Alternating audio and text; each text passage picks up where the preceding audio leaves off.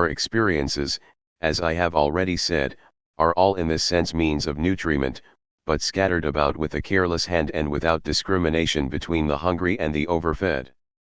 As a consequence of this accidental nutrition of each particular part, the polypus in its complete development will be something just as fortuitous as its growth.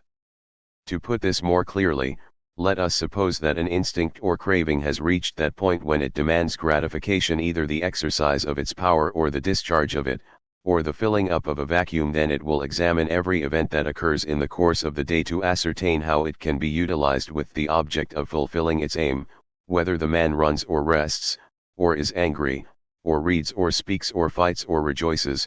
The unsatiated instinct watches, as it were, every condition into which the man enters, and, as a rule, if it finds nothing for itself it must wait, still unsatisfied. After a little while it becomes feeble, and at the end of a few days or a few months, if it has not been satisfied, it will wither away like a plant which has not been watered. This cruelty of chance would perhaps be more conspicuous if all the cravings were as vehement in their demands as hunger, which refuses to be satisfied with imaginary dishes, but the great majority of our instincts, especially those which are called moral, are thus easily satisfied if it be permitted to suppose that our dreams serve as compensation to a certain extent for the accidental absence of nutriment during the day. Why was last night's dream full of tenderness and tears, that of the night before amusing and gay, and the previous one adventurous and engaged in some continual obscure search? How does it come about that in this dream I enjoy indescribable beauties of music, and in that one I soar and fly upwards with the delight of an eagle to the most distant heights? These inventions, in which our instincts of tenderness, merriment, or adventurousness, or our desire for music and mountains, can have free play and scope, and every one can recall striking instances or interpretations of our nervous irritations during sleep, very free and arbitrary interpretations of the movements of our blood and intestines, and the pressure of our arm and the bed coverings, or the sound of a church bell, the weathercocks, the moths, and so on. That this text, which on the whole is very much the same for one night as another, is so differently commented upon, that our creative reason imagines such different causes for the nervous irritations of one day as compared with another, may be explained by the fact that the prompter of this reason was different today from yesterday. Another instinct or craving wished to be satisfied, to show itself, to exercise itself and be refreshed and discharged, this particular one being at its height today and another one being at its height last night. Real life has not the freedom of interpretation possessed by dream life.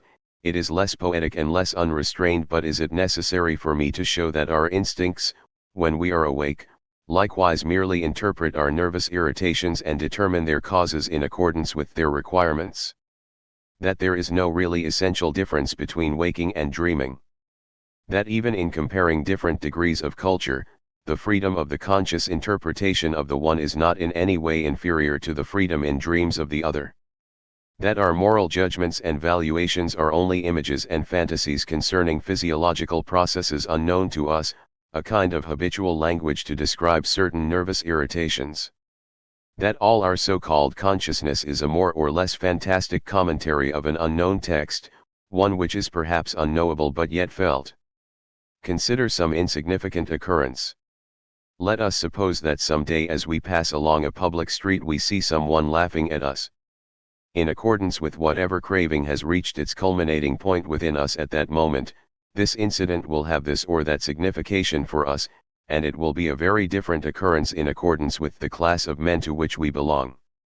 One man will take it like a drop of rain, another will shake it off like a fly, a third person will try to pick a quarrel on account of it, a fourth will examine his garments to see if there is anything about them likely to cause laughter, and a fifth will in consequence think about what is ridiculous per se, a sixth will be pleased at having involuntarily contributed to add a ray of sunshine and mirth to the world. In all these cases some craving is gratified, whether anger, combativeness, meditation, or benevolence.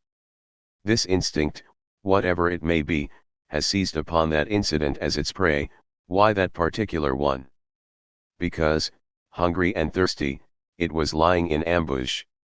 Not long ago at 11 o'clock in the morning a man suddenly collapsed and fell down in front of me as if struck by lightning. All the women who were near at once gave utterance to cries of horror, while I set the man on his feet again and waited until he recovered his speech. During this time no muscle of my face moved and I experienced no sensation of fear or pity. I simply did what was most urgent and reasonable and calmly proceeded on my way. Supposing someone had told me on the previous evening that at 11 o'clock on the following day a man would fall down in front of me like this, I should have suffered all kinds of agonies in the interval, lying awake all night, and at the decisive moment should also perhaps have fallen down like the man instead of helping him, for in the meantime all the imaginable cravings within me would have had leisure to conceive and to comment upon this incident. What are our experiences, then? Much more what we attribute to them than what they really are. Or should we perhaps say that nothing is contained in them? That experiences in themselves are merely works of fancy? 120. To tranquilize the skeptic, I don't know at all what I am doing. I don't know in the least what I ought to do. You are right, but be sure of this, you are being done at every moment. Mankind has at all times mistaken the active for the passive, it is its eternal grammatical blunder. 121. Cause and effect on this mirror, and our intellect is a mirror. Something is going on that indicates regularity, a certain thing is each time followed by another certain thing. When we perceive this and wish to give it a name, we call it cause and effect. Fools that we are! As if in this we had understood or could understand anything. For, of course, we have seen nothing but the images of causes and effects, and it is just this figurativeness which renders it impossible for us to see a more substantial relation than that of sequence.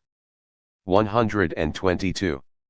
The purposes in nature. Any impartial investigator who examines the history of the eye and its form in the lower creatures, and sees how the visual organ was slowly developed, cannot help recognizing that sight was not the first purpose of the eye, but probably only asserted itself when pure hazard had contributed to bring together the apparatus. One single example of this kind, and the final purposes fall from our eyes like scales. 123. Reason. How did reason come into the world? As is only proper, in an irrational manner, by accident. We shall have to guess at this accident as a riddle. 124. What is volition? We laugh at a man who, stepping out of his room at the very minute when the sun is rising, says, "It is my will that the sun shall rise," or at him who, unable to stop a wheel, says, "I wish it to roll," or, again, at him who, thrown in a wrestling match, says, "Here I lie, but here I wish to lie." But, joking apart, do we not act like one of these three persons whenever we use the expression "I wish"? 125. On the domain of freedom we can think many more things than we can do and experience, i.e. our faculty of thinking is superficial and is satisfied with what lies on the surface, it does not even perceive the surface. If our intellect were strictly developed in proportion to our power, and our exercise of this power, the primary principle of our thinking would be that we can understand only that which we are able to do, if, indeed, there is any understanding at all. The thirsty man is without water, but the creations of his imagination continually bring the image of water to his sight, as if nothing could be more easily procured. The superficial and easily satisfied character of the intellect cannot understand real need, and thus feels itself superior. It is proud of being able to do more, to run faster, and to reach the goal almost within the twinkling of an eye, and in this way the domain of thought, when contrasted with the domain of action, volition, and experience, appears to be the domain of liberty, while, as I have already stated, it is nothing but the domain of superficiality and self-sufficiency. 126. Forgetfulness. It has never yet been proved that there is such a thing as forgetfulness. All that we know is that we have no power over recollection. In the meantime we have filled up this gap in our power with the word forgetfulness, exactly as if it were another faculty added to our list. But, after all, what is within our power? If that word fills up a gap in our power, Might not the other words be found capable of filling up a gap in the knowledge which we possess of our power?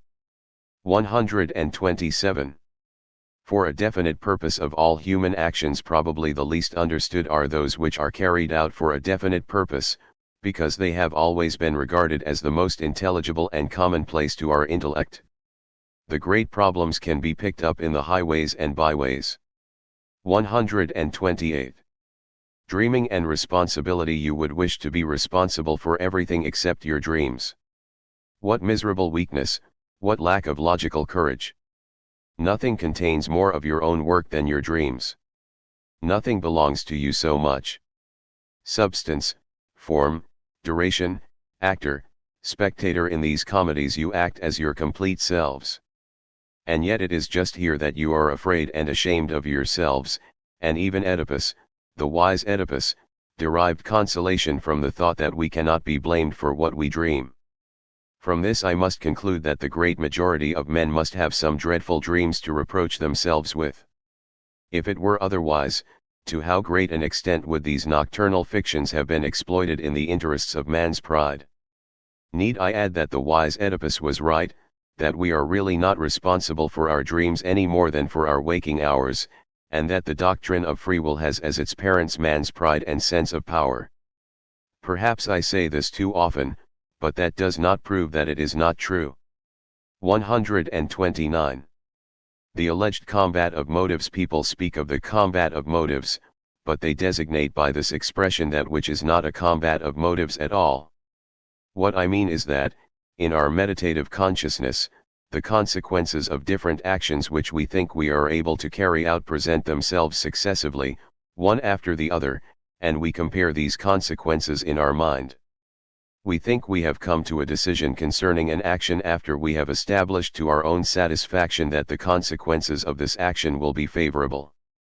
Before we arrive at this conclusion, however, we often seriously worry because of the great difficulties we experience in guessing what the consequences are likely to be, and in seeing them in their full importance, without exception. And, after all this, we must reckon up any fortuitous elements that are likely to arise. Then comes the chief difficulty. All the consequences which we have with such difficulty determined one by one must be weighed on some scales against each other, and it only too often comes about that, owing to the difference in the quality of all the conceivable consequences, both scales and weights are lacking for this casuistry of advantage. Even supposing, however, that in this case we are able to overcome the difficulty, and that mere hazard has placed in our scales results which permit of a mutual balance, we have now, in the idea of the consequences of a particular action, a motive for performing this very action, but only one motive. When we have finally decided to act, however, we are fairly often influenced by another order of motives than those of the image of the consequences. What brings this about may be the habitual working of our inner machinery, or some little encouragement on the part of a person whom we fear or honor or love, or the love of comfort which prefers to do that which lies nearest, or some stirring of the imagination provoked at the decisive moment by some event of trifling importance, or some physical influence which manifests itself quite unexpectedly, a mere whim brings it about, or the outburst of a passion which, as it accidentally happens, is ready to burst forth. In a word, motives operate which we do not understand very well, or which we do not understand at all, and which we can never balance against one another in advance. It is probable that a contest is going on among these motives too, a driving backwards and forwards, a rising and lowering of the parts, and it is this which would be the real contest of motives, something quite invisible and unknown to us. I have calculated the consequences and the successes, and in doing so have set a very necessary motive in the line of combat with the other motives, but I am as little able to draw up this battle line as to see it. The battle itself is hidden from my sight, as likewise is the victory, as victory, for I certainly come to know what I shall finally do, but I cannot know what motive has in the end proved to be the victor.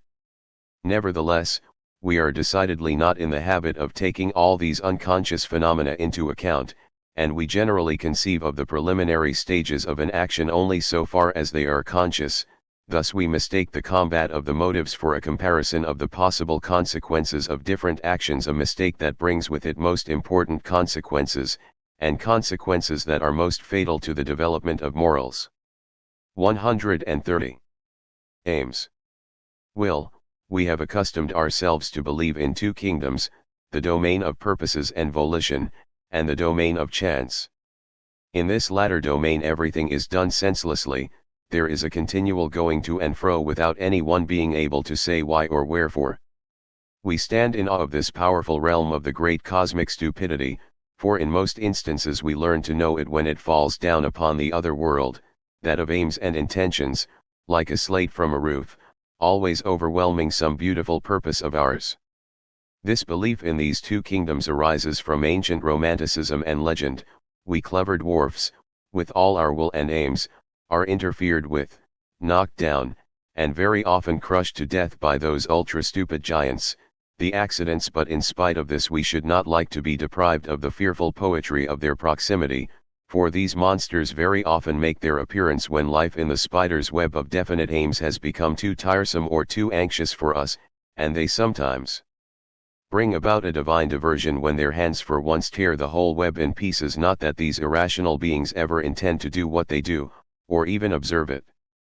But their coarse and bony hands rend our web as if it were thin air.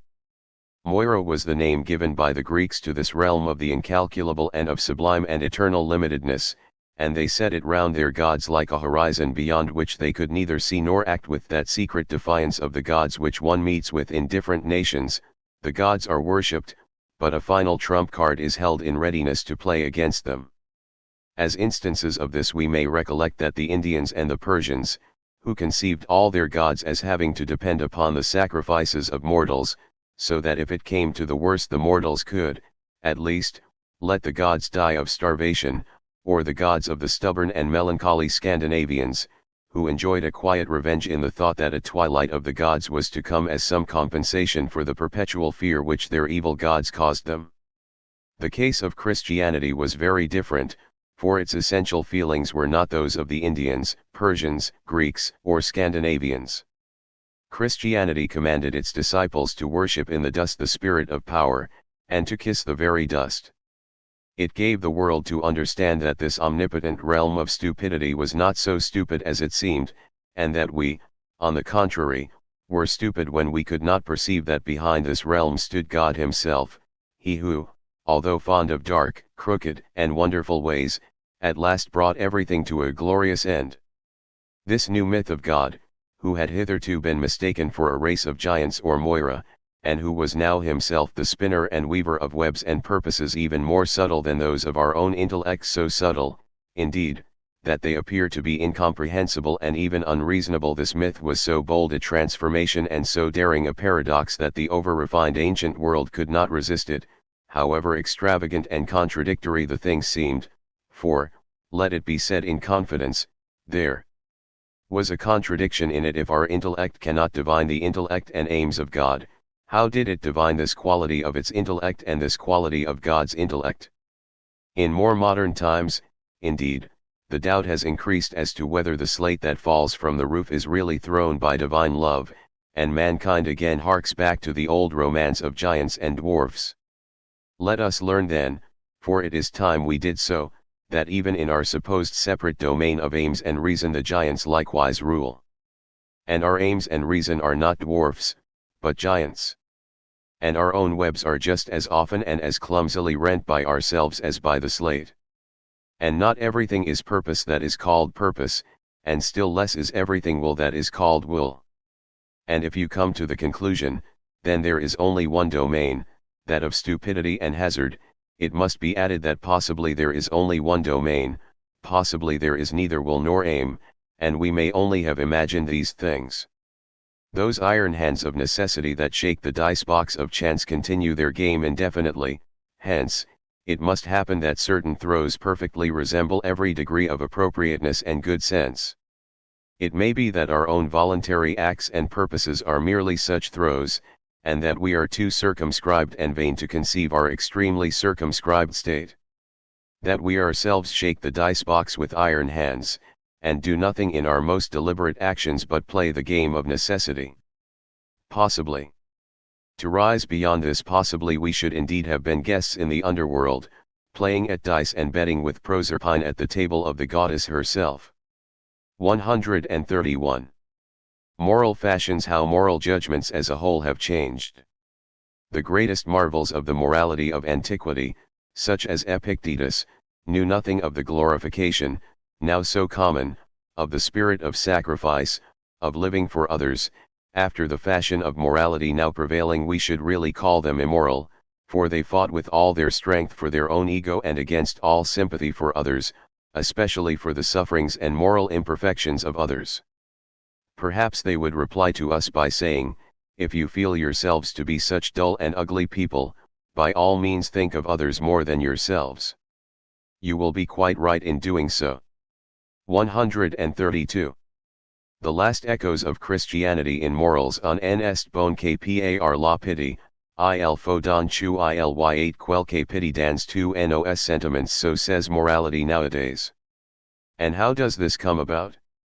The fact that the man who performs social, sympathetic, disinterested, and benevolent actions is now considered as the moral man, this is perhaps the most general effect, the most complete transformation, that Christianity has produced in Europe, perhaps in spite of itself, and not by any means because this was part of its essential doctrine. But this was the residuum of those Christian feelings that prevailed at the time when the contrary and thoroughly selfish faith in the one thing needful, the absolute importance of eternal and personal salvation, together with the dogmas upon which this belief had rested, were gradually receding, and when the auxiliary beliefs in love and love of one's neighbor, harmonizing with the extraordinary practice of charity by the Church, were thereby coming to the front. The more people gradually became separated from the dogmas, the more did they seek some sort of justification for this separation in a cult of the love of humanity, not to fall short in this respect of the Christian ideal, but to excel it if possible, was the secret stimulus of all the French freethinkers from Voltaire to Auguste Comte, and this latter with his famous moral formula vivre pour autrui has indeed out-Christianized even Christianity. It was Schopenhauer in Germany and John Stuart Mill in England who were the means of bringing into the greatest prominence this doctrine of sympathetic affections and of pity or utility to others as a principle of action, but these men themselves were only echoes. From about the time of the French Revolution these doctrines have manifested themselves in various places with enormous force. Since then they have shown themselves in their coarsest as well as their most subtle form, and all socialistic principles have almost involuntarily taken their stand on the common ground of this doctrine. At the present time there is perhaps no more widely spread prejudice than that of thinking that we know what really and truly constitutes morality. Everyone now seems to learn with satisfaction that society is beginning to adapt the individual to the general needs, and that it is at the same time the happiness and sacrifice of each one to consider himself as a useful member and instrument of the whole. They have still, however, doubts as to the form in which this whole is to be looked for, whether in a state already existing, or in one which has yet to be established, or in a nation, or in an international brotherhood, or in new and small economic communities. On this point there is still much reflection, doubt, struggling, excitement, and passion, but it is pleasant and wonderful to observe the unanimity with which the ego is called upon to practice self-denial, until, in the form of adaptation to the whole, it once again secures its own fixed sphere of rights and duties until, indeed, it has become something quite new and different. Nothing else is being attempted, whether admitted or not, than the complete transformation, even the weakening and suppression of the individual. The supporters of the majority never tire of enumerating and anathematizing all that is bad, hostile, lavish, expensive, and luxurious in the form of individual existence that has hitherto prevailed. They hope that society may be administered in a cheaper, less dangerous, more uniform, and more harmonious way when nothing is left but large corporations and their members. All that is considered as good which in any way corresponds to this desire for grouping men into one particular society, and to the minor cravings which necessarily accompany this desire. This is the chief moral current of our time. Sympathy and social feelings are working hand in glove. 133. No longer thinking of oneself. Let us seriously consider why we should jump into the water to rescue someone who has just fallen in before our eyes, although we may have no particular sympathy for him. We do it for pity's sake. No one thinks now but of his neighbor, so says thoughtlessness. Why do we experience grief and uneasiness when we see someone spit blood, although we may be really ill-disposed towards him and wish him no good? Out of pity, we have ceased to think of ourselves, so says thoughtlessness again. The truth is that in our pity, I mean by this what we erroneously call pity, we no longer think consciously of ourselves, but quite unconsciously, exactly as when slipping we unconsciously make the best counter motions possible in order to recover our balance, and in doing so clearly use all our intelligence. A mishap to another offends us, it would bring our impotence, or perhaps our cowardice, into strong relief if we could do nothing to help him, or in itself it would give rise to a diminution of our honor in the eyes of others and of ourselves. Or again, accidents that happen to others act as finger-posts to point out our own danger, and even as indications of human peril and frailty they can produce a painful effect upon us. We shake off this kind of pain and offense, and balance it by an act of pity behind which may be hidden a subtle form of self-defense or even revenge. That at bottom we strongly think of ourselves may easily be divined from the decision that we arrive at in all cases where we can avoid the sight of those who are suffering or starving or wailing. We make up our minds not to avoid such people when we can approach them as powerful and helpful ones, when we can safely reckon upon their applause, or wish to feel the contrast of our own happiness, or, again, when we hope to get rid of our own boredom. It is misleading to call the suffering that we experience at such a sight, and which may be of a very different kind, commiseration. For in all cases it is a suffering from which the suffering person before us is free. It is our own suffering, just as his suffering is his own. It is thus only this personal feeling of misery that we get rid of by acts of compassion. Nevertheless, we never act thus from one single motive. As it is certain that we wish to free ourselves from suffering thereby, it is also certain that by the same action we yield to an impulse of pleasure. Pleasure arises at the sight of a contrast to our own condition, at the knowledge that we should be able to help if only we wished to do so, at the thought of the praise and gratitude which we should gain if we did help, at the very act of helping, in so far as this might prove successful, but even more particularly at the feeling that our intervention brings to an end some deplorable injustice. Even the outburst of one's indignation is invigorating. All this, including even things still more subtle, comprises pity. How clumsily with this one word does language fall foul of such a complex and polyphonous organism. That pity, on the other hand, is identical with the suffering the sight of which brings it about, or that it has a particularly subtle and penetrating comprehension of it, this is in contradiction to experience, and he who has glorified pity under these two heads lacks sufficient experience in the domain of morals. That is why I am seized with some doubts when reading of the incredible things attributed by Schopenhauer to pity.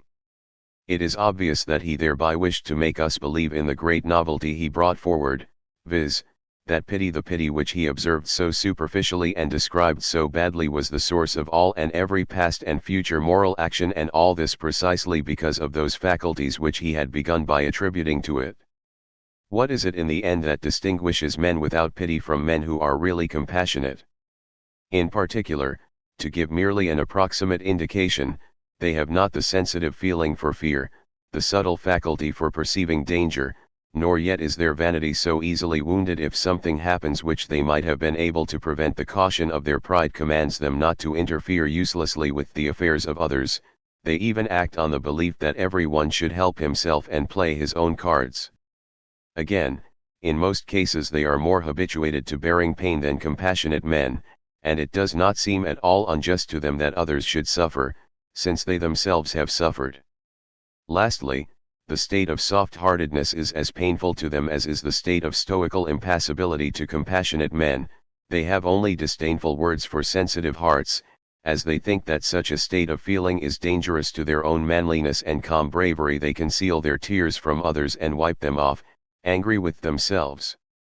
They belong to a different type of egoists from the compassionate men, but to call them, in a distinct sense, evil and the compassionate one's good, is merely a moral fashion which has had its innings, just as the reverse fashion had also its innings, and a long innings, too. 134. To what extent we must beware of pity, in so far as it actually gives rise to suffering, and this must be our only point of view here, is a weakness, like every other indulgence in an injurious emotion. It increases suffering throughout the world, and although here and there a certain amount of suffering may be indirectly diminished or removed altogether as a consequence of pity, we must not bring forward these occasional consequences, which are on the whole insignificant, to justify the nature of pity which, as has already been stated, is prejudicial. Supposing that it prevailed, even if only for one day, it would bring humanity to utter ruin. In itself the nature of pity is no better than that of any other craving, it is only where it is called for and praised, and this happens when people do not understand what is injurious in it, but find in it a sort of joy that a good conscience becomes attached to it. It is only then that we willingly yield to it, and do not shrink from acknowledging it. In other circumstances where it is understood to be dangerous, it is looked upon as a weakness, or, as in the case of the Greeks, as an unhealthy periodical emotion, the danger of which might be removed by temporary and voluntary discharges. If a man were to undertake the experiment of deliberately devoting his attention to the opportunities afforded by practical life for the exercise of pity, and were over and over again to picture in his own mind the misery he might meet with in his immediate surroundings, he would inevitably become melancholy and ill. If, however, he wished in any sense of the word to serve humanity as a physician, he would have to take many precautions with respect to this feeling, as otherwise it would paralyze him at all critical moments, undermine the foundations of his knowledge, and unnerve his helpful and delicate hand. 135. Arousing pity among savages, men think with a moral shudder of the possibility of becoming an object of pity, for such a state they regard as deprived of all virtue. Pitying is equivalent to despising. They do not want to see a contemptible being suffer, for this would afford them no enjoyment. On the other hand, to behold one of their enemies suffering, someone whom they look upon as their equal in pride, but whom torture cannot induce to give up his pride, and in general to see someone suffer who refuses to lower himself by appealing for pity, which would in their eyes be the most profound and shameful humiliation, this is the very joy of joys. Such a spectacle excites the deepest admiration in the soul of the savage, and he ends by killing such a brave man when it is in his power, afterwards according funeral honors to the unbending one. If he had groaned, however, if his countenance had lost its expression of calm disdain, if he had shown himself to be contemptible, well, in such a case he might have been allowed to live like a dog, he would no longer have aroused the pride of the spectator, and pity would have taken the place of admiration. 136. Happiness in pity. If, as is the case among the Hindus, we decree the end and aim of all intellectual activity to be the knowledge of human misery, and if for generation after generation this dreadful resolution be steadily adhered to, pity in the eyes of such men of hereditary pessimism comes to have a new value as a preserver of life, something that helps to make existence endurable, although it may seem worthy of being rejected with horror and disgust. Pity becomes an antidote to suicide, a sentiment which brings pleasure with it and enables us to taste superiority in small doses. It gives some diversion to our minds, makes our hearts full, banishes fear and lethargy, and incites us to speak, to complain, or to act. It is a relative happiness when compared with the misery of the knowledge that hampers the individual on every side, bewilders him, and takes away his breath. Happiness, however, no matter of what nature it may be, gives us air and light and freedom of movement. 137. Why double the ego? To view our own experiences in the same light as we are in the habit of looking at those of others is very comforting and an advisable medicine. On the other hand, to look upon the experiences of others and adopt them as if they were our own, which is called for by the philosophy of pity, would ruin us in a very short time. Let us only make the experiment without trying to imagine it any longer. The first maxim is, in addition, undoubtedly more in accordance with reason and goodwill towards reason, for we estimate more objectively the value and significance of an event when it happens to others, the value, for instance, of a death, loss of money or slander. But pity, taking as its principle of action the injunction, suffer the misfortune of another as much as he himself, would lead the point of view of the ego with all its exaggerations and deviations to become the point of view of the other person, the sympathizer, so that we should have to suffer at the same time from our own ego and the other's ego. In this way we would voluntarily overload ourselves with a double irrationality, instead of making the burden of our own as light as possible. 138. Becoming more tender whenever we love someone and venerate and admire him, and afterwards come to perceive that he is suffering, which always causes us the utmost astonishment, since we cannot but feel that the happiness we derive from him must flow from a superabundant source of personal happiness. Our feelings of love, veneration, and admiration are essentially changed, they become more tender, that is, the gap that separates us seems to be bridged over and there appears to be an approach to equality. It now seems possible to give him something in return, whilst we had previously imagined him as being altogether above our gratitude. Our ability to requite him for what we have received from him arouses in us feelings of much joy and pleasure. We endeavor to ascertain what can best calm the grief of our friend, and we give it to him. If he wishes for kind words, looks, attentions, services, or presents, we give them, but, above all, if he would like to see us suffering from the sight of his suffering, we pretend to suffer, for all this secures for us the enjoyment of active gratitude, which is equivalent in a way to good-natured revenge. If he wants none of these things, and refuses to accept them from us, we depart from him chilled and sad, almost mortified. It appears to us as if our gratitude had been declined, and on this point of honor even the best of men is still somewhat touchy. It results from all this that even in the best case there is something humiliating in suffering, and something elevating and superior in sympathy, a fact which will keep the two feelings apart forever and ever. 139. Higher in name only. You say that the morality of pity is a higher morality than that of Stoicism. Prove it. But take care not to measure the higher and lower degrees of morality once more by moral yardsticks, for there are no absolute morals. So take your yardstick from somewhere else, and be on your guard. 140. Praise and blame. When a war has come to an unsuccessful conclusion, we try to find the man who is to blame for the war. When it comes to a successful conclusion, we praise the man who is responsible for it. In all unsuccessful cases, attempts are made to blame somebody, for non-success gives rise to dejection, against which the single possible remedy is involuntarily applied, a new incitement of the sense of power, and this incitement is found in the condemnation of the guilty one. This guilty one is not perhaps the scapegoat of the faults of others, he is merely the victim of the feeble, humiliated, and depressed people who wish to prove upon someone that they have not yet lost all their power. Even self-condemnation after a defeat may be the means of restoring the feeling of power.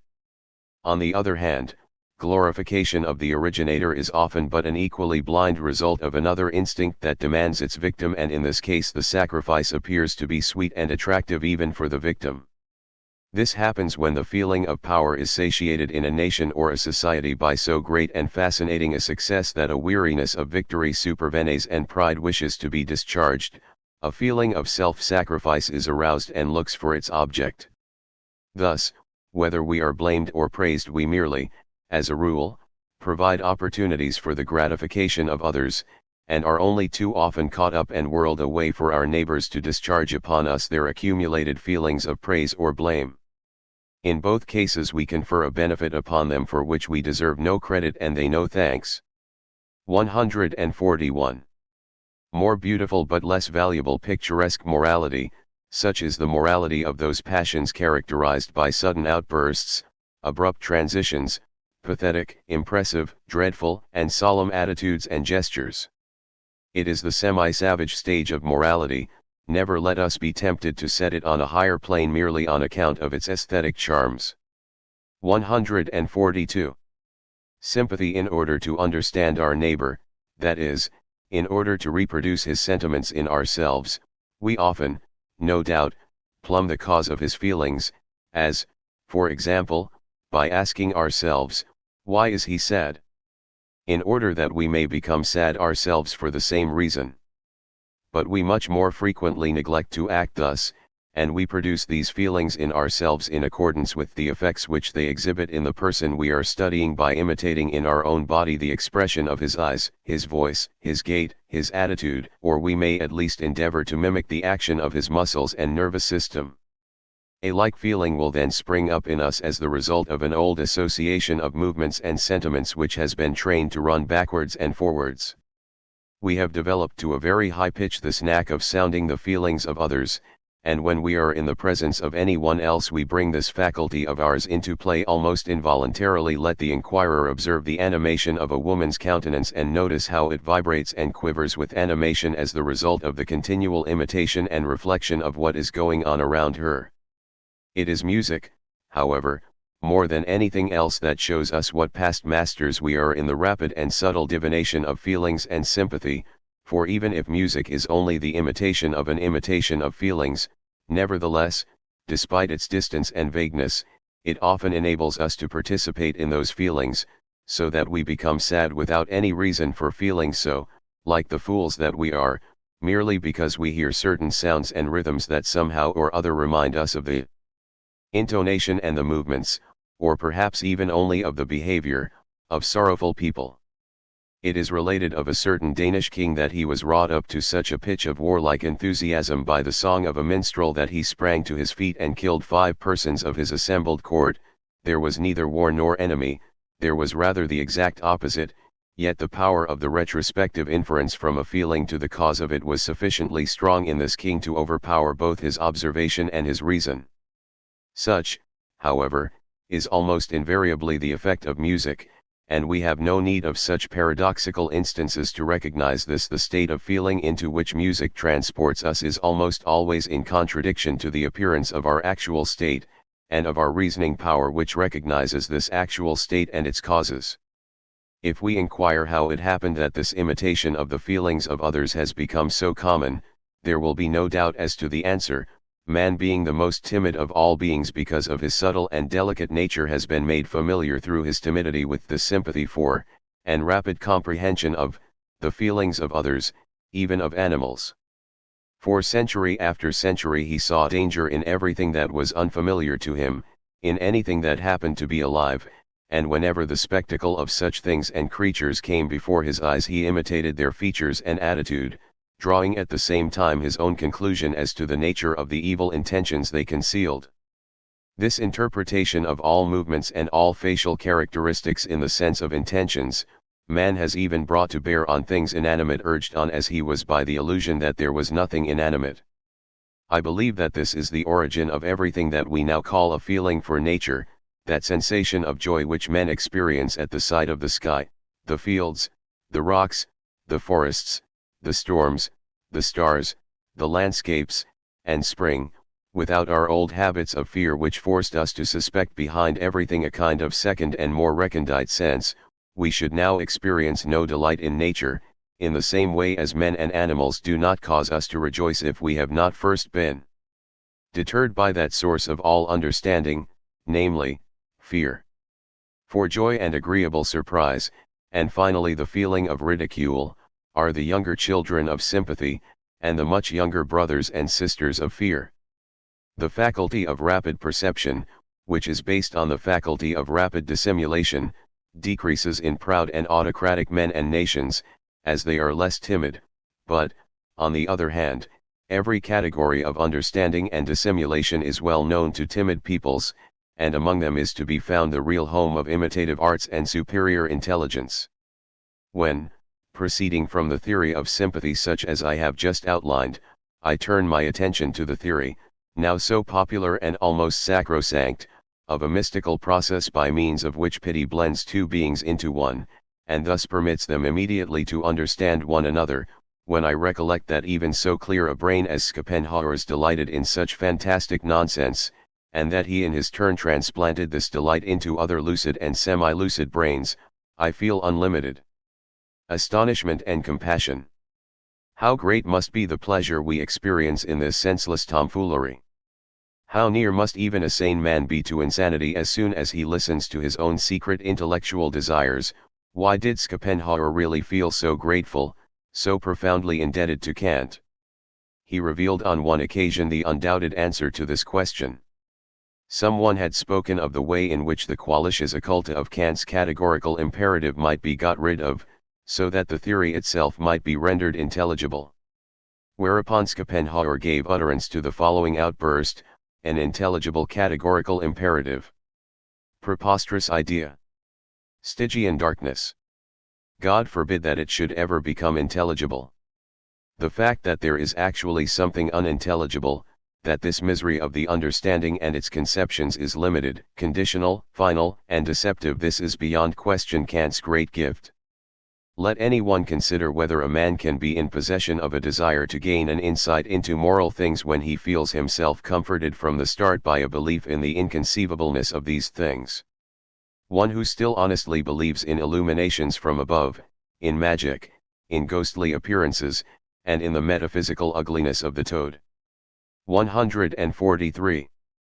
Woe to us if this impulse should rage, supposing that the impulse towards devotion and care for others were doubly as strong as it now is, life on earth could not be endured. Let it only be considered how many foolish things every one of us does day by day and hour by hour, merely out of solicitude and devotion for himself, and how unbearable he seems in doing so, and what then would it be like if we were to become for other people the object of the stupidities and importunities with which up to the present they have only tormented themselves? Should we not then take precipitately to our heels as soon as one of our neighbors came towards us? And would it not be necessary to overwhelm this sympathetic affection with the abuse that we now reserve for egoism? 144.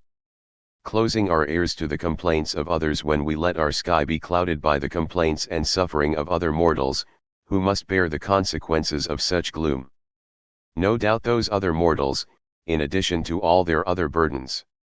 If we are merely to be the echoes of their complaints, we cannot accord them either help or comfort, nor can we do so if we were continually keeping our ears open to listen to them unless we have learnt the art of the Olympians, who, instead of trying to make themselves unhappy, endeavored to feel edified by the misfortunes of mankind. But this is something too Olympian for us, although, in our enjoyment of tragedy, we have already taken a step towards this ideal divine cannibalism.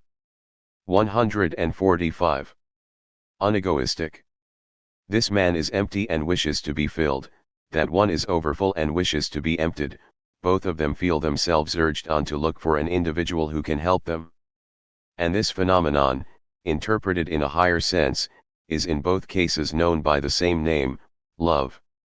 Well, and could this love be something unegoistic? 146. Looking beyond our neighbor, what ought the nature of true morality to consist for us in fixing our eyes upon the most direct and immediate consequences of our action for other people, and in our coming to a decision accordingly? This is only a narrow and bourgeois morality, even though it may be a morality, but it seems to me that it would be more superior and liberal to look beyond these immediate consequences for our neighbor in order to encourage more distant purposes, even at the risk of making others suffer, as, for example, by encouraging the spirit of knowledge in spite of the certainty that our free thought will have the instant effect of plunging others into doubt, grief, and even worse afflictions. Have we not at least the right to treat our neighbor as we treat ourselves? And if, where we are concerned, we do not think in such a narrow and bourgeois fashion of immediate consequences and sufferings, why should we be compelled to act thus in regard to our neighbor? Supposing that we felt ready to sacrifice ourselves, what is there to prevent us from sacrificing our neighbor together with ourselves, just as states and sovereigns have hitherto sacrificed one citizen to the others, for the sake of the general interest, as they say?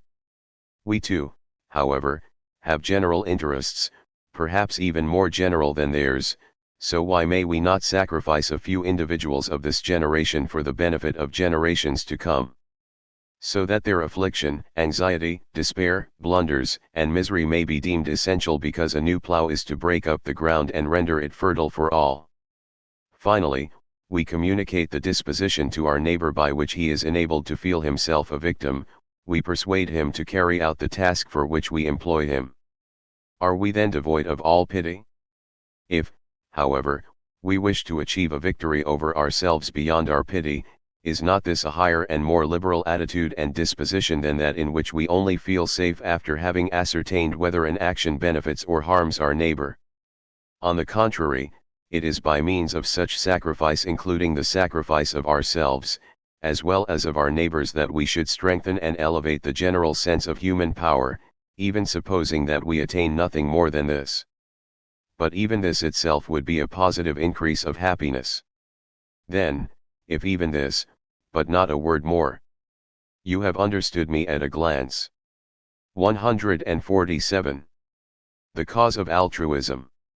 Men have on the whole spoken of love with so much emphasis and adoration because they have hitherto always had so little of it, and have never yet been satiated with this food. In this way it became their ambrosia. If a poet wished to show universal benevolence in the image of a utopia, he would certainly have to describe an agonizing and ridiculous state of things, the like of which was never seen on earth. Every one would be surrounded, importuned, and sighed for, not as at present, by one lover, but by thousands, by everybody indeed, as the result of an irresistible craving, which would then be as vehemently insulted and cursed as selfishness has been by men of past ages. The poets of this new condition of things, if they had sufficient leisure to write, would be dreaming of nothing but the blissful and loveless past, the divine selfishness of yore, and the wonderful possibilities in former times of remaining alone, not being run after by one's friends, and of even being hated and despised, or any other odious expressions which the beautiful animal world in which we live chooses to coin. 148. Looking far ahead, if, in accordance with the present definition, only those actions are moral which are done for the sake of others, and for their sake only, then there are no moral actions at all. If, in accordance with another definition, only those actions are moral which spring from our own free will, then there are no moral actions in this case either. What is it, then, that we designate thus, which certainly exists and wishes as a consequence to be explained? It is the result of a few intellectual blunders, and supposing that we were able to free ourselves from these errors, what would then become of moral actions? It is due to these errors that we have up to the present attributed to certain actions a value superior to what was theirs in reality. We separated them from egoistic and non-free actions. When we now set them once more in the latter categories, as we must do, we certainly reduce their value even below its reasonable level, because egoistic and non-free actions have up to the present been undervalued owing to that alleged profound and essential difference. In future, then, will these very actions be less frequently performed, since they will be less highly esteemed? Inevitably. Or at all events for a fairly long time, as long as the scale of valuations remains under the reacting influence of former mistakes. But we make some return for this by giving back to men their good courage for the carrying out of actions that are now reputed to be selfish, and thus restore their value. We relieve men's bad consciences. And as up to the present egoistic actions have been by far the most frequent, and will be so to all eternity, we free the whole conception of these actions and of life from its evil appearance. This is a very high and important result. When men no longer believe themselves to be evil, they cease to be so. Book 3. 149. Little unconventional actions are necessary, to act occasionally in matters of custom against our own better judgments, to yield in practice while reserving our own intellectual liberty, to behave like everybody else and thus to show ourselves amiable and considerate to all, to compensate them, as it were, even if only to some extent, for our unconventional opinions. All this among many tolerably liberal-minded men is looked upon not only as permissible but even as honorable, humane, tolerant, and unpedantic, or whatever fine words may be used to lull to sleep the intellectual conscience. So, for example, one man, although he may be an atheist, has his infant baptized in the usual Christian fashion, another goes through his period of military service, though he may severely condemn all hatred between nations, and a third runs into the church with a girl because she comes from a religious family, and makes his vows to a priest without feeling ashamed of it. It is of no importance if one of us does what everyone else does and has done so, says ignorant prejudice. What a profound mistake. For nothing is of greater importance than that a powerful, long-established, and irrational custom should be once again confirmed by the act of someone who is recognized as rational. In this way the proceeding is thought to be sanctioned by reason itself. All honor to your opinions. But little unconventional actions are of still greater value. 150. The hazard of marriages. If I were a god, and a benevolent god, the marriages of men would cause me more displeasure than anything else. An individual can make very great progress within the 70 years of his life, even within 30 years, such progress, indeed, as to surprise even the gods. But when we then see him exposing the inheritance and legacy of his struggles and victories, the laurel crown of his humanity, on the first convenient peg where any female may pick it to pieces for him, when we observe how well he can acquire and how little he is capable of preserving his acquisitions, and how he does not even dream that by procreation he might prepare a still more victorious life, we then, indeed, become impatient and say, nothing can in the end result from humanity. Individuals are wasted, for all rationality of a great advance of humanity is rendered impossible by the hazard of marriages. Let us cease from being the assiduous spectators and fools of this aimless drama. It was in this mood that the gods of Epicurus withdrew long ago to their divine seclusion and felicity. They were tired of men and their love affairs. 151. Here are new ideals to invent. At a time when a man is in love, he should not be allowed to come to a decision about his life and to determine once and for all the character of his society on account of a whim. We ought publicly to declare invalid the vows of lovers, and to refuse them permission to marry, and this because we should treat marriage itself much more seriously, so that in cases where it is now contracted it would not usually be allowed in future. Are not the majority of marriages such that we should not care to have them witnessed by a third party? And yet this third party is scarcely ever lacking the child, and he is more than a witness, he is the whipping boy and scapegoat. 152. Formula of oath. If I am now telling a lie, I am no longer an honorable man, and everyone may say so to my face. I recommend this formula in place of the present judicial oath and its customary invocation to the deity. It is stronger. There is no reason why even religious men should oppose it, for as soon as the customary oath no longer serves, all the religious people will have to turn to their catechism, which says, "Thou shalt not take the name of the Lord thy God in vain." 153. The malcontent. He is one of the brave old warriors, angry with civilization because he believes that its object is to make all good things honor, rewards, and fair women accessible even to cowards. 154. Consolation amid perils. The Greeks, in the course of a life that was always surrounded by great dangers and cataclysms, endeavored to find in meditation and knowledge a kind of security of feeling, a last refugium. We, who live in a much more secure state, have introduced danger into meditation and knowledge, and it is in life itself that we endeavor to find repose, a refuge from danger. 155. Extinct scepticism. Hazardous enterprises are rarer in modern times than in antiquity and in the Middle Ages, probably because modern times have no more belief in omens, oracles, stars, and soothsayers. In other words, we have become incapable of believing in a future which is reserved for us, as the ancients did, who in contradistinction to ourselves were much less sceptical regarding that which is to be than that which is. 156. Evil through exuberance. Oh, that we should not feel too happy. Such was the secret fear of the Greeks in their best age. That is why they preached moderation to themselves. And we? 157. The worship of natural sounds. What signification can we find in the fact that our culture is not only indulgent to the manifestations of grief, such as tears, complaints, reproaches, and attitudes of rage and humility, but even approves them and reckons them among the most noble and essential things, while, on the other hand, the spirit of ancient philosophy looked down upon them with contempt, without admitting their necessity in any way. Let us remember how Plato, who was by no means one of the most inhuman of the philosophers, speaks of the Philoctetus of the tragic stage. Is it possible that our modern culture is wanting in philosophy? Or, in accordance with the valuations of those old philosophers, do we perhaps all form part of the mob? 158. The climate for flattery in our day. Flatterers should no longer be sought at the courts of kings, since these have all acquired a taste for militarism, which cannot tolerate flattery. But this flower even now often grows in abundance in the neighborhood of bankers and artists. 159. The revivers. Vain men value a fragment of the past more highly from the moment when they are able to revive it in their imagination.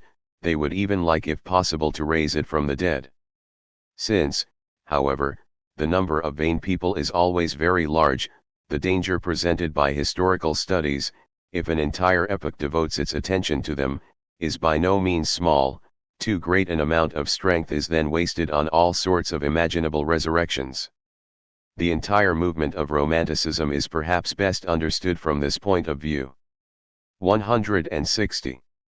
Vain, greedy, and not very wise. Your desires are greater than your understanding, and your vanity is even greater than your desires. To people of your type, a great deal of Christian practice and a little Schopenhauerian theory may be strongly recommended.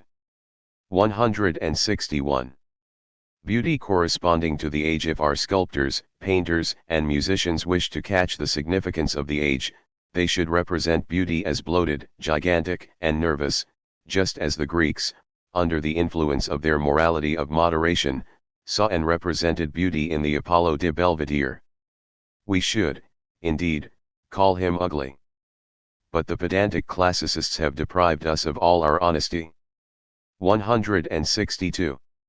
The irony of the present time. At the present day it is the habit of Europeans to treat all matters of great importance with irony, because, as the result of our activity in their service, we have no time to take them seriously. 163. Against Rousseau. If it is true that there is something contemptible about our civilization, we have two alternatives: of concluding with Rousseau that this despicable civilization is to blame for our bad morality, or to infer, contrary to Rousseau's view, that our good morality is to blame for this contemptible civilization. Our social conceptions of good and evil, weak and effeminate as they are, and their enormous influence over both body and soul, have had the effect of weakening all bodies and souls and of crushing all unprejudiced, independent, and self-reliant men, the real pillars of a strong civilization. Wherever we still find the evil morality today, we see the last crumbling ruins of these pillars. Thus let paradox be opposed by paradox. It is quite impossible for the truth to lie with both sides, and can we say, indeed, that it lies with either? Decide for yourself. 164. Perhaps premature it would seem at the present time that, under many different and misleading names, and often with a great want of clearness, those who do not feel themselves attached to morals and to established laws are taking the first initial steps to organize themselves, and thus to create a right for themselves, whilst hitherto, as criminals, freethinkers, immoral men and miscreants, they have lived beyond the pale of the law, under the bane of outlawry and bad conscience, corrupted and corrupting. On the whole, we should consider this as right and proper, although it may result in insecurity for the coming century and compel everyone to bear arms. There is thereby a counter-force which continually reminds us that there is no exclusively moral-making morality, and that a morality which asserts itself to the exclusion of all other morality destroys too much sound strength and is too dearly bought by mankind. The non-conventional and deviating people, who are so often productive and inventive, must no longer be sacrificed. It must never again be considered as a disgrace to depart from morality either in actions or thought. Many new experiments must be made upon life and society, and the world must be relieved from a huge weight of bad conscience. These general aims must be recognized and encouraged by all those upright people who are seeking truth. 165. A morality which does not bore one the principal moral commandments which a nation permits its teachers to emphasize again and again stand in relation to its chief defects, and that is why it does not find them tiresome. The Greeks, who so often failed to employ moderation, coolness, fair-mindedness, and rationality in general, turned a willing ear to the four Socratic virtues they stood in such need of them, and yet had so little talent for them. 166. At the parting of the ways shame. You wish to form part of a system in which you must be a wheel, fully and completely, or risk being crushed by wheels. Where it is understood that each one will be that which his superiors make of him. Where the seeking for connections will form part of one's natural duties. Where no one feels himself offended when he has his attention drawn to someone with the remark, "He may be useful to you some time," where people do not feel ashamed of paying a visit to ask for somebody's intercession, and where they do not even suspect that by such a voluntary submission to these morals, they are once and for all stamped as the common pottery of nature, which others can employ or break up of their free will without feeling in any way responsible for doing so, just as if one were to say, "People of my type will never be lacking, therefore, do what you will with me. Do not stand on ceremony." 167. Unconditional homage. When I think of the most read German philosopher, the most popular German musician, and the most distinguished German statesman, I cannot but acknowledge that life is now rendered unusually arduous for these Germans, this nation of unconditional sentiments, and that, too, by their own great men. We see three magnificent spectacles spread out before us. On each occasion there is a river rushing along in the bed which it has made for itself, and even so agitated that one thinks at times it intends to flow uphill. And yet, however we might admire Schopenhauer, who would not, all things considered, like to have other opinions than his? Who in all greater and smaller things would now share the opinions of Richard Wagner, although there may be truth in the view expressed by someone, viz. that wherever Wagner gave or took offense some problem lay hidden which, however, he did not unearth for us. And, finally, how many are there who would be willing and eager to agree with Bismarck, if only he could always agree with himself, or were even to show some signs of doing so for the future? It is true that it is by no means astonishing to find statesmen without principles, but with dominant instincts, a versatile mind, actuated by these dominant and violent instincts, and hence without principles. These qualities are looked upon as reasonable and natural in a statesman. But, alas, this has up to the present been so un-German as the fuss made about music and the discord and bad temper excited around the person of the musician, or as un-German as the new and extraordinary position taken up by Schopenhauer. He did not feel himself to be either above things or on his knees before them. One or other of these alternatives might still have been German, but he assumed an attitude against things. How incredible and disagreeable! To range oneself with things and nevertheless be their adversary, and finally the adversary of oneself. What can the unconditional admirer do with such an example? And what, again, can he do with three such examples who cannot keep the peace towards one another? Here we see Schopenhauer as the antagonist of Wagner's music, Wagner attacking Bismarck's politics, and Bismarck attacking Wagnerism and Schopenhauerism. What remains for us to do? Where shall we flee with our thirst for wholesale hero worship? Would it not be possible to choose from the music of the musician a few hundred bars of good music which appealed to the heart, and which we should like to take to heart because they are inspired by the heart? Could we not stand aside with this small piece of plunder, and forget the rest? And could we not make a similar compromise as regards the philosopher and the statesman select, take to heart, and in particular forget the rest? Yes, if only forgetfulness were not so difficult.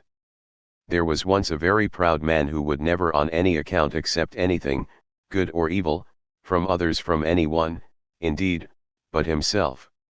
When he wanted to forget, however, he could not bestow this gift upon himself, and was 3 times compelled to conjure up the spirits.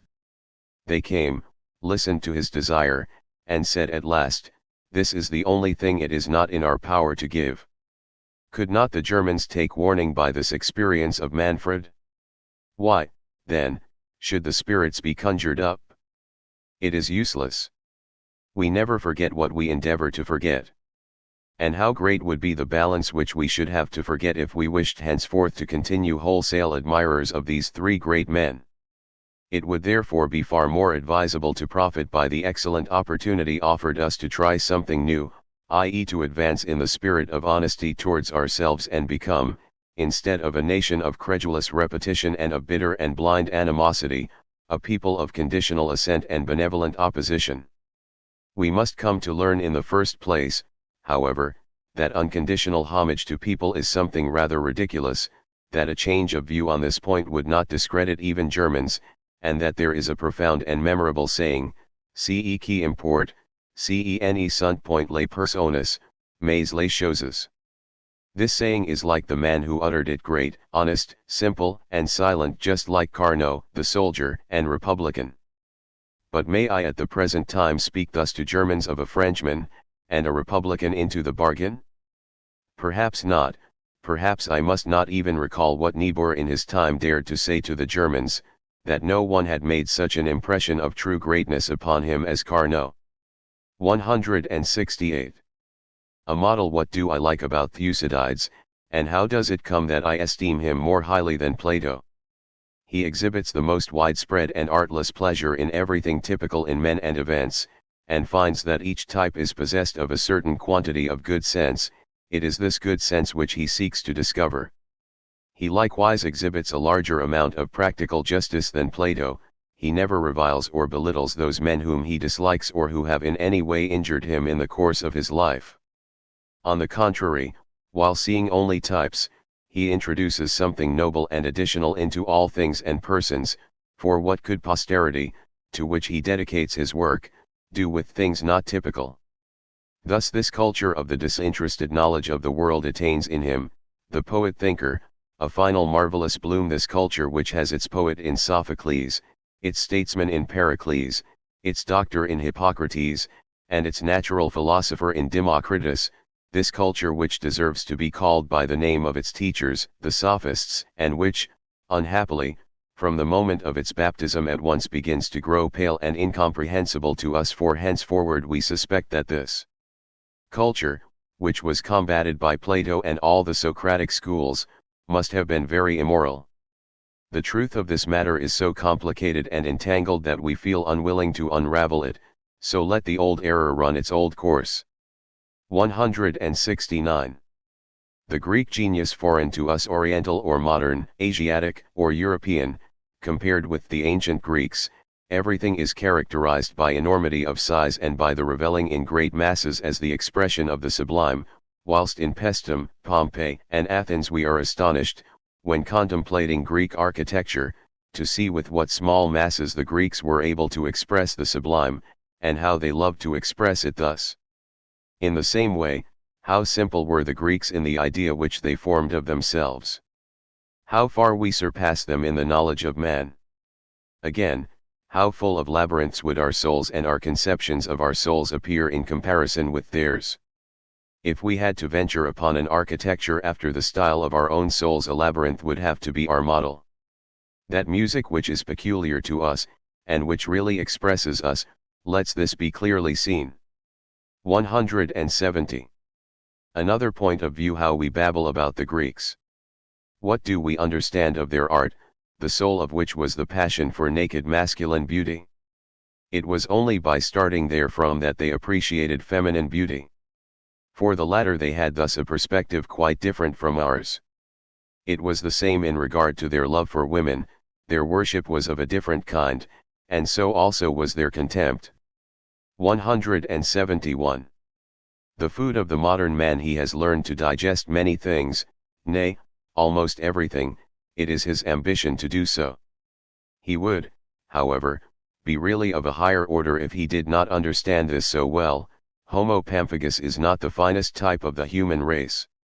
We live between a past which had a more wayward and deranged taste than we, and a future which will possibly have a more select taste. We live too much midway. 172. Tragedy and music: men of essentially warlike disposition, such, for example, as the ancient Greeks in the time of Aeschylus, are difficult to rouse, and when pity once triumphs over their hardness they are seized as by a kind of giddiness or a demoniacal power. they feel themselves overpowered and thrilled by a religious horror. After this they become skeptical about their condition, but as long as they are in it they enjoy the charm of being, as it were, outside themselves, and the delight of the marvelous mixed with the bitterest gall of suffering. This is the proper kind of drink for fighting men, something rare, dangerous, and bittersweet, which does not often fall to one's lot. Tragedy appeals to souls who feel pity in this way, to those fierce and warlike souls which are difficult to overcome, whether by fear or pity, but which lose nothing by being softened from time to time. Of what use, however, is tragedy to those who are as open to the sympathetic affections as the sails of a ship to the wind? When at the time of Plato the Athenians had become more softened and sensitive, oh, how far they were still removed from the gushing emotions of the inhabitants of our modern towns and villages. And yet even then the philosophers were beginning to complain of the injurious nature of tragedy.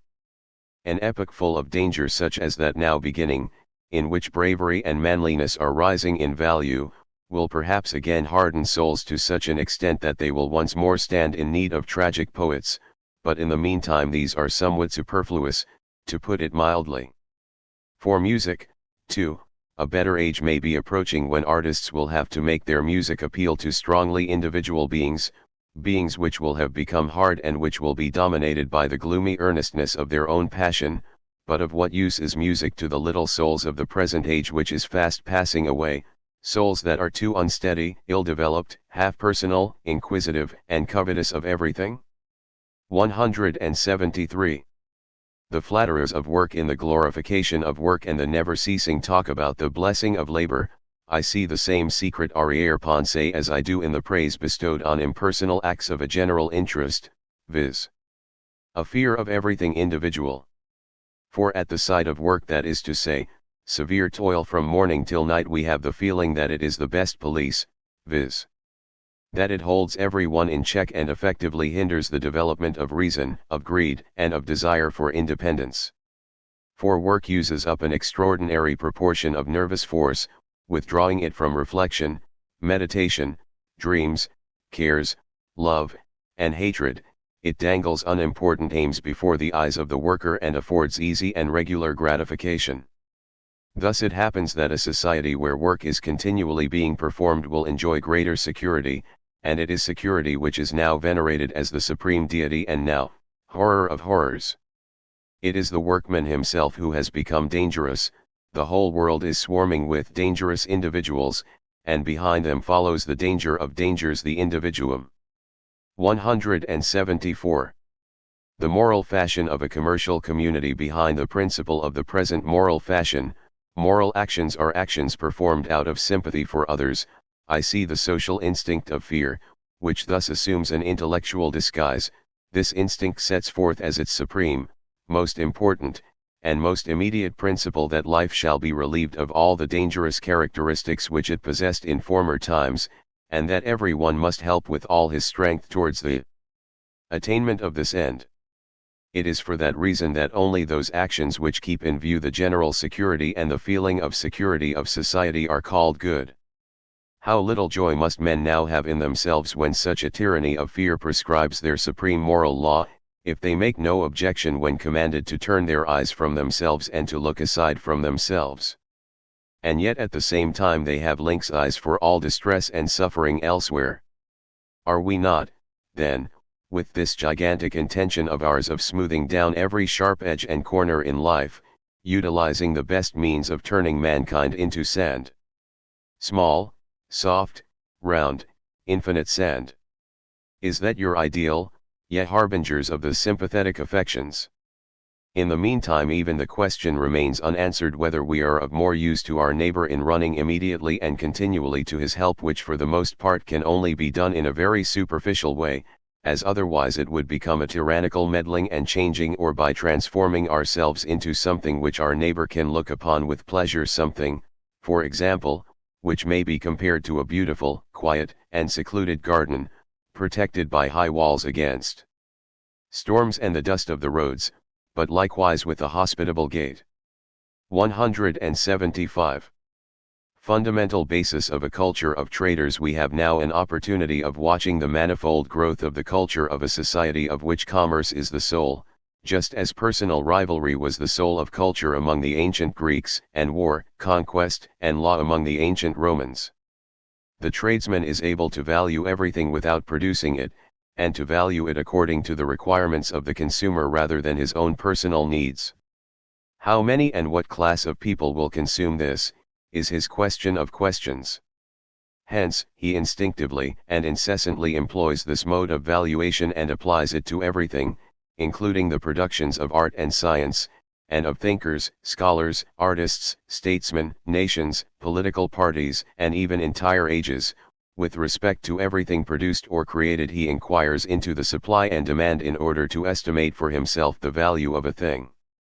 This, when once it has been made the principle of an entire culture, worked out to its most minute and subtle details, and imposed upon every kind of will and knowledge, this is what you men of the coming century will be proud of if the prophets of the commercial classes are right in putting that century into your possession.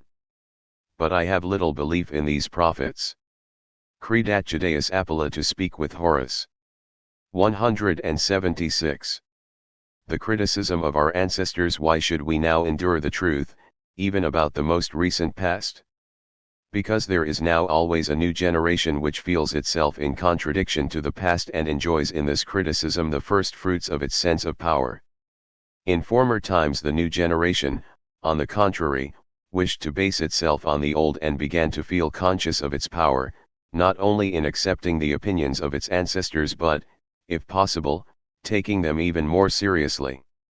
To criticize ancestral authority was in former times a vice, but at the present time our idealists begin by making it their starting point. 177. To learn solitude, O ye poor fellows in the great centers of the world's politics, ye young and talented men, who, urged on by ambition, think it your duty to propound your opinion of every event of the day, for something is always happening, who, by thus making a noise and raising a cloud of dust, mistake yourselves for the rolling chariot of history, who, because ye always listen, always suit the moment when ye can put in your word or two, thereby lose all real productiveness. Whatever may be your desire to accomplish great deeds, the deep silence of pregnancy never comes to you. The event of the day sweeps you along like straws before the wind, whilst ye lie under the illusion that ye are chasing the event, poor fellows.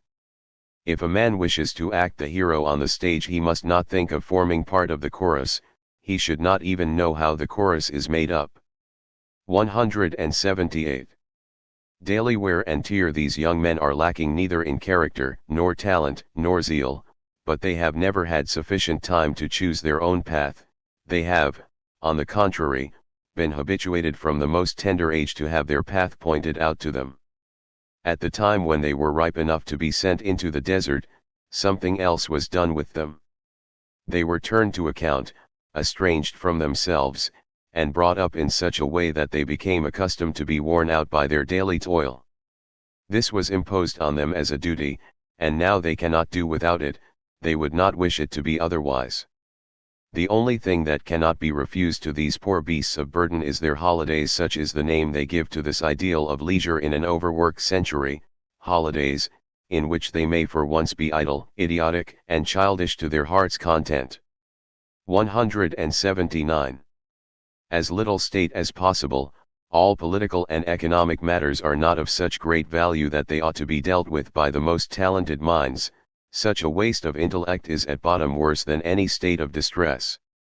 These matters are, and ever will be, the province of smaller minds, and others than the smaller minds should not be at the service of this workshop. It would be better to let the machinery work itself to pieces again. But as matters stand at the present time, when not only do all people believe that they must know all about it day by day, but wish likewise to be always busy about it, and in so doing neglect their own work, it is a great and ridiculous mistake. The price that has to be paid for the public safety is far too high, and, what is maddest of all, we effect the very opposite of public safety, a fact which our own dear century has undertaken to prove, as if this had never been proved before.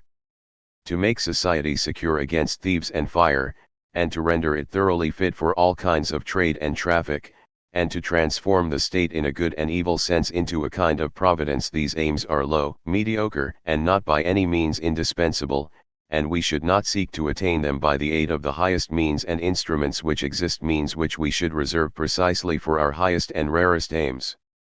Our epoch, however much it may babble about economy, is a spendthrift, it wastes intellect, the most precious thing of all. 180. Wars. The great wars of our own day are the outcome of historical study. 181. Governing. Some people govern because of their passion for governing, others in order that they may not be governed. The latter choose it as the lesser of two evils. 182.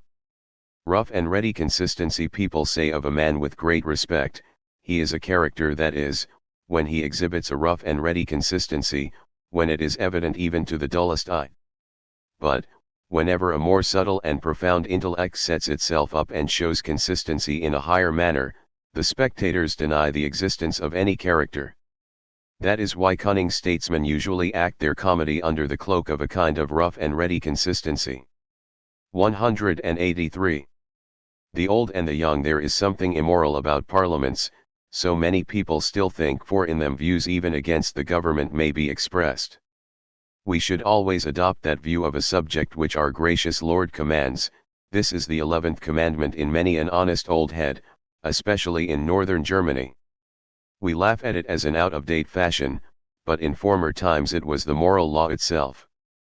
Perhaps we shall again some day laugh at that which is now considered as moral by a generation brought up under a parliamentary regime, namely, the policy of placing one's party before one's own wisdom, and of answering every question concerning the public welfare in such a way as to fill the sails of the party with a favorable gust of wind. We must take that view of a subject which the position of our party calls for. Such would be the canon. In the service of such morals we may now behold every kind of sacrifice, even martyrdom and conquest over oneself. 184. The state as a production of anarchists. In countries inhabited by tractable men there are always a few backsliders and intractable people. For the present the latter have joined the socialists more than any other party.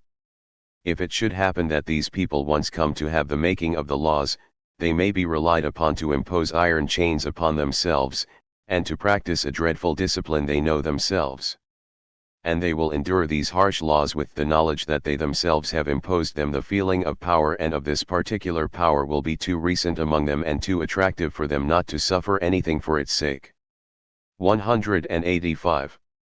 Beggars ought to be suppressed, because we get angry both when we help them and when we do not.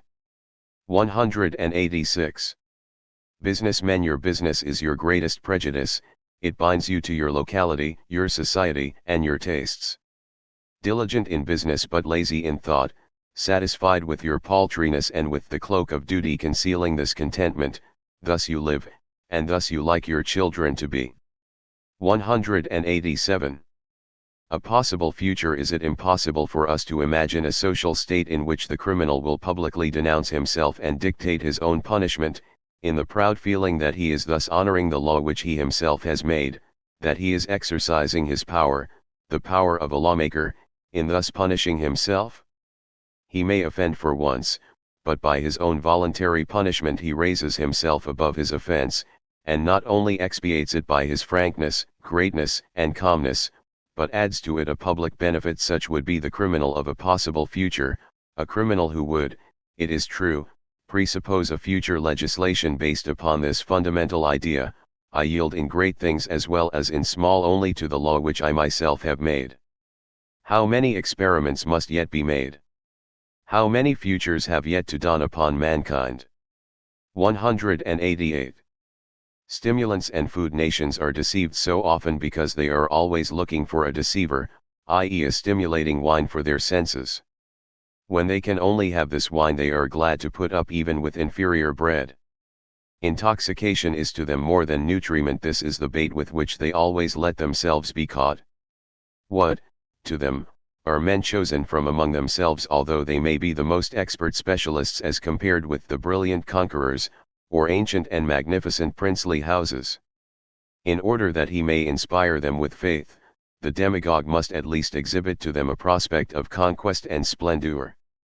People will always obey, and even do more than obey, provided that they can become intoxicated in doing so. We may not even offer them repose and pleasure without this laurel crown and its maddening influence.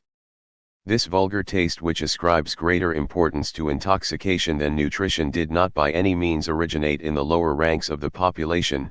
It was, on the contrary, transplanted there, and on this backward soil it grows in great abundance, whilst its real origin must be sought amongst the highest intellects, where it flourished for thousands of years. The people is the last virgin soil upon which this brilliant weed can grow. Well, then, is it really to the people that we should entrust politics in order that they may thereby have their daily intoxication? 189.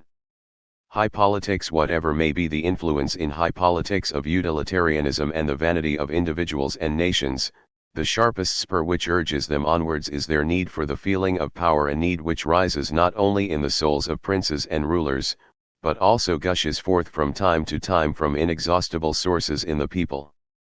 The time comes again and again when the masses are ready to stake their lives and their fortunes, their consciences and their virtue, in order that they may secure that highest of all enjoyments and rule as a victorious, tyrannical, and arbitrary nation over other nations. On occasions such as these, feelings of prodigality, sacrifice, hope, confidence, extraordinary audacity, and enthusiasm will burst forth so abundantly that a sovereign who is ambitious or far-sighted will be able to seize the opportunity for making war, counting upon the good conscience of his people to hide his injustice. Great conquerors have always given utterance to the pathetic language of virtue. They have always been surrounded by crowds of people who felt themselves, as it were, in a state of exaltation and would listen to none but the most elevated oratory. The strange madness of moral judgments. When man experiences the sensation of power he feels and calls himself good, and at exactly the same time the others who have to endure his power call him evil. Hesiod, in his fable of the epochs of man, has twice in succession depicted the same epoch, that of the heroes of Homer, and has thus made two epochs out of one. To those who lived under the terrible iron heel of those adventurous despots, or had heard their ancestors speak of them, the epoch appeared to be evil, but the descendants of those chivalric races worshipped it as the good old times, and as an almost ideally blissful age. The poet could thus not help doing what he did. His audience probably included the descendants of both races. 190. Former German culture. When the Germans began to interest other European nations, which is not so very long ago, it was owing to a culture which they no longer possess today, and which they have indeed shaken off with a blind ardor, as if it had been some disease, and yet they have not been able to replace it by anything better than political and national lunacy. They have in this way succeeded in becoming even more interesting to other nations than they were formerly through their culture, and may that satisfy them. It is nevertheless undeniable that this German culture has fooled Europeans, and that it did not deserve the interest shown in it, and much less the imitation and emulation displayed by other nations in trying to rival it. Let us look back for a moment upon Schiller, Wilhelm von Humboldt, Schleiermacher, Hegel, and Schelling. Let us read their correspondence and mingle for a time with the large circle of their followers. What have they in common? What characteristics have they, that fill us, as we are now, partly with a feeling of nausea and partly with pitiful and touching emotions? First and foremost, the passion for appearing at all costs to be morally exalted, and then the desire for giving utterance to brilliant, feeble, and inconsequential remarks, together with their fixed purpose of looking upon everything as beautiful, alas, in accordance with a bad and vague taste, which nevertheless pretended to be of Hellenic origin. We behold in these people a weak, good-natured, and glistening idealism, which, above all, wished to exhibit noble attitudes and noble voices, something at once presumptuous and inoffensive, and animated by a cordial aversion to cold or dry reality as also to anatomy, complete passions, and every kind of philosophical continence and scepticism, but especially towards the knowledge of nature in so far as it was impossible to use it as religious symbolism. Goethe, in his own characteristic fashion, observed from afar these movements of German culture, placing himself beyond their influence, gently remonstrating, silent, more and more confirmed in his own better course. A little later, and Schopenhauer also was an observer of these movements. A great deal of the world and devilry of the world had again been revealed to him, and he spoke of it both roughly and enthusiastically, for there is a certain beauty in this devilry. And what was it, then, that really seduced the foreigners and prevented them from viewing this movement as did Goethe and Schopenhauer, or, better, from ignoring it altogether? It was that faint luster, that inexplicable starlight which formed a mysterious halo around this culture. The foreigners said to themselves, "This is all very, very remote from us, our sight, hearing, understanding, enjoyment, and powers of valuations are lost here, but in spite of that there may be some stars. There may be something in it. Is it possible that the Germans have quietly discovered some corner of heaven and settled there? We must try to come nearer to these Germans." So they did begin to come nearer to the Germans, while not so very long afterwards the Germans put themselves to some trouble to get rid of this starlight halo. They knew only too well that they had not been in heaven, but only in a cloud. 191.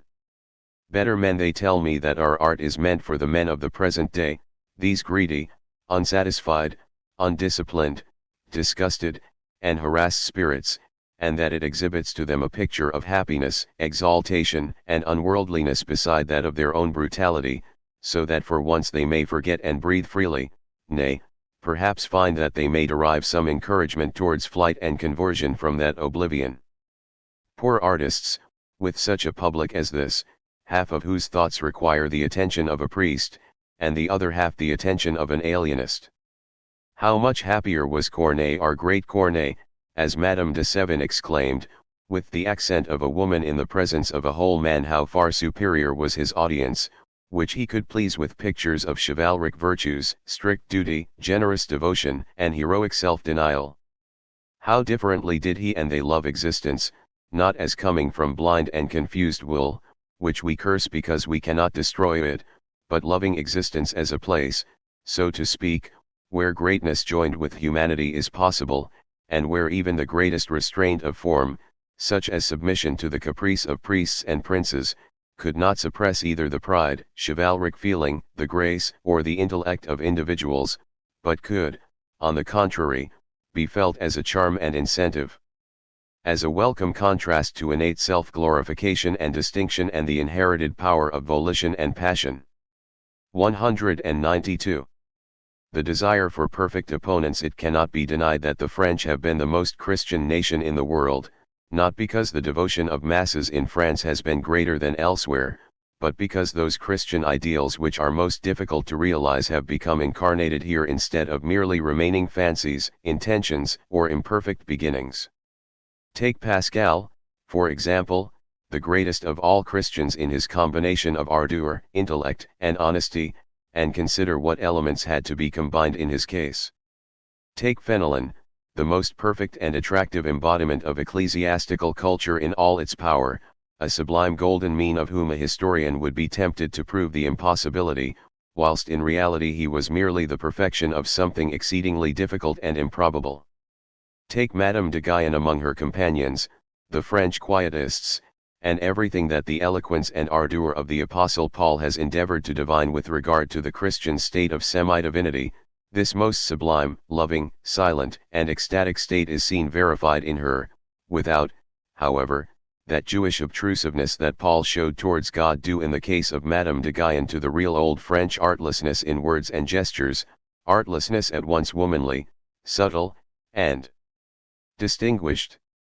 Consider, again, the founder of the Trappists, the last person who really took seriously the ascetic ideal of Christianity, not because he was an exception among Frenchmen, but because he was a true Frenchman, for up to our own day his gloomy organization has not been able to acclimatise itself and to prosper, except among Frenchmen, and it has followed them into Alsace and Algeria. Let us not forget the Huguenots, either. That combination of a martial and industrial spirit, refined manners, and Christian severity, has never been more beautifully exhibited. and it was at Port Royal that the great Christian erudition beheld its last era of prosperity, and in France more than anywhere else great men know how to prosper. Though not at all superficial, a great Frenchman has always his apparent superficiality, he has, so to speak, a natural skin for his real contents and depth, while, on the other hand, the depth of a great German is generally, as it were, closed up in an ugly shaped box, like an elixir, which, by means of a hard and curious covering, endeavors to preserve itself from the light of day and the touch of thoughtless hands. And now let us endeavor to find out why a people like the French, so prolific in perfect types of Christians, likewise necessarily brought forth the perfect contrary types, those of unchristian free thought. The French freethinker, in his own inward being, had to fight against truly great men, and not, like the freethinkers of other nations, merely against dogmas and sublime abortions. 193. Esprit and morals. The German, who possesses the secret of knowing how to be tedious in spite of wit, knowledge, and feeling, and who has habituated himself to consider tediousness as moral, is in dread in the presence of French esprit lest it should tear out the eyes of morality, but a dread mingled with fascination, like that experienced by the little bird in the presence of the rattlesnake. Amongst all the celebrated Germans none possessed more esprit than Hegel, but he also had that great German dread of it which brought about his peculiar and defective style. For the nature of this style resembles a kernel, which is wrapped up so many times in an outer covering that it can scarcely peep through, now and then glancing forth bashfully and inquisitively, like young women peeping through their veils, to use the words of that old woman hater, Aeschylus. This kernel, however, is a witty though often impertinent joke on intellectual subjects, a subtle and daring combination of words, such as is necessary in a society of thinkers as gilding for a scientific pill, but, enveloped as it is in an almost impenetrable cover, it exhibits itself as the most abstruse science, and likewise as the worst possible moral tediousness. Here the Germans had a permissible form of esprit, and they revelled in it with such boundless delight that even Schopenhauer's unusually fine understanding could not grasp it. During the whole of his life he thundered against the spectacle that the Germans offered to him, but he could never explain it. 194. Vanity of the teachers of morals. The relatively small success which teachers of morals have met with may be explained by the fact that they wanted too much at once, i.e., they were too ambitious and too fond of laying down precepts for everybody. In other words, they were beating the air and making speeches to animals in order to turn them into men. What wonder, then, that the animals thought this tedious? We should rather choose limited circles and endeavor to find and promote morals for them. For instance, we should make speeches to wolves with the object of turning them into dogs, but, above all, the greatest success will remain for the man who does not seek to educate either everybody or certain limited circles, but only one single individual, and who cannot be turned to the right or left from his straight purpose. The last century was superior to ours precisely because it possessed so many individually educated men, as well as educators in the same proportion, who had made this their life's task, and who with this task were dignified not only in their own eyes but in those of all the remaining good society. 195. The so-called classical education. Alas! We discover that our life is consecrated to knowledge and that we should throw it away, nay, that we should even have to throw it away if this consecration did not protect us from ourselves. We repeat this couplet, and not without deep emotion. The fate I follow, though I fain would not. And yet I must, with many a sigh and groan. And then, in looking backwards over the course of our lives, we discover that there is one thing that cannot be restored to us, the wasted period of our youth, when our teachers did not utilize these ardent and eager years to lead us to the knowledge of things, but merely to this so-called classical education. Only think of this wasted youth, when we were inoculated clumsily and painfully with an imperfect knowledge of the Greeks and Romans as well as of their languages, contrary to the highest principle of all culture, which holds that we should not give food except to those who hunger for it. Think of that period of our lives when we had mathematics and physics forced down our throats, instead of being first of all made acquainted with the despair of ignorance, instead of having our little daily life, our activities, and everything occurring in our houses, our workshops, in the sky, and in nature, split up into thousands of problems, painful, humiliating and irritating problems, and thus having our curiosity made acquainted with the fact that we first of all require a mathematical and mechanical knowledge before we can be allowed to rejoice in the absolute logic of this knowledge. If we had only been imbued with reverence for those branches of science, if we had only been made to tremble with emotion were it only for once at the struggles, the defeats, and the renewed combats of those great men, of the martyrdom which is the history of pure science. But, on the contrary, we were allowed to develop a certain contempt for those sciences in favor of historical training, formal education, and classicism. And we allowed ourselves to be so easily deceived. Formal education. Might we not have pointed to the best teachers at our high schools and asked laughingly, where then do they keep their formal education, and, if it is wanting in them, how can they teach it? And classicism. Did we get any of that instruction which the ancients used to impart to their youth? Did we learn to speak or to write like them? Did we ceaselessly exercise ourselves in that duel of speech, dialectic? Did we learn to move as beautifully and proudly as they did, and to excel as they did in wrestling, throwing, and boxing?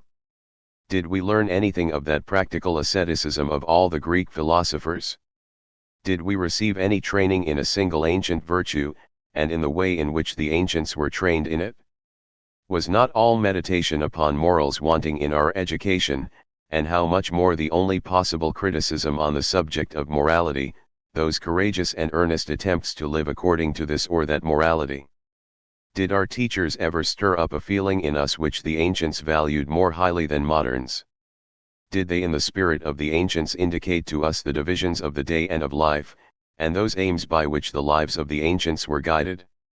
Did we learn the ancient languages as we now learn the modern ones, viz., that we might speak them fluently and well? Nowhere can we find a real proficiency or any new faculty as the result of those toilsome years. Only the knowledge of what men had learned and were able to do in past ages. And what knowledge? Nothing becomes clearer to me year by year than the fact that the entire Greek and ancient mode of life, however simple and evident it must seem to our eyes, is in truth very difficult to understand, and even scarcely accessible, and that the customary ease with which we babble about the ancients is either giddy levity or the old hereditary conceit of our thoughtlessness. We are deceived by words and ideas which appear to resemble our own, but behind them there is always concealed a feeling which must be strange, incomprehensible, or painful to our modern conceptions. And these are realms in which boys are allowed to roam about. Enough, we roamed about them in our childhood, and there we became seized with an almost ineradicable antipathy for all antiquity, the antipathy arising from an intimacy which was apparently too great. For so great is the conceit of our classical teachers, who would almost make it appear that they had gained full control over the ancients, that they pass on this conceit to their pupils, together with the suspicion that such a possession is of little use for making people happy, but is good enough for honest, foolish old bookworms. Let them brood over their treasure, it is well worthy of them. It is with this unexpressed thought that we completed our classical education. It can't be changed now for us, at all events. But let us not think of ourselves alone. 196. The most personal questions of truth: what am I really doing, and what do I mean by doing it?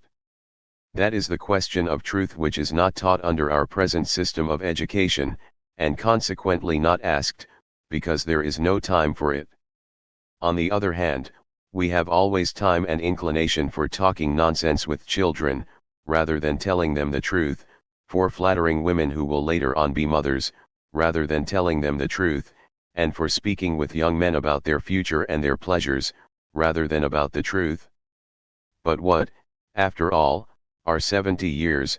Time passes, and they soon come to an end. It matters as little to us as it does to the wave to know how and whither it is rolling. No, it might even be wisdom not to know it. Agreed, but it shows a want of pride not even to inquire into the matter. Our culture does not tend to make people proud. So much the better. Is it really? 197. Enmity of the Germans towards enlightenment. Let us consider the contributions which in the first half of the century the Germans made to general culture by their intellectual work. In the first place, let us take the German philosophers. They went back to the first and oldest stage of speculation, for they were content with conceptions instead of explanations. Like the thinkers of dreamy epochs, a pre-scientific type of philosophy was thus revived by them. Secondly, we have the German historians and romanticists, their efforts on the whole aimed at restoring to the place of honor certain old and primitive sentiments, especially Christianity, the soul of the people, folklore, folk speech, medievalism, Oriental asceticism, and Hinduism. In the third place, there are the natural philosophers who fought against the spirit of Newton and Voltaire, and, like Goethe and Schopenhauer, endeavored to re-establish the idea of a deified or diabolist nature, and of its absolute ethical and symbolical meaning. The main general tendency of the Germans was directed against enlightenment and against those social revolutions which were stupidly mistaken for the consequences of enlightenment. The piety towards everything that existed tried to become piety towards everything that had ever existed, only in order that heart and mind might be permitted to fill themselves and gush forth again, thus leaving no space for future and novel aims. The cult of feeling took the place of the cult of reason, and the German musicians, as the best exponents of all that is invisible, enthusiastic, legendary, and passionate, showed themselves more successful in building up the new temple than all the other artists in words and thoughts. If, in considering these details, we have taken into account the fact that many good things were said and investigated, and that many things have since then been more fairly judged than on any previous occasion, there yet remains to be said of the whole that it was a general danger, and one by no means small, to set knowledge altogether below feeling under the appearance of an entire and definitive acquaintance with the past, and, to use that expression of Kant, who thus defined his own particular task, to make way again for belief by fixing the limits of knowledge. Let us once more breathe freely, the hour of this danger is past. And yet, strange to say, the very spirits which these Germans conjured up with such eloquence have at length become the most dangerous for the intentions of those who did conjure them up: history, the comprehension of origin and development, sympathy with the past, the new passion for feeling and knowledge, after they had been for a long time at the service of this obscure, exalted and retrograde spirit, have once more assumed another nature, and are now soaring with outstretched wings above the heads of those who once upon a time conjured them forth, as new and stronger genii of that very enlightenment to combat which they had been resuscitated. It is this enlightenment which we have now to carry forward, caring nothing for the fact that there has been and still is a great revolution, and again a great reaction against it. These are but playful crests of foam when compared with the truly great current on which we float, and want to float. 198.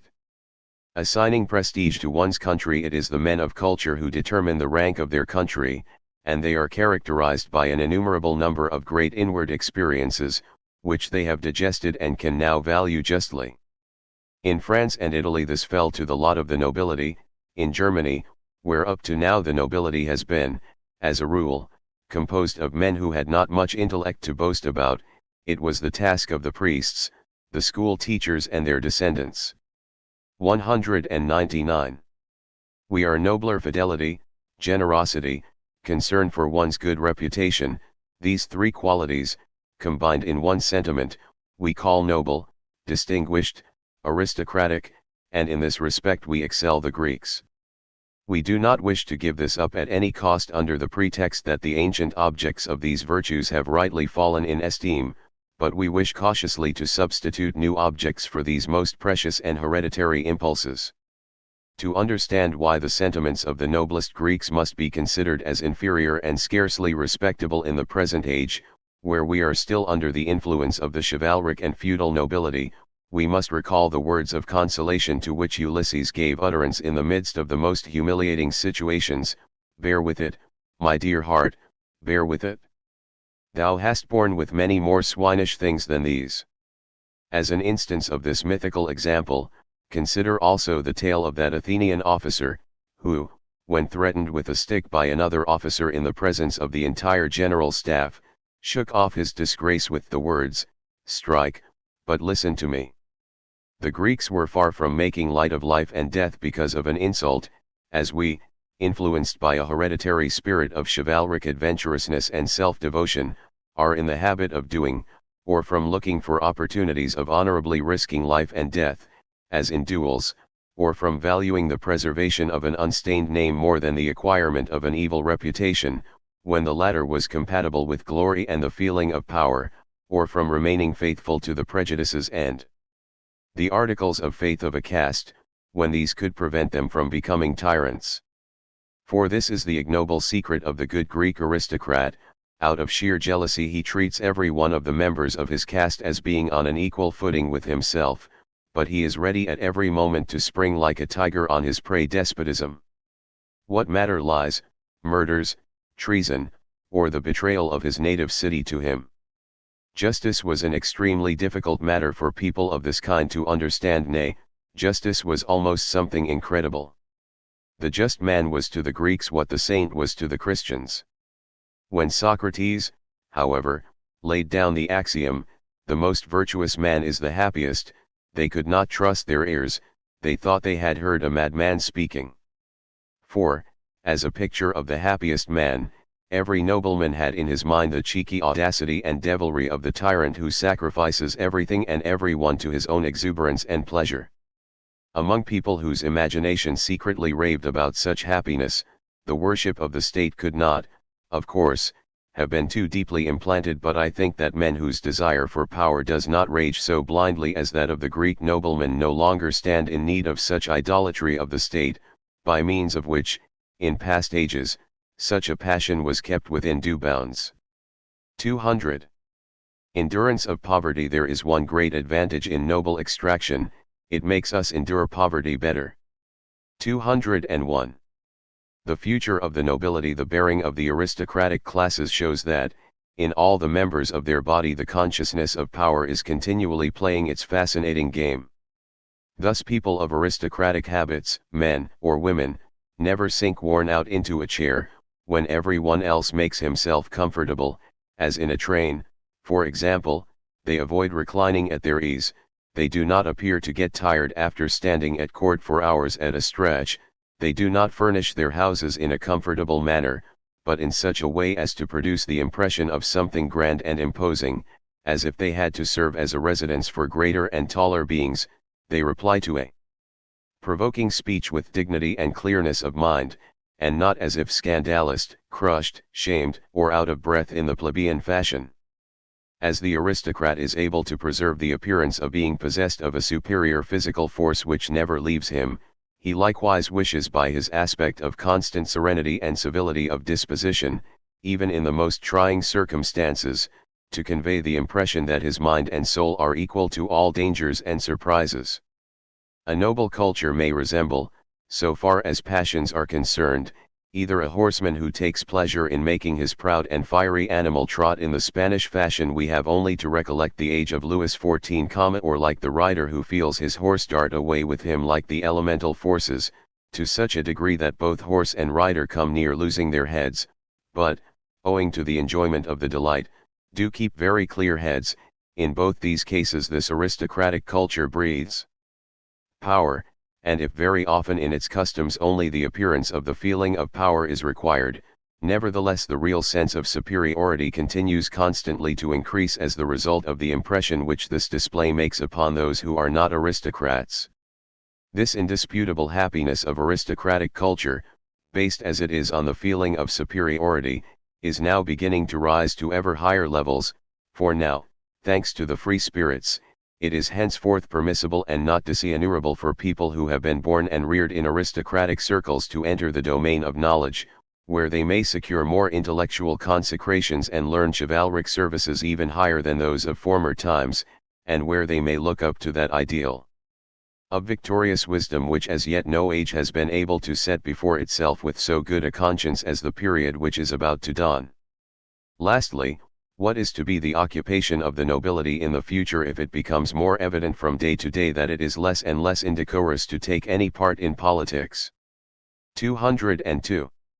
The care of the health. We have scarcely begun to devote any attention to the physiology of criminals, and yet we have already reached the inevitable conclusion that between criminals and madmen there is no really essential difference, if we suppose that the current moral fashion of thinking is a healthy way of thinking.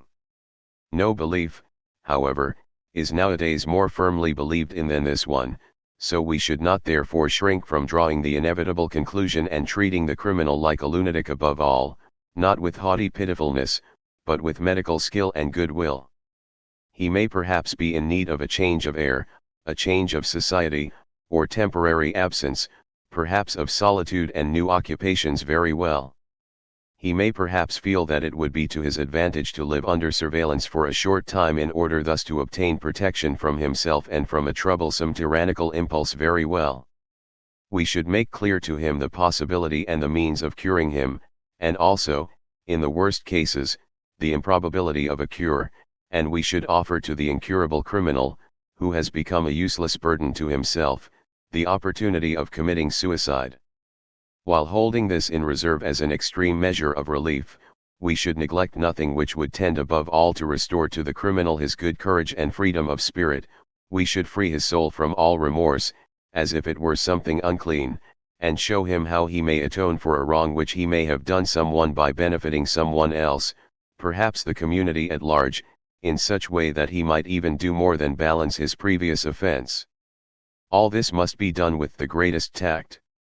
The criminal must, above all, remain anonymous or adopt an assumed name, changing his place of residence frequently, so that his reputation and future life may suffer as little as possible. At the present time it is true that the man who has been injured, apart altogether from the manner in which this injury might be redressed, wishes for revenge in addition, and applies to the courts that he may obtain it, and this is why our dreadful penal laws are still in force, justice, as it were, holding up a pair of shopkeeper's scales and endeavoring to balance the guilt by punishment. But can we not take a step beyond this? Would it not be a great relief to the general sentiment of life if, while getting rid of our belief in guilt, we could also get rid of our old craving for vengeance, and gradually come to believe that it is a refined wisdom for happy men to bless their enemies and to do good to those who have offended them, exactly in accordance with the spirit of Christian teaching? Let us free the world from this idea of sin, and take care to cast out with it the idea of punishment.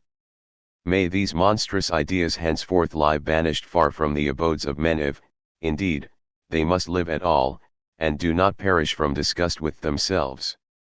Let us not forget also, however, that the injury caused to society and to the individual by the criminal is of the same species as that caused by the sick, for the sick spread cares and ill humor, they are non-productive, consume the earnings of others, and at the same time require attendants, doctors, and support, and they really live on the time and strength of the healthy. In spite of this, however, we should designate as inhuman anyone who, for this reason, would wish to wreak vengeance on the sick. In past ages, indeed, this was actually done, in primitive conditions of society, and even now among certain savage peoples. The sick man is treated as a criminal and as a danger to the community, and it is believed that he is the resting place of certain demoniacal beings who have entered into his body as the result of some offense he has committed. Those ages and peoples hold that the sick are the guilty. And what of ourselves? Are we not yet ripe for the contrary conception? Shall we not be allowed to say, the guilty are the sick? No, the hour for that has not yet come. We still lack, above all, those physicians who have learned something from what we have hitherto called practical morals and have transformed it into the art and science of healing. We still lack that intense interest in those things which some day perhaps may seem not unlike the storm and stress of those old religious ecstasies. The churches have not yet come into the possession of those who look after our health. The study of the body and of dietary are not yet amongst the obligatory subjects taught in our primary and secondary schools. There are as yet no quiet associations of those people who are pledged to one another to do without the help of law courts, and who renounce the punishment and vengeance now meted out to those who have offended against society. No thinker has as yet been daring enough to determine the health of society, and of the individuals who compose it, by the number of parasites which it can support, and no statesman has yet been found to use the plowshare in the spirit of that generous and tender saying, if thou wilt till the land, till it with the plow, then the bird and the wolf, walking behind thy plow, will rejoice in thee, all creatures will rejoice in thee. 203. Against bad diet. Fie upon the meals which people nowadays eat in hotels and everywhere else where the well-off classes of society live. Even when eminent men of science meet together, their tables groan under the weight of the dishes, in accordance with the principle of the bankers, the principle of too many dishes and too much to eat. The result of this is that dinners are prepared with a view to their mere appearance rather than the consequences that may follow from eating them, and that stimulating drinks are required to help in driving away the heaviness in the stomach and in the brain. Fie on the dissoluteness and extreme nervousness which must follow upon all this. Fie upon the dreams that such repasts bring. Fie upon the arts and books which must be the desert of such meals. Despite all the efforts of such people, their acts will taste of pepper and ill temper, or general weariness. Finally, to mention not only the disgusting but also the more pleasant side of the matter, these people are by no means mere gluttons. Our century and its spirit of activity has more power over the limbs than the belly. What then is the meaning of these banquets? They represent. What in heaven's name do they represent? Rank? No, money. There is no rank now. We are all individuals. But money now stands for power, glory, preeminence, dignity, and influence. Money at the present time acts as a greater or lesser moral prejudice for a man in proportion to the amount he may possess. Nobody wishes to hide it under a bushel or display it in heaps on a table, hence money must have some representative which can be put on the table. So behold our banquets. 204. Danae and the god of gold. Whence arises this excessive impatience in our day which turns men into criminals even in circumstances which would be more likely to bring about the contrary tendency? What induces one man to use false weights, another to set his house on fire after having insured it for more than its value, a third to take part in counterfeiting, while 3/4 of our upper classes indulge in legalist fraud, and suffer from the pangs of conscience that follow speculation and dealings on the stock exchange? What gives rise to all this? It is not real want, for their existence is by no means precarious. Perhaps they have even enough to eat and drink without worrying, but they are urged on day and night by a terrible impatience at seeing their wealth pile up so slowly, and by an equally terrible longing and love for these heaps of gold. In this impatience and love, however, we see reappear once more that fanaticism of the desire for power which was stimulated in former times by the belief that we were in the possession of truth, a fanaticism which bore such beautiful names that we could dare to be inhuman with a good conscience. The means of this desire for power are changed in our day, but the same volcano is still smoldering. Impatience and intemperate love call for their victims, and what was once done for the love of God is now done for the love of money, i.e. for the love of that which at present affords us the highest feeling of power and a good conscience. 205. The people of Israel. One of the spectacles which the next century will invite us to witness is the decision regarding the fate of the European Jews. It is quite obvious now that they have cast their die and crossed their Rubicon. The only thing that remains for them is either to become masters of Europe or to lose Europe, as they once centuries ago lost Egypt, where they were confronted with similar alternatives. In Europe, however, they have gone through a schooling of 18 centuries such as no other nation has ever undergone, and the experiences of this dreadful time of probation have benefited not only the Jewish community but, even to a greater extent, the individual. As a consequence of this, the resourcefulness of the modern Jews, both in mind and soul, is extraordinary. Amongst all the inhabitants of Europe it is the Jews least of all who try to escape from any deep distress by recourse to drink or to suicide, as other less gifted people are so prone to do. Every Jew can find in the history of his own family and of his ancestors a long record of instances of the greatest coolness and perseverance amid difficulties and dreadful situations, an artful cunning in fighting with misfortune and hazard. And above all it is their bravery under the cloak of wretched submission, their heroic sprenir se spreni that surpasses the virtues of all the saints.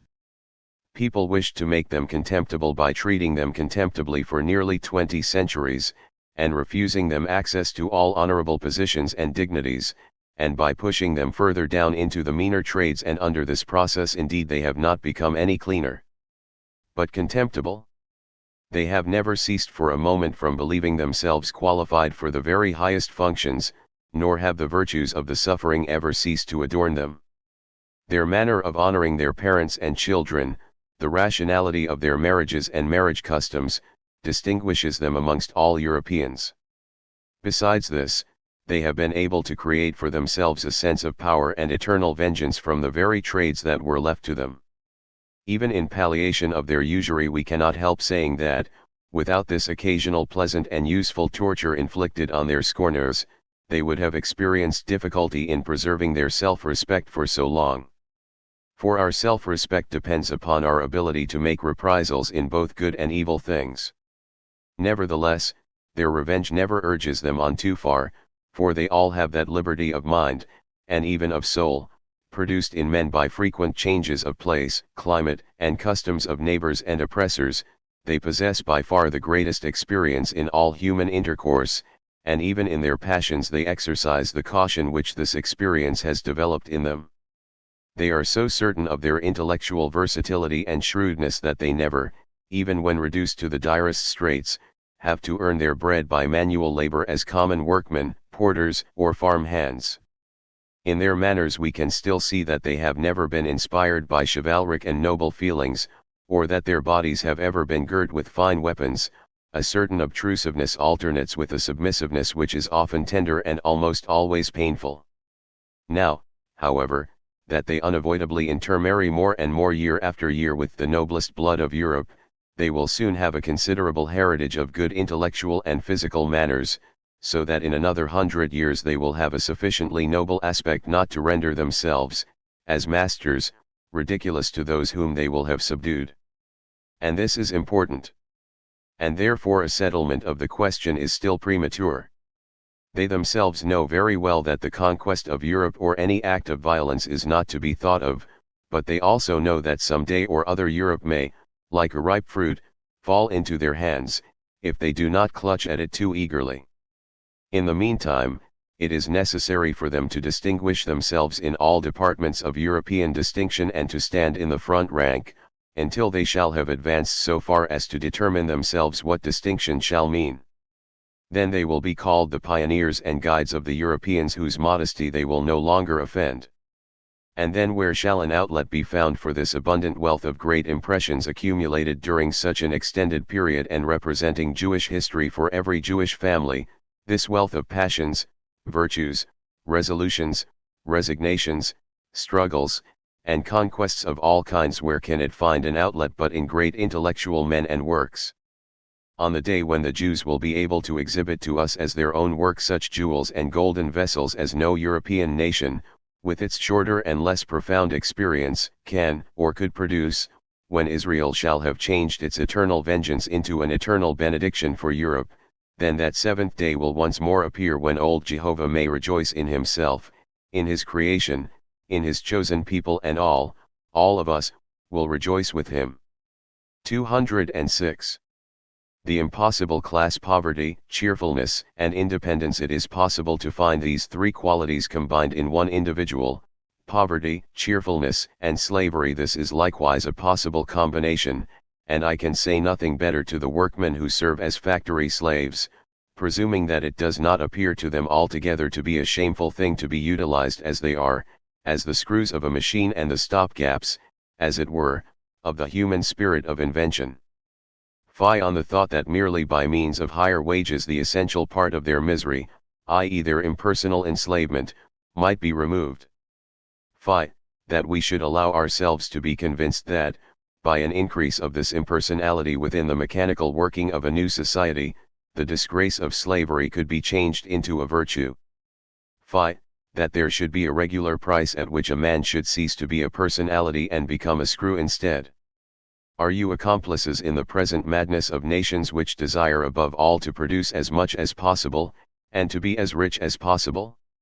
Would it not be your duty to present a counterclaim to them, and to show them what large sums of internal value are wasted in the pursuit of such an external object.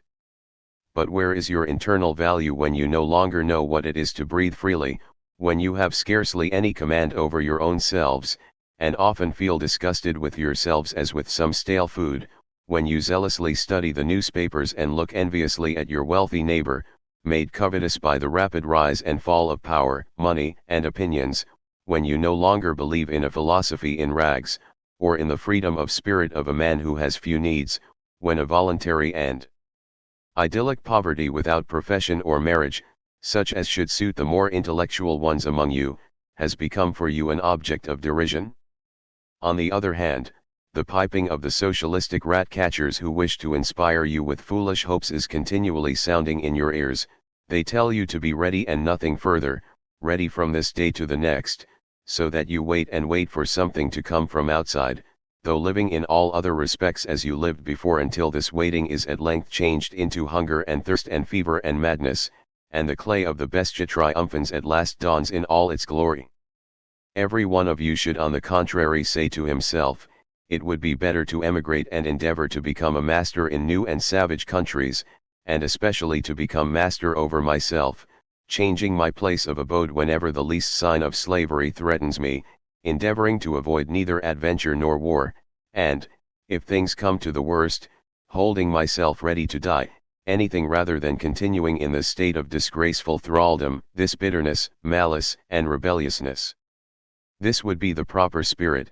The workmen in Europe ought to make it clear that their position as a class has become a human impossibility, and not merely, as they at present maintain, the result of some hard and aimless arrangement of society. They should bring about an age of great swarming forth from the European beehive such as has never yet been seen, protesting by this voluntary and huge migration against machines and capital and the alternatives that now threaten them, either of becoming slaves of the state or slaves of some revolutionary party. May Europe be freed from 1/4 of her inhabitants. Both she and they will experience a sensation of relief.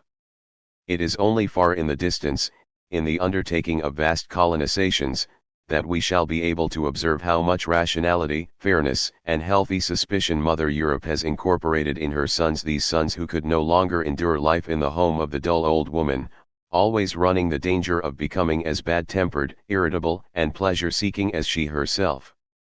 The European virtues will travel along with these workmen far beyond the boundaries of Europe, and those very qualities which on their native soil had begun to degenerate into a dangerous discontent and criminal inclinations will, when abroad, be transformed into a beautiful, savage naturalness and will be called heroism, so that at last a purer air would again be wafted over this old, overpopulated, and brooding Europe of ours. What would it matter if there was a scarcity of hands? Perhaps people would then recollect that they had accustomed themselves to many wants merely because it was easy to gratify them. It would be sufficient to unlearn some of these wants. Perhaps also men would be called in, and these would bring with them their modes of living and thinking, which would be found very suitable for industrious ants. They would also perhaps help to imbue this fretful and restless Europe with some of their Asiatic calmness and contemplation, and what is perhaps most needful of all, their Asiatic stability. 207. The attitude of the Germans to morality. A German is capable of great things, but he is unlikely to accomplish them, for he obeys whenever he can, as suits a naturally lazy intellect. If he is ever in the dangerous situation of having to stand alone and cast aside his sloth, when he finds it no longer possible to disappear like a cipher in a number, he shows his true strength. Then he becomes dangerous, evil, deep, and audacious, and exhibits to the light of day that wealth of latent energy which he had previously carried hidden in himself, and in which no one, not even himself, had ever believed. When in such a case a German obeys himself, it is very exceptional for him to do so. He does so with the same heaviness, inflexibility, and endurance with which he obeys his prince and performs his official duties, so that, as I have said, he is then capable of great things which bear no relation to the weak disposition he attributes to himself. As a rule, however, he is afraid of depending upon himself alone, he is afraid of taking the initiative. That is why Germany uses up so many officials and so much ink. Lightheartedness is a stranger to the German, he is too timid for it, but in entirely new situations which rouse him from his torpor he exhibits an almost frivolous spirit. He then delights in the novelty of his new position as if it were some intoxicating drink, and he is, as we know, quite a connoisseur in intoxication. It thus happens that the German of the present day is almost always frivolous in politics, though even here he has the advantage and prejudice of thoroughness and seriousness, and, although he may take full advantage of these qualities in negotiations with other political powers, he nevertheless rejoices inwardly at being able for once in his life to feel enthusiastic and capricious, to show his fondness for innovations, and to change persons, parties, and hopes as if they were masks. Those learned German scholars, who hitherto have been considered as the most German of Germans, were and perhaps still are as good as the German soldiers on account of their profound and almost childish inclination to obey in all external things, and on account of being often compelled to stand alone in science and to answer for many things, if they can only preserve their proud, simple, and patient disposition, and their freedom from political madness at those times when the wind changes, we may yet expect great things from them, such as they are or such as they were. They are the embryonic stage of something higher. So far the advantages and disadvantages of the Germans, including even their learned men, have been that they were more given to superstition and showed greater eagerness to believe than any of the other nations. Their vices are, and always have been, their drunkenness and suicidal inclinations. Their danger is to be sought in everything that binds down the faculties of reason and unchanged ends the passions, for the German passion acts contrarily to its own advantage, and is as self-destructive as the passions of the drunkard. Indeed, German enthusiasm is worth less than that of other nations, for it is barren. When a German ever did anything great it was done at a time of danger, or when his courage was high, with his teeth firmly set and his prudence on the alert, and often enough in a fit of generosity. Intercourse with these Germans is indeed advisable, for almost every one of them has something to give, if we can only understand how to make him find it, or rather recover it. Well, when people of this type occupy themselves with morals, what precisely will be the morality that will satisfy them? In the first place, they will wish to see idealized in their morals their sincere instinct for obedience. Man must have something which he can implicitly obey. This is a German sentiment, a German deduction. It is the basis of all German moral teaching. How different is the impression, however, when we compare this with the entire morality of the ancient world. All those Greek thinkers, however varied they may appear to us, seem to resemble, as moralists, the gymnastic teacher who encourages his pupils by saying, "Come, follow me. Submit to my discipline. Then perhaps you may carry off the prize from all the other Greeks." Personal distinction, such was the virtue of antiquity.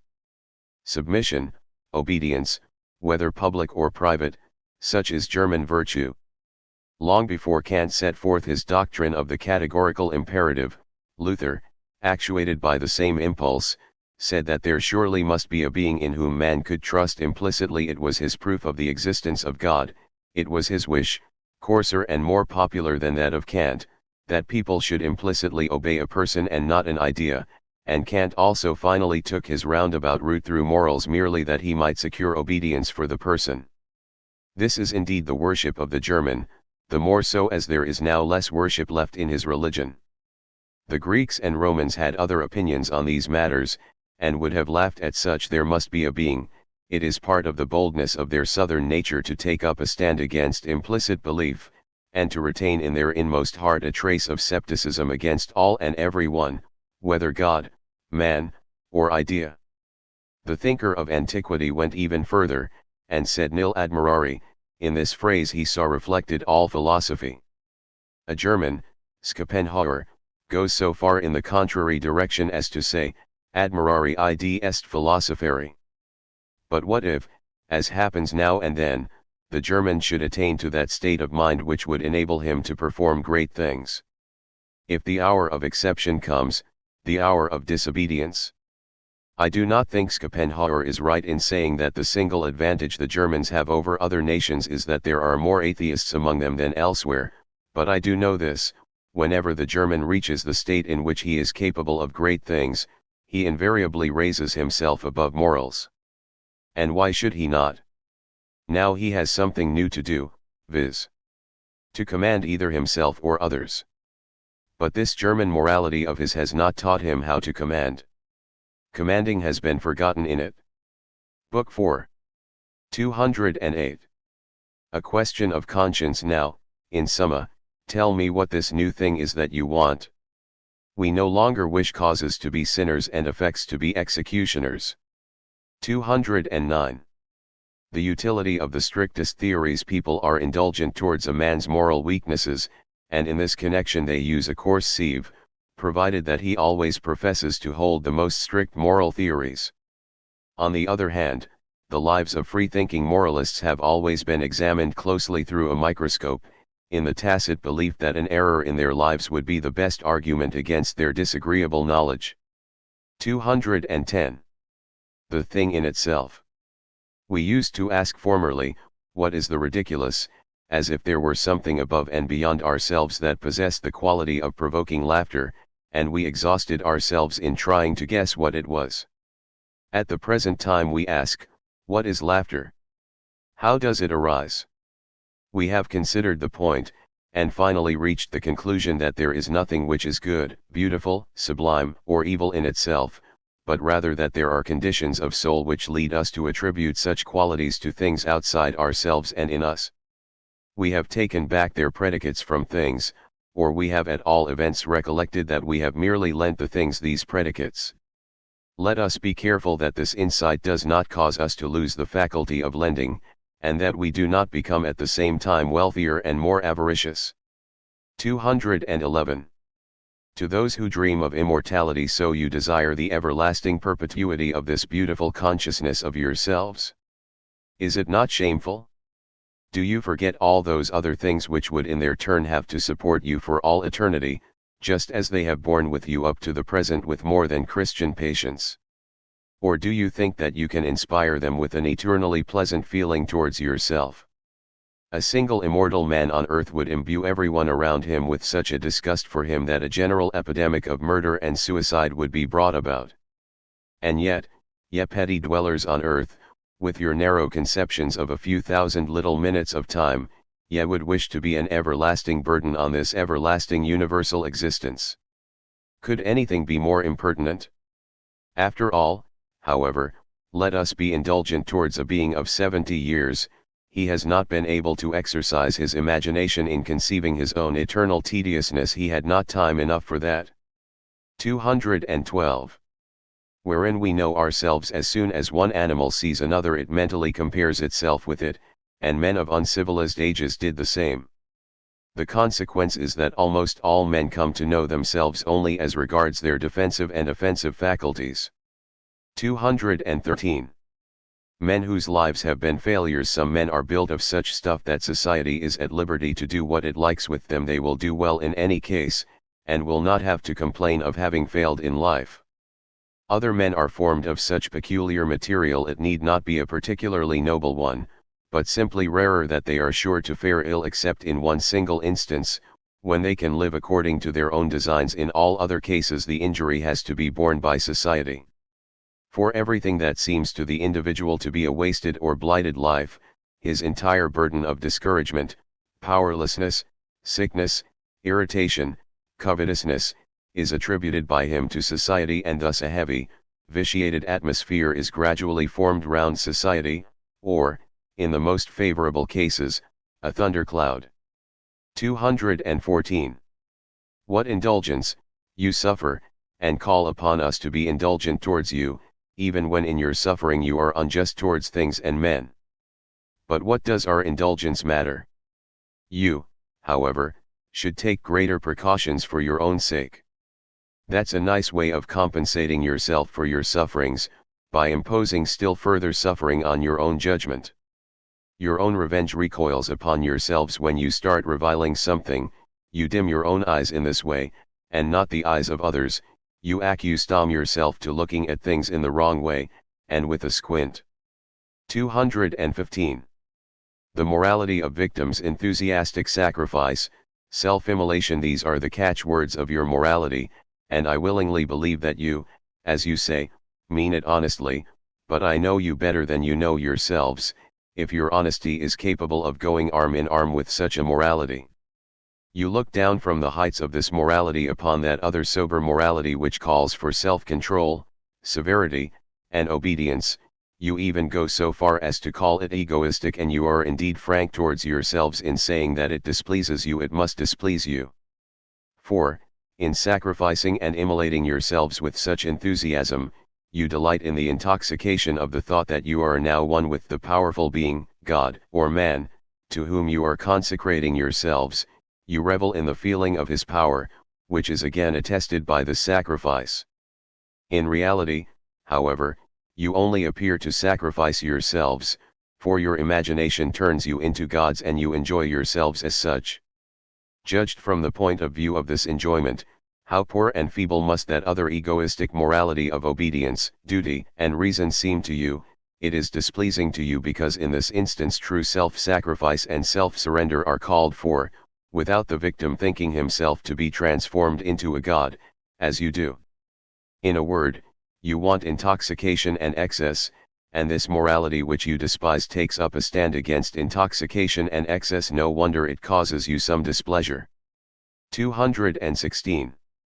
Evil people and music, should the full bliss of love, which consists in unlimited confidence, ever have fallen to the lot of persons other than those who are profoundly suspicious, evil, and bitter? For such people enjoy in this bliss the gigantic, unlooked for, and incredible exception of their souls. One day they are seized with that infinite, dreamy sensation which is entirely opposed to the remainder of their private and public life, like a delicious enigma, full of golden splendor, and impossible to be described by mere words or similes. Implicit confidence makes them speechless. There is even a species of suffering and heaviness in this blissful silence, and this is why souls that are overcome with happiness generally feel more grateful to music than others and better ones do, for they see and hear through music, as through a colored mist, their love becoming, as it were, more distant, more touching, and less heavy. Music is the only means that such people have of observing their extraordinary condition and of becoming aware of its presence with a feeling of estrangement and relief. When the sound of music reaches the ears of every lover, he thinks, "It speaks of me, it speaks in my stead, it knows everything."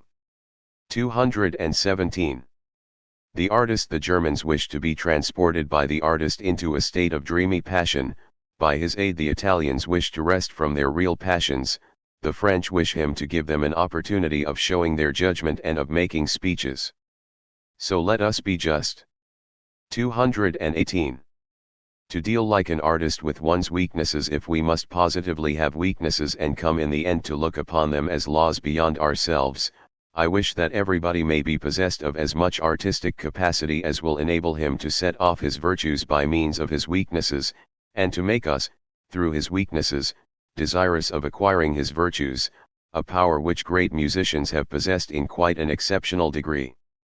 How frequently do we notice in Beethoven's music a coarse, dogmatic, and impatient tone, in Mozart, the joviality of an honest man, whose heart and mind have not overmuch to give us, in Richard Wagner, an abrupt and aggressive restlessness, in the midst of which, just as the most patient listener is on the point of losing his temper, the composer regains his powers, and likewise the others.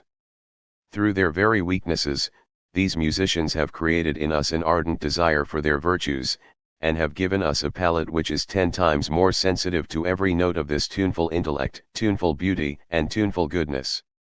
219. Deceit in humiliation. By your foolishness you have done a great wrong to your neighbor and destroyed his happiness irretrievably, and then, having overcome your vanity, you humble yourself before him, surrender your foolishness to his contempt, and fancy that, after this difficult scene, which is an exceedingly painful one for you, everything has been set right, that your own voluntary loss of honor compensates your neighbor for the injury you have done to his happiness. With this feeling you take your leave comforted, believing that your virtue has been re-established. Your neighbor, however, suffers as intensely as before. He finds nothing to comfort him in the fact that you have been irrational and have told him so. On the contrary, he remembers the painful appearance you presented to him when you were disparaging yourself in his presence. It is as if another wound had been inflicted on him. He does not think of revenging himself, however, and cannot conceive how a proper balance can be struck between you and him. In point of fact, you have been acting that scene for yourself and before yourself. You invited a witness to be present, not on his account, but on your own. Don't deceive yourself. 220. Dignity and timidity. Ceremonies, official robes and court dresses, grave countenances, solemn aspects, the slow pace, involved speech, everything, in short, known as dignity, are all pretenses adopted by those who are timid at heart. They wish to make themselves feared. The fearless have no need of dignity and ceremonies.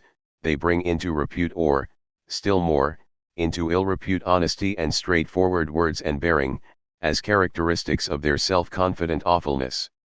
221. The morality of sacrifice. The morality which is measured by the spirit of sacrifice is that of a semi-civilist state of society. Reason in this instance gains a hard-fought and bloody victory within the soul, for there are powerful contrary instincts to be overcome. This cannot be brought about without the cruelty which the sacrifices to cannibal gods demand. 222. Where fanaticism is to be desired, phlegmatic natures can be rendered enthusiastic only by being fanaticized. 223. The dreaded eye. Nothing is dreaded more by artists, poets, and writers than the eye which sees through their little deceptions and subsequently notices how often they have stopped at the boundary where the paths branch off either to innocent delight in themselves or to the straining after effect, the eye which checks them when they try to sell little things dear, or when they try to exalt and adorn without being exalted themselves, the eye which, despite all the artifices of their art, sees the thought as it first presented itself to them, perhaps as a charming vision of light, perhaps also, however, as a theft from the whole world, or as an everyday conception which they had to expand, contract, color, wrap up, and spice, in order to make something out of it, instead of the thought making something out of them. Oh, this eye, which sees in your work all your restlessness, inquisitiveness, and covetousness. Your imitation and exaggeration, which knows both your blush of shame and your skill in concealing it from others and interpreting it to yourselves. 224. The edifying element in our neighbor's misfortune. He is in distress, and straightway the compassionate ones come to him and depict his misfortune to him. At last they go away again, satisfied and elevated, after having gloated over the unhappy man's misfortune and their own, and spent a pleasant Sunday afternoon. 225. To be quickly despised. A man who speaks a great deal, and speaks quickly, soon sinks exceedingly low in our estimation, even when he speaks rationally, not only to the extent that he annoys us personally, but far lower. For we conjecture how great a burden he has already proved to many other people, and we thus add to the discomfort which he causes us all the contempt which we presume he has caused to others. 226. Relations with celebrities. A. But why do you shun this great man? B. I should not like to misunderstand him. Our defects are incompatible with one another. I am short-sighted and suspicious, and he wears his false diamonds as willingly as his real ones. 227. The chain wearers. Beware of all those intellects which are bound in chains. Clever women, for example, who have been banished by fate to narrow and dull surroundings, amid which they grow old. True, there they lie in the sun, apparently lazy and half-blind, but at every unknown step, at everything unexpected, they start up to bite, they revenge themselves on everything that has escaped their kennel. 228. Revenge in praise. Here we have a written page which is covered with praise, and you call it flat, but when you find out that revenge is concealed in this praise, you will find it almost too subtle, and you will experience a great deal of pleasure in its numerous delicate and bold strokes and similes. It is not the man himself, but his revenge, which is so subtle, rich, and ingenious, he himself is scarcely aware of it. 229. Pride. Ah, not one of you knows the feeling of the tortured man after he has been put to the torture, when he is being carried back to his cell, and his secret with him, he still holds it in a stubborn and tenacious grip. What know ye of the exaltation of human pride? 230. Utilitarian. At the present time men's sentiments on moral things run in such labyrinthic paths that, while we demonstrate morality to one man by virtue of its utility, we refute it to another on account of this utility.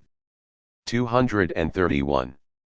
On German virtue, how degenerate in its taste, how servile to dignities, ranks, uniforms, pomp, and splendor must a nation have been, when it began to consider the simple as the bad, the simple man as the bad man.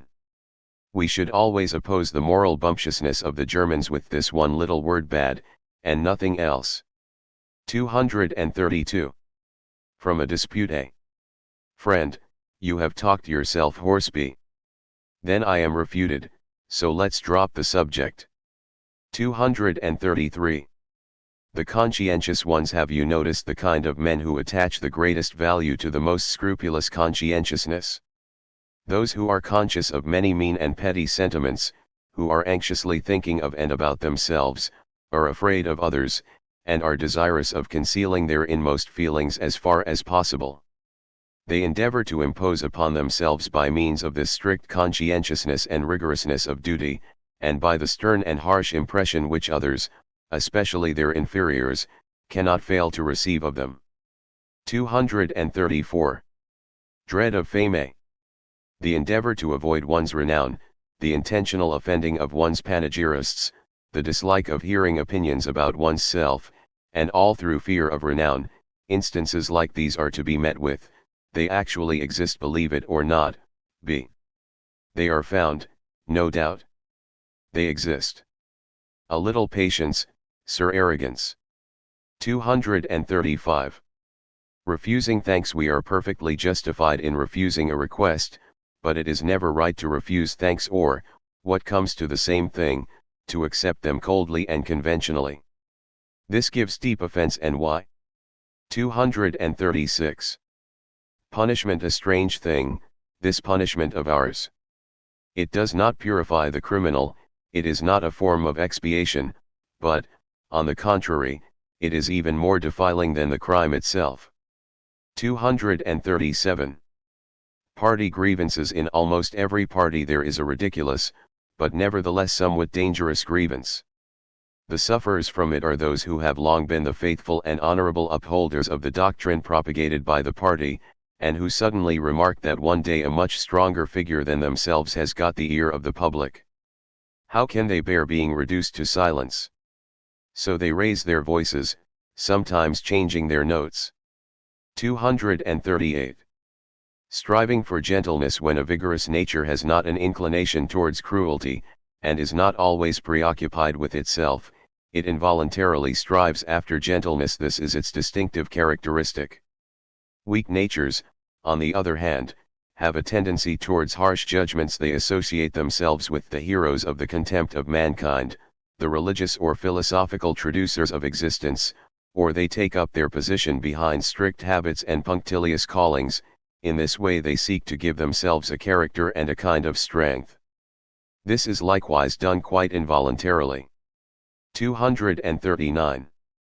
A hint to moralists. Our musicians have made a great discovery. They have found out that interesting ugliness is possible even in their art. This is why they throw themselves with such enthusiastic intoxication into this ocean of ugliness, and never before has it been so easy to make music. It is only now that we have got the general, dark-colored background, upon which every luminous ray of fine music, however faint, seems tinged with golden emerald luster. It is only now that we dare to inspire our audience with feelings of impetuosity and indignation, taking away their breath, so to speak, in order that we may afterwards, in an interval of restful harmony, inspire them with a feeling of bliss which will be to the general advantage of a proper appreciation of music. We have discovered the contrast.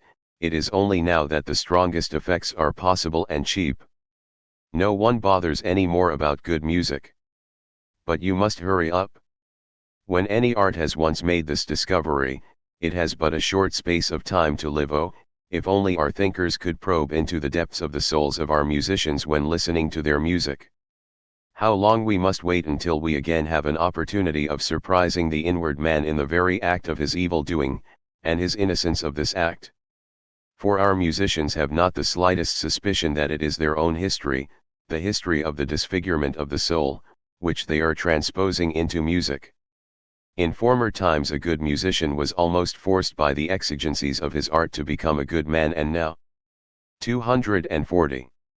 The morality of the stage. The man who imagines that the effect of Shakespeare's plays is a moral one, and that the sight of Macbeth irresistibly induces us to shun the evil of ambition, is mistaken, and he is mistaken once more if he believes that Shakespeare himself thought so. He who is truly obsessed by an ardent ambition takes delight in beholding this picture of himself, and when the hero is driven to destruction by his passion, this is the most pungent spice in the hot drink of this delight. Did the poet feel this in another way? How royally and with how little of the knave in him does his ambitious hero run his course from the moment of his great crime! It is only from this moment that he becomes demoniacally attractive, and that he encourages similar natures to imitate him. There is something demoniacal here, something which is in revolt against advantage and life, in favor of a thought and an impulse. Do you think that Tristan and Isolde are warnings against adultery, merely because adultery has resulted in the death of both of them? This would be turning poets upside down, these poets who, especially Shakespeare, are in love with the passions in themselves, and not less so with the readiness for death which they give rise to, this mood in which the heart no more clings to life than a drop of water does to the glass. It is not the guilt and its pernicious consequences which interests these poets. Shakespeare as little as Sophocles, however easy it might have been in the cases just mentioned to make the guilt the lever of the play, it was carefully avoided by the poets. In the same way the tragic poet by his images of life does not wish to set us against life. On the contrary, he exclaims, it is the charm of charms, this exciting, changing, and dangerous existence of ours, so often gloomy and so often bathed in sun. Life is an adventure. Whichever side you may take in life, it will always retain this character.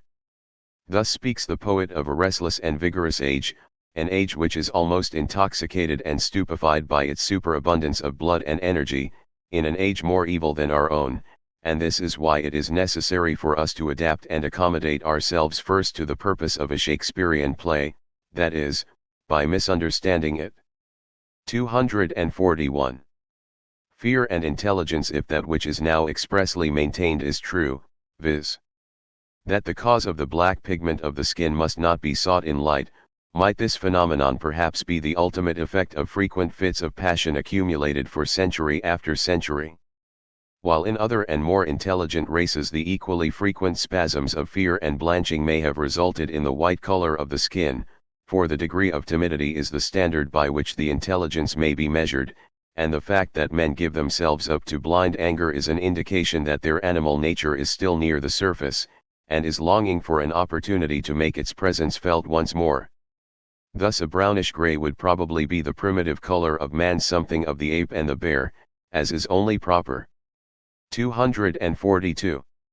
Independence. Independence is the type of resignation which the tyrannical man ends by accepting. He who for a long time had been looking for something to govern, but without finding anything except himself. 243. The two courses. When we endeavor to examine the mirror in itself, we discover in the end that we can detect nothing there but the things which it reflects. If we wish to grasp the things reflected, we touch nothing in the end but the mirror. This is the general history of knowledge. 244. Delight in reality. Our present inclination to take delight in reality, for almost every one of us possesses it, can only be explained by the fact that we have taken delight in the unreal for such a long time that we have got tired of it. This inclination in its present form, without choice and without refinement, is not without danger. Its least danger is its want of taste. 245. The subtlety of the feeling of power. Napoleon was greatly mortified at the fact that he could not speak well, and he did not deceive himself in this respect, but his thirst for power, which never despised the slightest opportunity of showing itself, and which was still more subtle than his subtle intellect, led him to speak even worse than he might have done. It was in this way that he revenged himself upon his own mortification in order to enjoy his autocratic pleasure. He enjoyed this pleasure a second time in respect to the ears and judgment of his audience, as if it were good enough for them to be addressed in this way.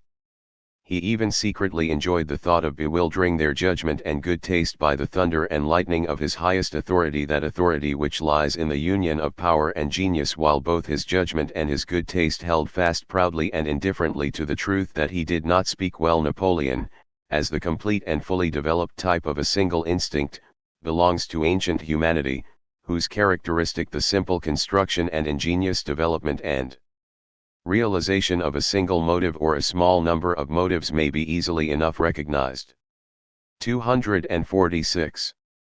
Aristotle and marriage. Insanity makes its appearance in the children of great geniuses, and stupidity in those of the most virtuous. So says Aristotle.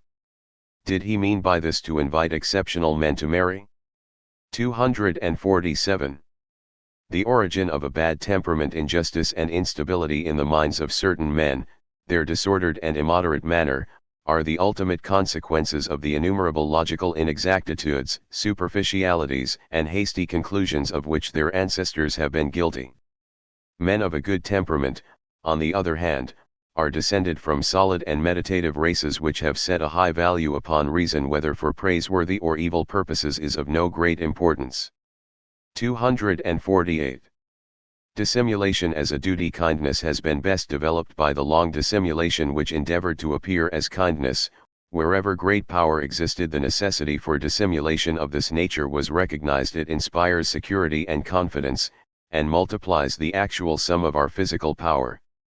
Falsehood, if not actually the mother, is at all events the nurse of kindness. In the same way, honesty has been brought to maturity by the need for a semblance of honesty and integrity, in hereditary aristocracies. The persistent exercise of such a dissimulation ends by bringing about the actual nature of the thing itself. The dissimulation in the long run suppresses itself, and organs and instincts are the unexpected fruits in this garden of hypocrisy. 249. Who, then, is ever alone? The faint-hearted wretch does not know what it means to be lonely. An enemy is always prowling in his tracks. Oh, for the man who could give us the history of that subtle feeling called loneliness. 250. Night and music. It was only at night time, and in the semi-obscurity of dark forests and caverns, that the ear, the organ of fear, was able to develop itself so well, in accordance with the mode of living of the timid, that is, the longest human epoch which has ever yet existed. When it is clear daylight, the ear is less necessary. Hence the character of music, which is an art of night and twilight. 251. Stoical. The Stoic experiences a certain sense of cheerfulness when he feels oppressed by the ceremonial which he has prescribed for himself. He enjoys himself then as a ruler. 252. Consider, the man who is being punished is no longer he who has done the deed. He is always the scapegoat. 253. Appearance. Alas! What must be best and most resolutely proved is appearance itself, for only too many people lack eyes to observe it. But it is so tiresome. 254. Those who anticipate what distinguishes poetic natures, but is also a danger for them, is their imagination, which exhausts itself in advance, which anticipates what will happen or what may happen, which enjoys and suffers in advance, and which at the final moment of the event or the action is already fatigued. Lord Byron, who was only too familiar with this, wrote in his diary, "If ever I have a son, he shall choose a very prosaic profession, that of a lawyer or a pirate." 255. Conversation on music. A. What do you say to that music? B. It has overpowered me, I can say nothing about it. Listen. There it is beginning again. A. All the better. This time let us do our best to overpower it. Will you allow me to add a few words to this music? And also to show you a drama which perhaps at your first hearing you did not wish to observe? B. Very well, I have 2 ears and even more if necessary, Move up closer to me. A. We have not yet heard what he wishes to say to us. Up to the present he has only promised to say something as yet unheard, so he gives us to understand by his gestures, for they are gestures. How he beckons. How he raises himself up. How he gesticulates. And now the moment of supreme tension seems to have come to him, 2 more fanfares, and he will present us with his superb and splendidly adorned theme, rattling, as it were, with precious stones. Is it a handsome woman? Or a beautiful horse? Enough, he looks about him as if enraptured, for he must assemble looks of rapture. It is only now that his theme quite pleases him, it is only now that he becomes inventive and risks new and audacious features. How he forces out his theme. Ah, take care, he not only understands how to adorn, but also how to gloss it over. Yes, he knows what the color of health is, and he knows how to make it up. He is more subtle in his self-consciousness than I thought. And now he is convinced that he has convinced his hearers. He sets off his impromptus as if they were the most important things under the sun. He points to his theme with an insolent finger as if it were too good for this world. Ah, how distrustful he is! He is afraid we may get tired, that is why he buries his melody in sweet notes. Now he even appeals to our coarser senses that he may excite us and thus get us once again into his power. Listen to him as he conjures up the elementary force of tempestuous and thundering rhythms. And now that he sees that these things have captivated our attention, strangle us, and almost overwhelm us, he once again ventures to introduce his theme amidst this play of the elements in order to convince us, confused and agitated as we are, that our confusion and agitation are the effects of his miraculous theme. And from now onwards his hearers believe in him. As soon as the theme is heard once more they are reminded of its thrilling elementary effects. The theme profits by this recollection. Now it has become demoniacal. What a connoisseur of the soul he is! He gains command over us by all the artifices of the popular orator. But the music has stopped again. B. And I am glad of it, for I could no longer bear listening to your observations. I should prefer 10 times over to let myself be deceived to knowing the truth once after your version. A. That is just what I wished to hear from you. The best people now are just like you are quite content to let yourselves be deceived. You come here with coarse, lustful airs, and you do not bring with you your conscience of the art of listening. On the way here you have cast away your intellectual honesty, and thus you corrupt both art and artists. Whenever you applaud and cheer you have in your hands the conscience of the artists, and woe to art if they get to know that you cannot distinguish between innocent and guilty music. I do not indeed refer to good and bad music. We meet with both in the 2 kinds of music mentioned. But I call innocent music that which thinks only of itself and believes only in itself, and which on account of itself has forgotten the world at large, the spontaneous expression of the most profound solitude which speaks of itself and with itself, and has entirely forgotten that there are listeners, effects, misunderstandings and failures in the world outside. In short, the music which we have just heard is precisely of this rare and noble type, and everything I said about it was a fable. Pardon my little trick if you will. B. Oh, then you like this music, too. In that case many sins shall be forgiven you. 256. The happiness of the evil ones. These silent, gloomy, and evil men possess a peculiar something which you cannot dispute with them, an uncommon and strange enjoyment in the dolce far niente, a sunset and evening rest, such as none can enjoy but a heart which has been too often devoured, lacerated, and poisoned by the passions. 257. Words present in our minds. We always express our thoughts with those words which lie nearest to hand. Or rather, if I may reveal my full suspicion, at every moment we have only the particular thought for the words that are present in our minds. 258. Flattering the dog. You have only to stroke this dog's coat once, and he immediately splutters and gives off sparks like any other flatterer, and he is witty in his own way. Why should we not endure him thus? 259. The quondam panegyrist. He has now become silent now in regard to me, although he knows the truth and could tell it, but it would sound like vengeance, and he values truth so highly, this honorable man. 260. The amulet of dependent men. He who is unavoidably dependent upon some master ought to possess something by which he can inspire his master with fear, and keep him in check, integrity, for example, or probity, or an evil tongue. 261. Why so sublime? Oh, I know them well, this breed of animals. Certainly it pleases them better to walk on two legs like a god, but it pleases me better when they fall back on their 4 feet. This is incomparably more natural for them. 262. The demon of power, neither necessity nor desire, but the love of power, is the demon of mankind. You may give men everything possible, health, food, shelter, enjoyment, but they are and remain unhappy and capricious, for the demon waits and waits, and must be satisfied. Let everything else be taken away from men, and let this demon be satisfied, and then they will nearly be happy as men and demons can be. But why do I repeat this?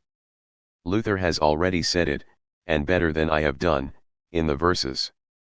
And though they take our life, goods, honor, children, wife, yet is their profit small. These things shall vanish all. The kingdom it remaineth. The kingdom. There it is again. 263. Contradiction incarnate and animated. There is a physiological contradiction in what is called genius. Genius possesses on the one hand a great deal of savage disorder and involuntary movement, and on the other hand a great deal of superior activity in this movement. Joined to this, a genius possesses a mirror which reflects the two movements beside one another, and within one another, but often opposed to one another. Genius in consequence of this sight is often unhappy, and if it feels its greatest happiness in creating, it is because it forgets that precisely then, with the highest determinate activity, it does something fantastic and irrational and cannot help doing it. 264. Deceiving oneself. Envious men with a discriminating intuition endeavor not to become too closely acquainted with their rivals in order that they may feel themselves superior to them. 265. There is a time for the theater when the imagination of a people begins to diminish. There arises the desire to have its legends represented on the stage. It then tolerates the coarse substitutes for imagination.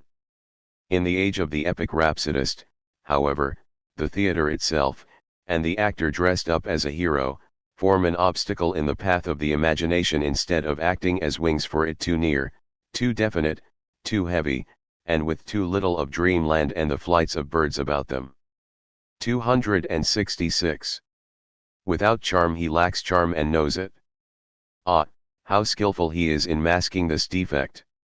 He does it by a strict virtue, gloomy looks, and acquired distrust of all men, and of existence itself, by coarse jests, by contempt for a more refined manner of living, by pathos and pretensions, and by a cynical philosophy. Yeah, he has even developed into a character through the continual knowledge of his deficiency.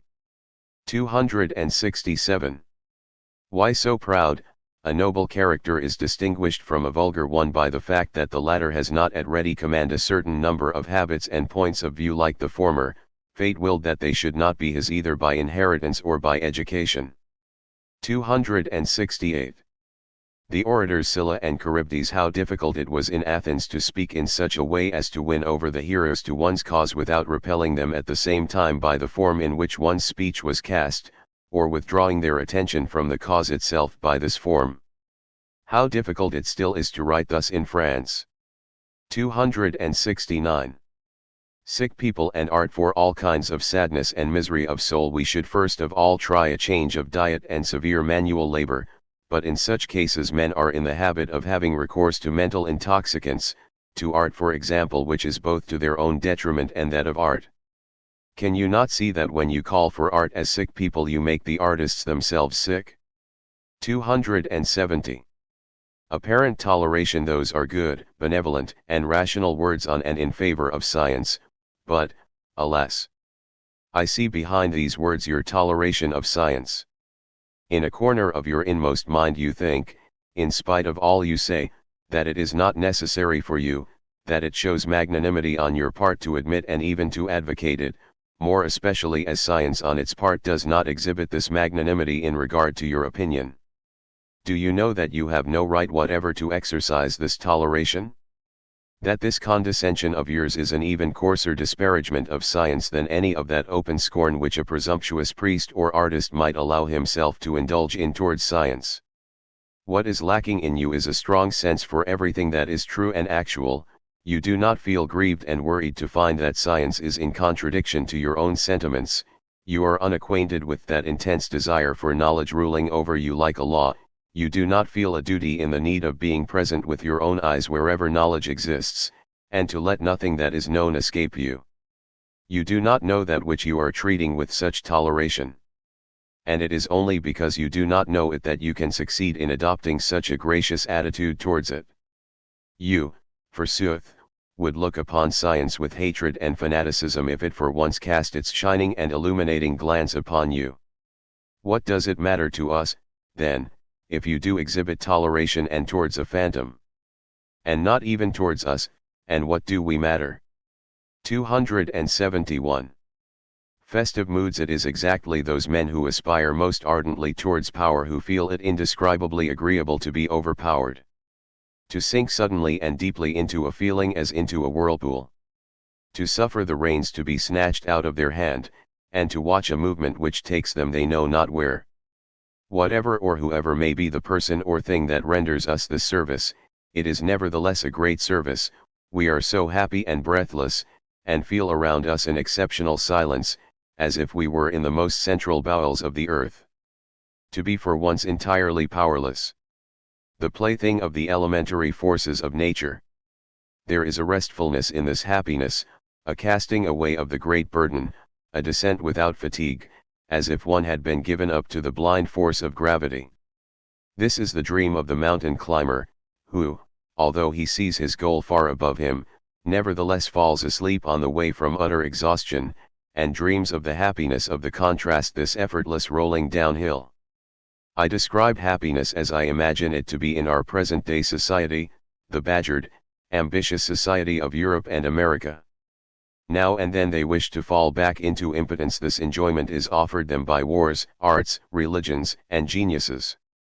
When a man has temporarily abandoned himself to a momentary impression which devours and crushes everything, and this is the modern festive mood, he afterwards becomes freer, colder, more refreshed, and more strict, and again strives tirelessly after the contrary of all this, power. 272. The purification of races. It is probable that there are no pure races, but only races which have become purified, and even these are extremely rare. We more often meet with crossed races, among whom, together with the defects in the harmony of the bodily forms, we necessarily always find defects of harmony in habits and appreciations. Crossed races are always at the same time crossed cultures and crossed moralities. They are, as a rule, more evil, cruel, and restless. Purity is the final result of innumerable adjustments, absorptions, and eliminations, and progress towards purity in a race is shown by the fact that the latent strength in the race is more and more restricted to a few special functions, whilst it formerly had to carry out too many and often contradictory things. Such a restriction will always have the appearance of an impoverishment, and must be judged with prudence and moderation. In the long run, however, when the process of purification has come to a successful termination, all those forces which were formerly wasted in the struggle between the disharmonious qualities are at the disposal of the organism as a whole, and this is why purified races have always become stronger and more beautiful. The Greeks may serve us as a model of a purified race and culture, and it is to be hoped that someday a pure European race and culture may arise. 273. Praise. Here is someone who, you perceive, wishes to praise you. You bite your lips and brace up your heart, oh, that cup might go hence. But it does not, it comes. Let us therefore drink the sweet impudence of the panegyrist, let us overcome the disgust and profound contempt that we feel for the innermost substance of his praise, let us assume a look of thankful joy, for he wished to make himself agreeable to us. And now that it is all over, we know that he feels greatly exalted, he has been victorious over us. Yes, and also over himself, the villain, for it was no easy matter for him to wring this praise from himself. 274. The rights and privileges of man. We human beings are the only creatures who, when things do not go well with us, can blot ourselves out like a clumsy sentence, whether we do so out of honor for humanity or pity for it, or on account of the aversion we feel towards ourselves. 275. The transformed being. Now he becomes virtuous, but only for the sake of hurting others by being so. Don't pay so much attention to him. 276. How often, how unexpected, how may married men have some morning awakened to the fact that their young wife is dull, although she thinks quite the contrary. Not to speak of those wives whose flesh is willing but whose intellect is weak. 277. Warm and cold virtues. Courage is sometimes the consequence of cold and unshaken resolution, and at other times of a fiery and reckless élan. For these two kinds of courage there is only the one name, but how different, nevertheless, are cold virtues and warm virtues. And the man would be a fool who could suppose that goodness could only be brought about by warmth, and no less a fool he who would only attribute it to cold.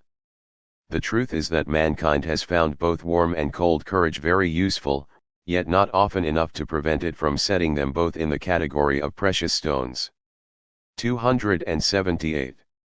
The gracious memory. A man of high rank will do well to develop a gracious memory, that is, to note all the good qualities of people and remember them particularly, for in this way he holds them in an agreeable dependence. A man may also act in this way towards himself. Whether or not he has a gracious memory determines in the end the superiority, gentleness, or distrust with which he observes his own inclinations and intentions, and finally even the nature of these inclinations and intentions. 279. Wherein we become artists. He who makes an idol of someone endeavors to justify himself in his own eyes by idealizing this person. In other words, he becomes an artist that he may have a clear conscience. When he suffers, he does not suffer from his ignorance, but from the lie he has told himself to make himself ignorant. The inmost misery and desire of such a man, and all passionate lovers are included in this category, cannot be exhausted by normal means. 280. Childlike. Those who live like children, those who have not to struggle for their daily bread, and do not think that their actions have any ultimate signification, remain childlike. 281. Our ego desires everything. It would seem as if men in general were only inspired by the desire to possess. Languages at least would permit of this supposition, for they view past actions from the standpoint that we have been put in possession of something. I have spoken, struggled, conquered, as if to say, I am now in possession of my word, my struggle, my victory. How greedy man appears in this light! He cannot even let the past escape him, he even wishes to have it still. 282. Danger in beauty. This woman is beautiful and intelligent. Alas, how much more intelligent she would have become if she had not been beautiful. 283. Domestic and mental peace. Our habitual mood depends upon the mood in which we maintain our habitual entourage. 284. New things as old ones. Many people seem irritated when something new is told them. They feel the ascendancy which the news has given to the person who has learned it first. 285. What are the limits of the ego? The majority of people take under their protection, as it were, something that they know, as if the fact of knowing it was sufficient in itself to make it their property. The acquisitiveness of the egoistic feeling has no limits. Great men speak as if they had behind them the whole of time, and had placed themselves at the head of this enormous host, and good women boast of the beauty of their children, their clothes, their dog, their physician, or their native town, but the only thing they dare not say is, I am all that. Chi non hanani, as they say in Italy. 286. Domestic animals, pets and the like. Could there be anything more repugnant than the sentimentality which is shown to plants and animals, and this on the part of a creature who from the very beginning has made such ravages among them as their most ferocious enemy, and who ends by even claiming affectionate feelings from his weakened and mutilated victims? Before this kind of nature man must above all be serious, if he is any sort of a thinking being. 287. Two friends, they were friends once, but now they have ceased to be so, and both of them broke off the friendship at the same time, the one because he believed himself to be too greatly misunderstood, and the other because he thought he was known too intimately, and both were wrong. For neither of them knew himself well enough. 288. The comedy of the noble souls. Those who cannot succeed in exhibiting a noble and cordial familiarity endeavor to let the nobleness of their nature be seen by their exercise of reserve and strictness, and a certain contempt for familiarity, as if their strong sense of confidence were ashamed to show itself.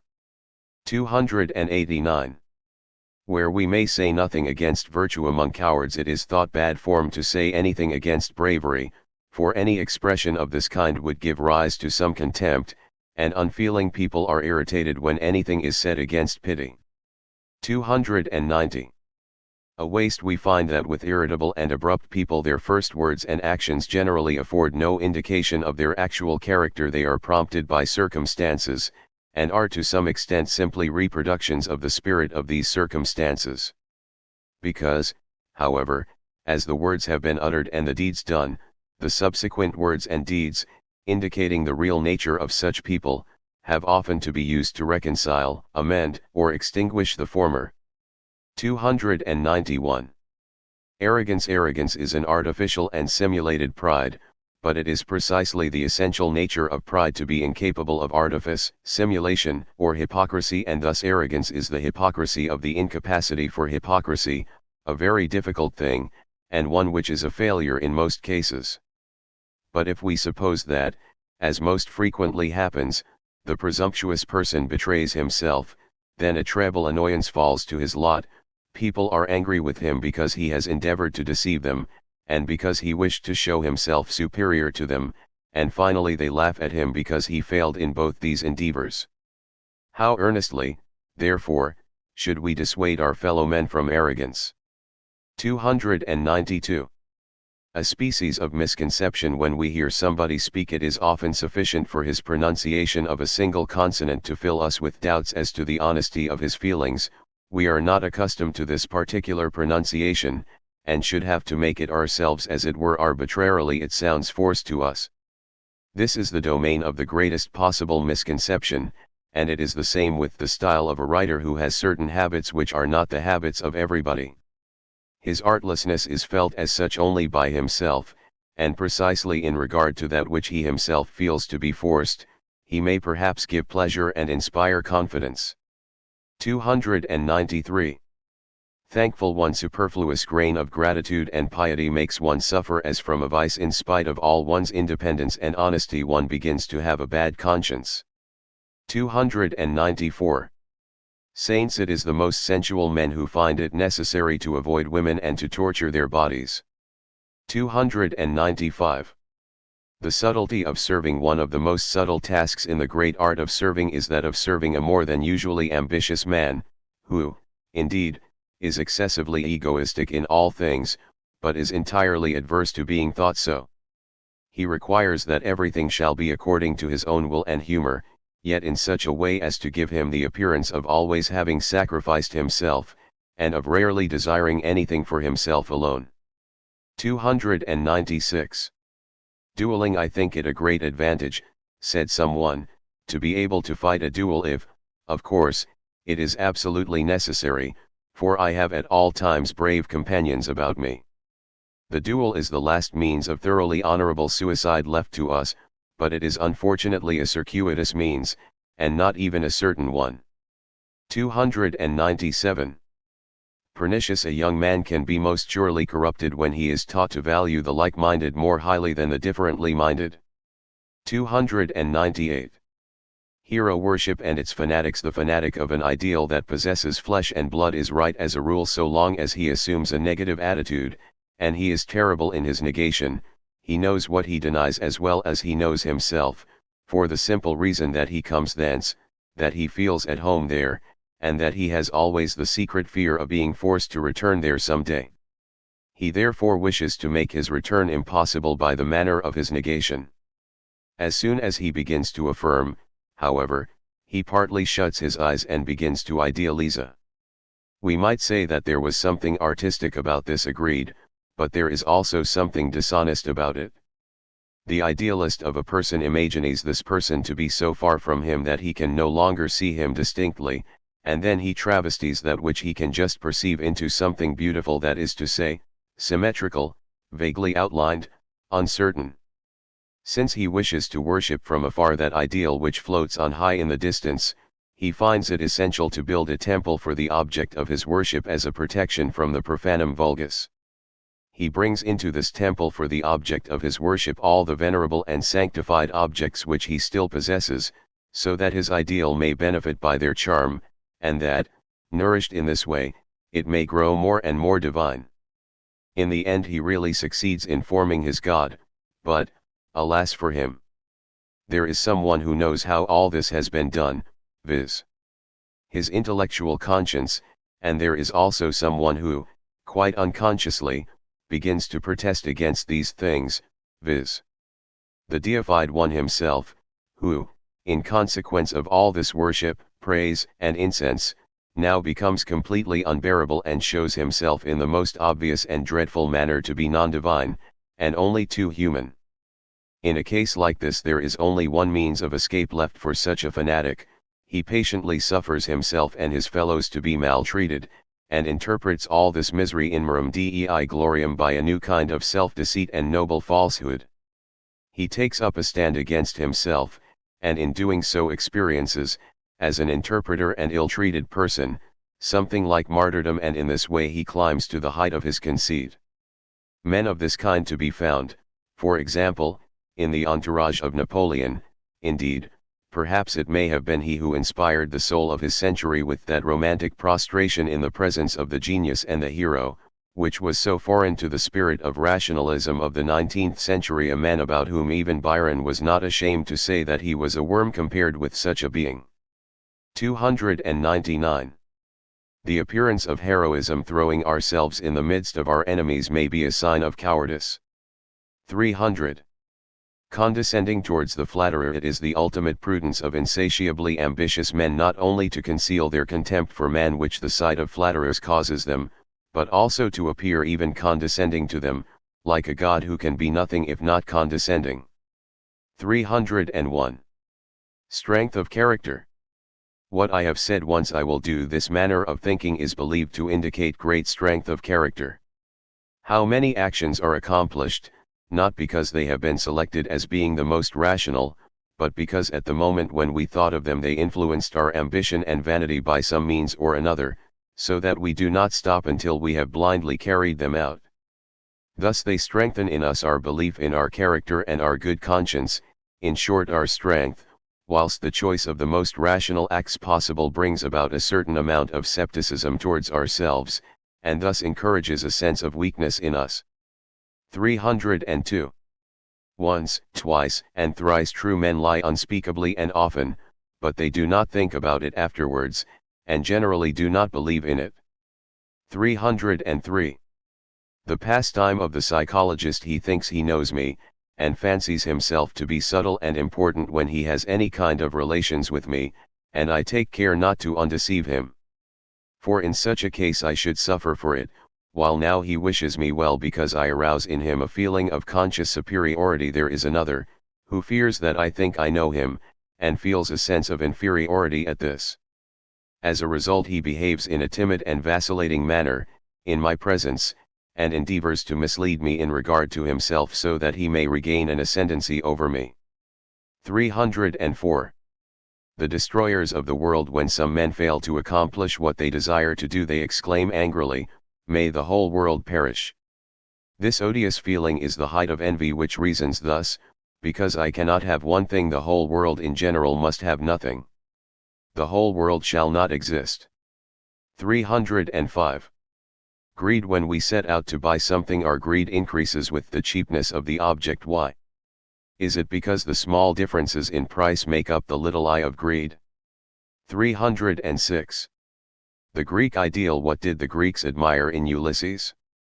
Above all, his capacity for lying and for taking a shrewd and dreadful revenge, his being equal to circumstances, his appearing to be nobler than the noblest when necessary, his ability to be everything he desired, his heroic pertinacity, having all means within his command, possessing genius. The genius of Ulysses is an object of the admiration of the gods, they smile when they think of it. All this is the Greek ideal.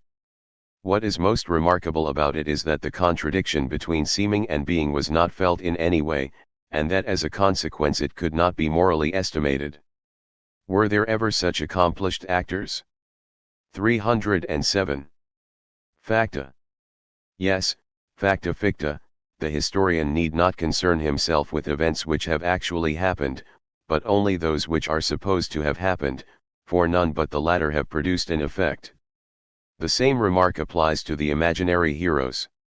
His theme, this so-called world history, what is it but opinions on imaginary actions and their imaginary motives, which in their turn give rise to opinions and actions, the reality of which, however, is at once evaporated, and is only effective as vapor, a continual generating and impregnating of phantoms above the dense mists of unfathomable reality. All historians record things which have never existed, except in imagination. 308. Not to understand trade is noble, to sell one's virtue only at the highest price, or even to carry on usury with it as a teacher, a civil servant, or an artist, for instance, brings genius and talent down to the level of the common tradesman. We must be careful not to be clever with our wisdom. 309. Fear and love. The general knowledge of mankind has been furthered to a greater extent by fear than by love, for fear endeavors to find out who the other is, what he can do, and what he wants. It would be dangerous and prejudicial to be deceived on this point. On the other hand, love is induced by its secret craving to discover as many beautiful qualities as possible in the loved object, or to raise this loved object as high as possible. It is a joy and an advantage to love to be deceived in this way, and this is why it does it. 310. Good-natured people have acquired their character from the continual fear of foreign attacks in which their ancestors lived. These ancestors, who were in the habit of mitigating and tranquilizing, humbling themselves, preventing, distracting, flattering, and apologizing, concealing their grief and anger, and preserving an unruffled countenance, and they ultimately bequeathed all this delicate and well-formed mechanism to their children and grandchildren. These latter, thanks to their more favorable lot, did not experience this feeling of dread, but they nevertheless continue in the same groove. 311.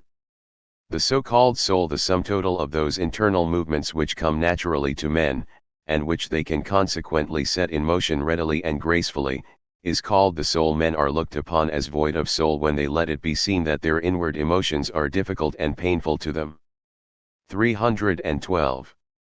The forgetful ones in outbursts of passion and the delusions of dreams and madness, man rediscovers his own primitive history, and that of humanity, animality and its savage grimaces. For once his memory stretches back into the past, while his civilized condition is developed from the forgetfulness of these primitive experiences, that is to say, from the failing of this memory. He who, as a forgetful man of a higher nature, has always remained aloof from these things, does not understand men. But it is an advantage if from time to time there are individuals who do not understand men, individuals who are, so to speak, created from the divine seed and born of reason. 313. The friend whom we want no longer, that friend whose hopes we cannot satisfy, we should prefer to have as an enemy. 314.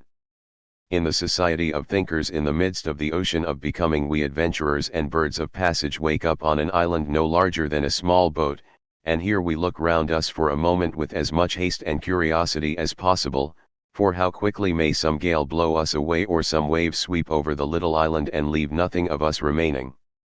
Here, however, upon this little piece of ground we meet with other birds of passage and hear of still earlier ones, and thus we live together for one precious minute of recognition and divining, amid the cheerful fluttering of wings and joyful chirping, and then adventure in spirit far out on the ocean, feeling no less proud than the ocean itself.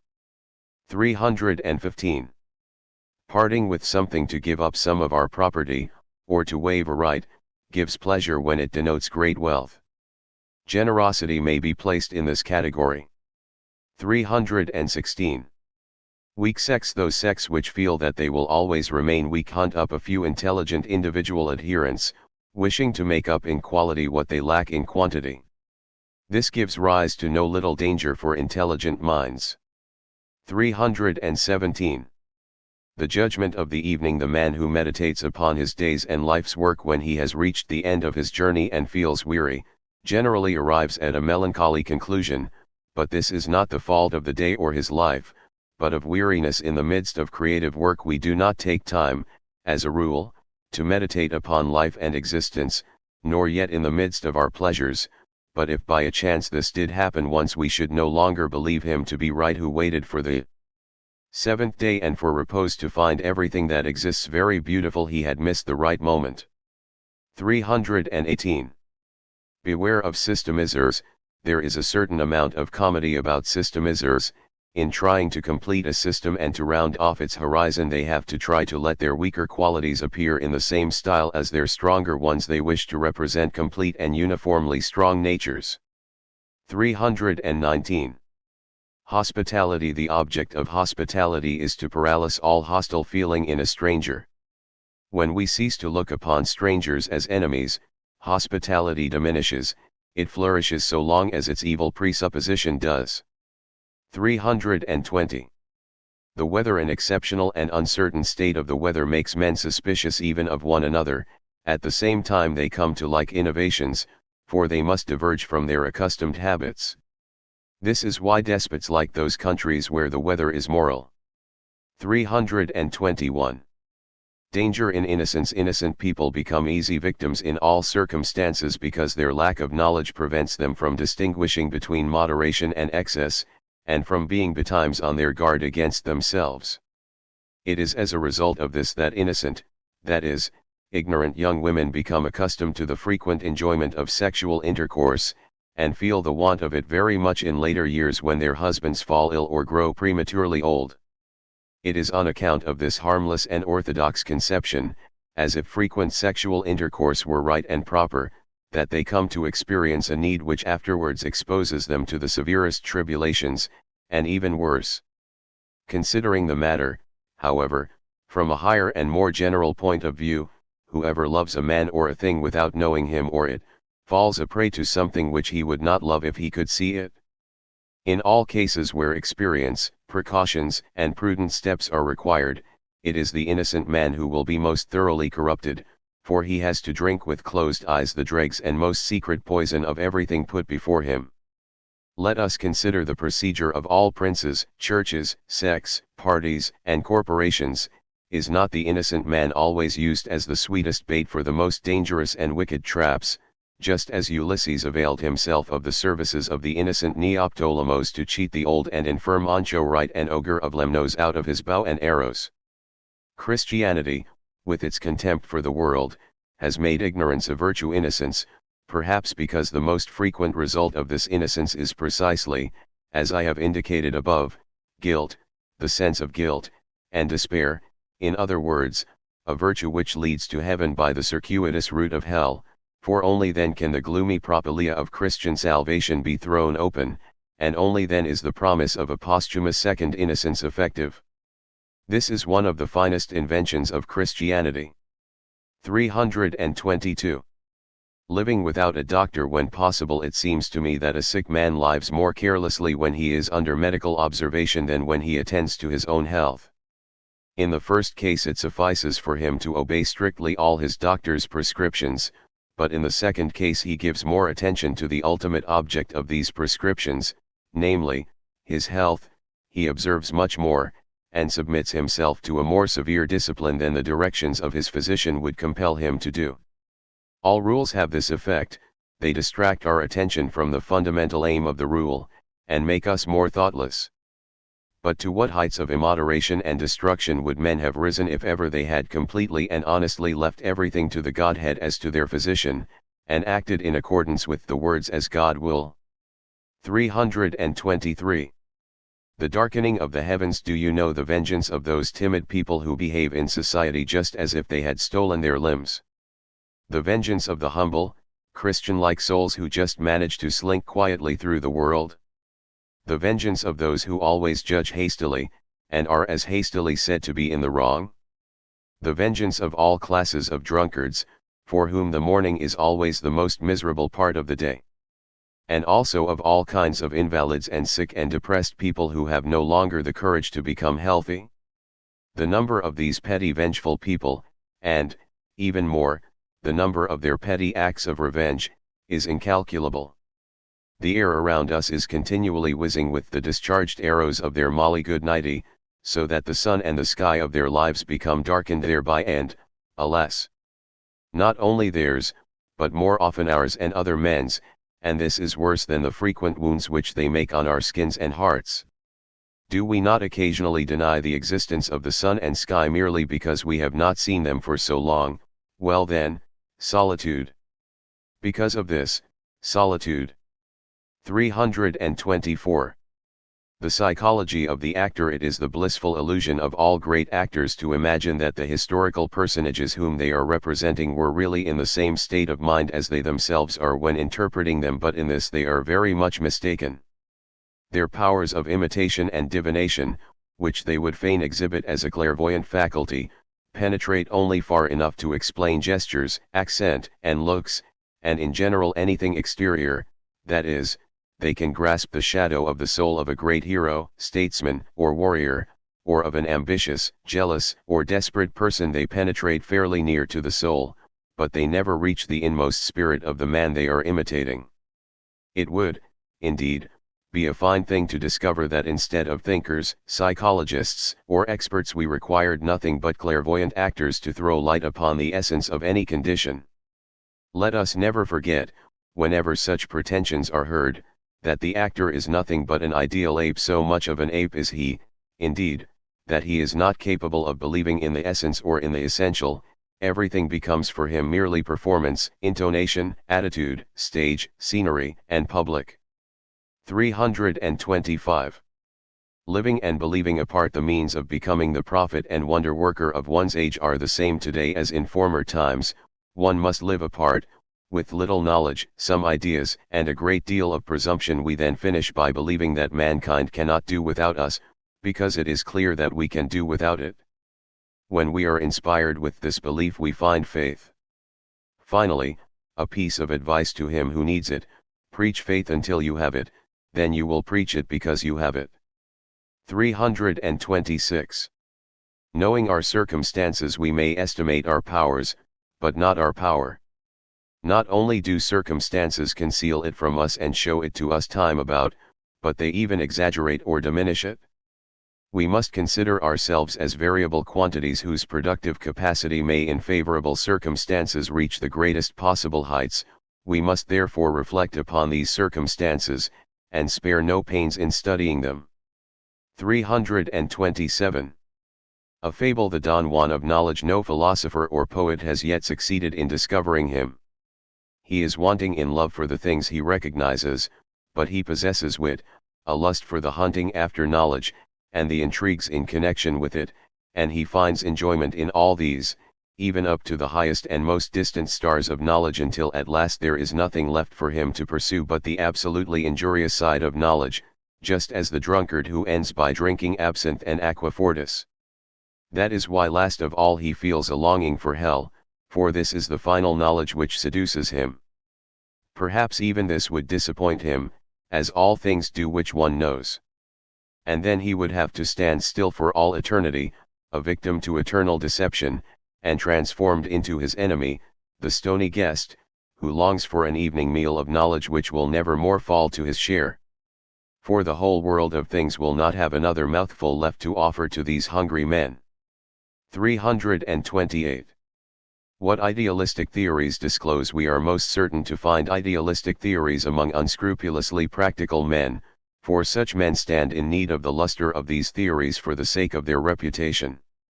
They adopt them instinctively without by any means feeling hypocritical in doing so, no more hypocritical than Englishmen with their Christianity and their Sabbath keeping. On the other hand, contemplative natures who have to keep themselves on the guard against all kinds of fantasies and who dread to be reputed as enthusiasts, are only to be satisfied with hard realistic theories, they take possession of them under the same instinctive compulsion without thereby losing their honesty. 329.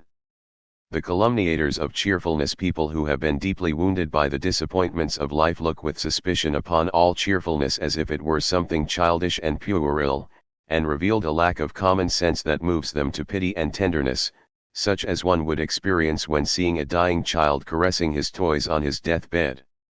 Such men appear to see hidden graves under every rose. Rejoicings, tumult, and cheerful music appear to them to be the voluntary illusions of a man who is dangerously ill and yet wishes to take a momentary draught from the intoxicating cup of life. But this judgment about cheerfulness is merely the reflection of the latter on the dark background of weariness and ill health. In itself it is something touching, irrational, and pitiable, even childlike and puerile, but connected with that second childhood which follows in the train of old age, and is the harbinger of death. 330. Not yet enough, it is not sufficient to prove a case, we must also tempt or raise men to it, hence the wise man must learn to convey his wisdom, and often in such a manner that it may sound like foolishness. 331. Right and limits asceticism is the proper mode of thinking for those who must extirpate their carnal instincts, because these are ferocious beasts, but only for such people. 332. The bombastic style, an artist who does not wish to put his elevated feelings into a work and thus unburden himself, but who rather wishes to impart these feelings of elevation to others, becomes pompous, and his style becomes the bombastic style. 333. Humanity. We do not consider animals as moral beings. But do you think that animals consider us as moral beings? An animal which had the power of speech once said, "Humanity is a prejudice from which we animals at least do not suffer." 334. The charitable man gratifies a need of his own inward feelings when doing good. The stronger this need is, the less does such a man try to put himself in the place of those who serve the purpose of gratifying his desire. He becomes indelicate and sometimes even offensive. 335. That love may be felt as love, we must be honest towards ourselves, and must know ourselves very well indeed, to be able to practice upon others that humane dissimulation known as love and kindness. 336. What are we capable of? A man who had been tormented all day by his wicked and malicious son slew him in the evening, and then with a sigh of relief said to the other members of his family, "Well, now we can sleep in peace. Who knows what circumstances might drive us to?" 337. Natural. To be natural, at least in his deficiencies, is perhaps the last praise that can be bestowed upon an artificial artist, who is in other respects theatrical and half genuine. Such a man will for this very reason boldly parade his deficiencies. 338. Conscience. Substitute one man is another's conscience, and this is especially important when the other has none else. 339. The transformation of duties. When our duties cease to be difficult of accomplishment, and after long practice become changed into agreeable delights and needs, then the rights of others to whom our duties refer change into something else, that is, they become the occasion of pleasant feelings for us. Henceforth the other, by virtue of his rights, becomes an object of love to us instead of an object of reverence and awe as formerly. It is our own pleasure we seek when we recognize and maintain the extent of his power. When the Quietists no longer felt their Christian faith as a burden, and experienced their delight only in God, they took the motto, "Do all to the glory of God." Whatever they performed henceforth in this sense was no longer a sacrifice, it was as much as to say, everything for the sake of our pleasure. To demand that duty should be always rather burdensome, as Kant does, is to demand that it shall never develop into a habit or custom. There is a small residue of ascetic cruelty in this demand. 340. Appearances are against the historian. It is a sufficiently demonstrated fact that human beings come from the womb. Nevertheless, when children grow up and stand by the side of their mother, this hypothesis appears very absurd. All appearances are against it. 341. The advantage of ignorance. Someone has said that in his childhood he experienced such a contempt for the caprices and whims of a melancholy temperament that, until he had grown up and had become a middle-aged man, he did not know what his own temperament was like. It was precisely a melancholy temperament. He declared that this was the best of all possible kinds of ignorance. 342. Do not be deceived. Yes, he examined the matter from every side and you think him to be a man of profound knowledge. But he only wishes to lower the price he wants to buy it. 343. A moral pretense. You refuse to be dissatisfied with yourselves or to suffer from yourselves, and this you call your moral tendency. Very well, another may perhaps call it your cowardice. One thing, however, is certain, and that is that you will never take a trip round the world, and you will always remain in yourselves an accident and a clod on the face of the earth. Do you fancy that we who hold different views from you are merely exposing ourselves out of pure folly to the journey through our own deserts, swamps, and glaciers, and that we are voluntarily choosing grief and disgust with ourselves, like the Stylites? 344. Subtlety in mistakes. If Homer, as they say, sometimes nodded, he was wiser than all the artists of sleepless ambition. We must allow admirers to stop for a time and take breath by letting them find fault now and then, for nobody can bear an uninterruptedly brilliant and untiring excellence, and instead of doing good such a master would merely become a taskmaster, whom we hate while he precedes us. 345. Our happiness is not an argument either pro or con. Many men are only capable of a small share of happiness, and it is not an argument against their wisdom if this wisdom is unable to afford them a greater degree of happiness, any more than it is an argument against medical skill that many people are incurable, and others always ailing. May everyone have the good fortune to discover the conception of existence which will enable him to realize his greatest share of happiness. Though this will not necessarily prevent his life from being miserable and not worth envying.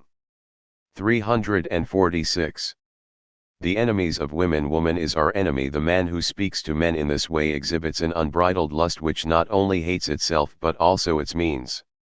347. The school of the orator. When a man has kept silence for a whole year he learns to stop chattering, and to discourse instead. The Pythagoreans were the best statesmen of their age.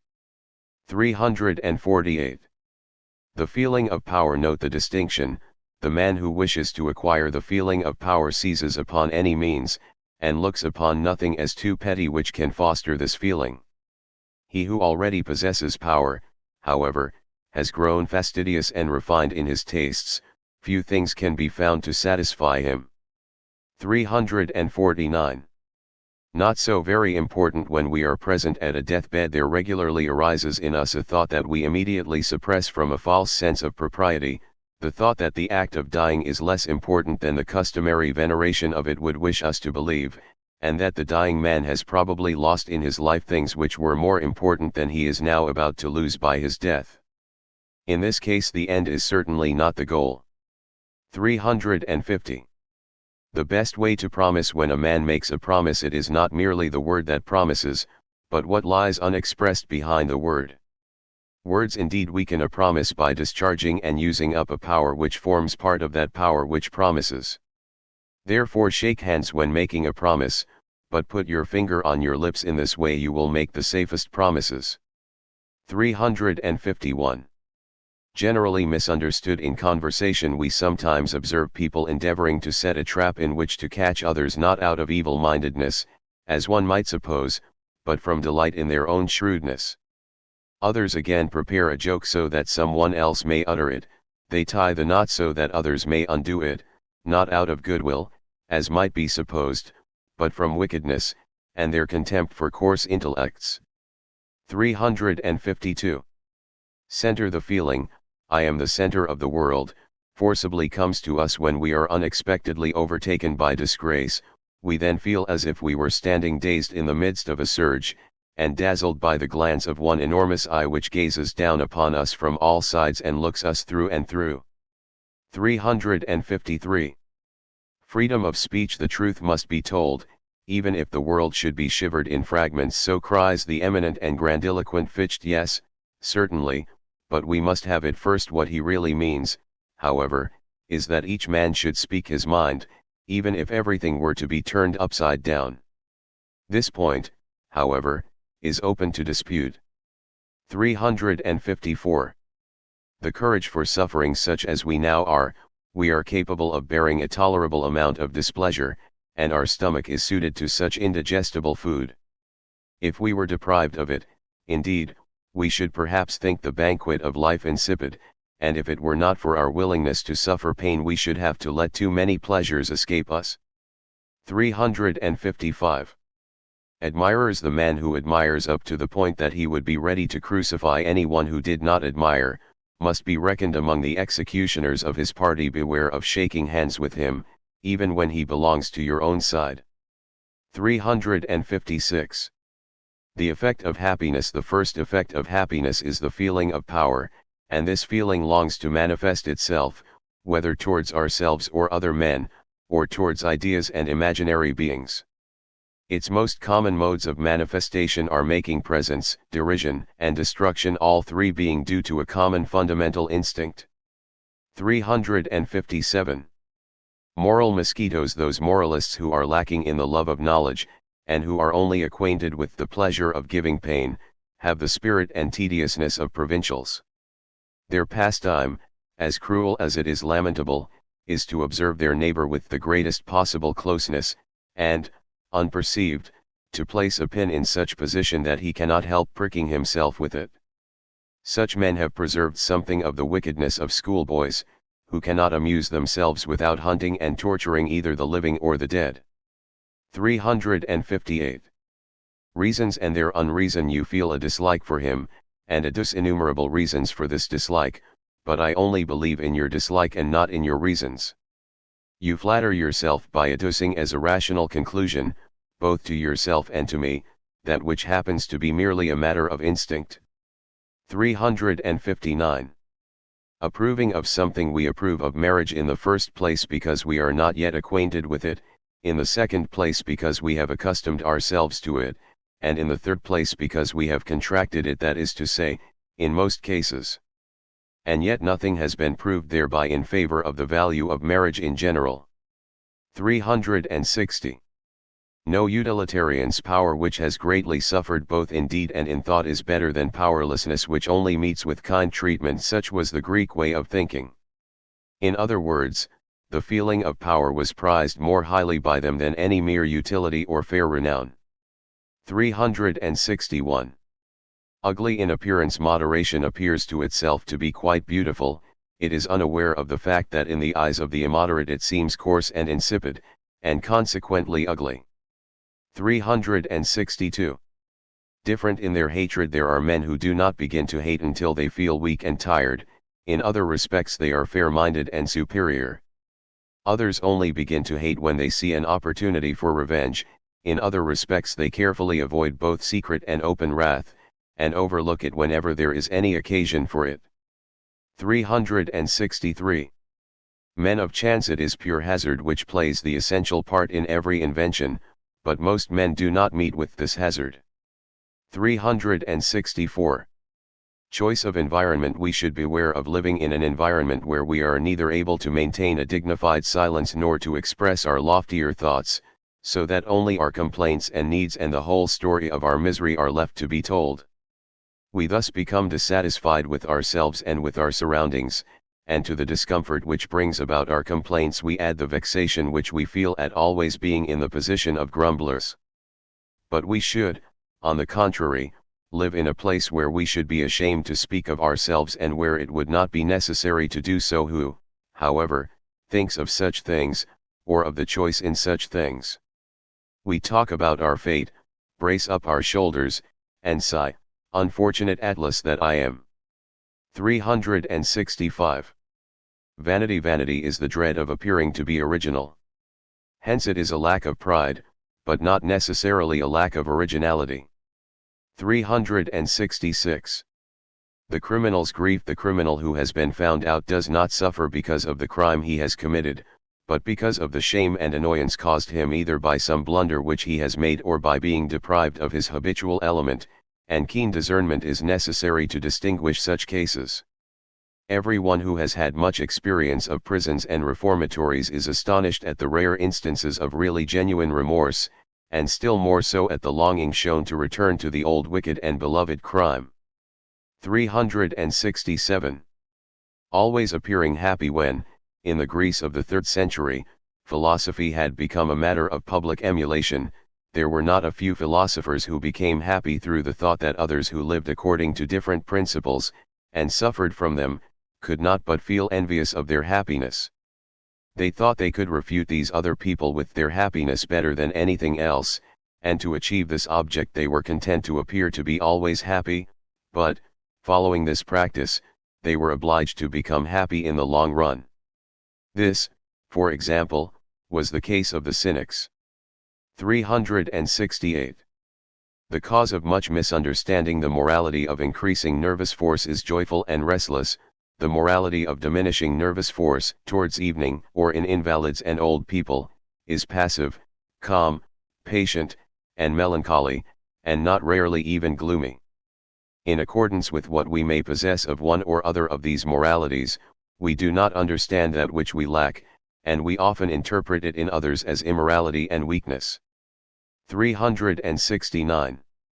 Raising oneself above one's own lowness. Proud fellows they are indeed, those who, in order to establish a sense of their own dignity and importance, stand in need of other people whom they may tyrannize and oppress, those whose powerlessness and cowardice permit someone to make sublime and furious gestures in their presence with impunity, so that they require the baseness of their surroundings to raise themselves for one short moment above their own baseness.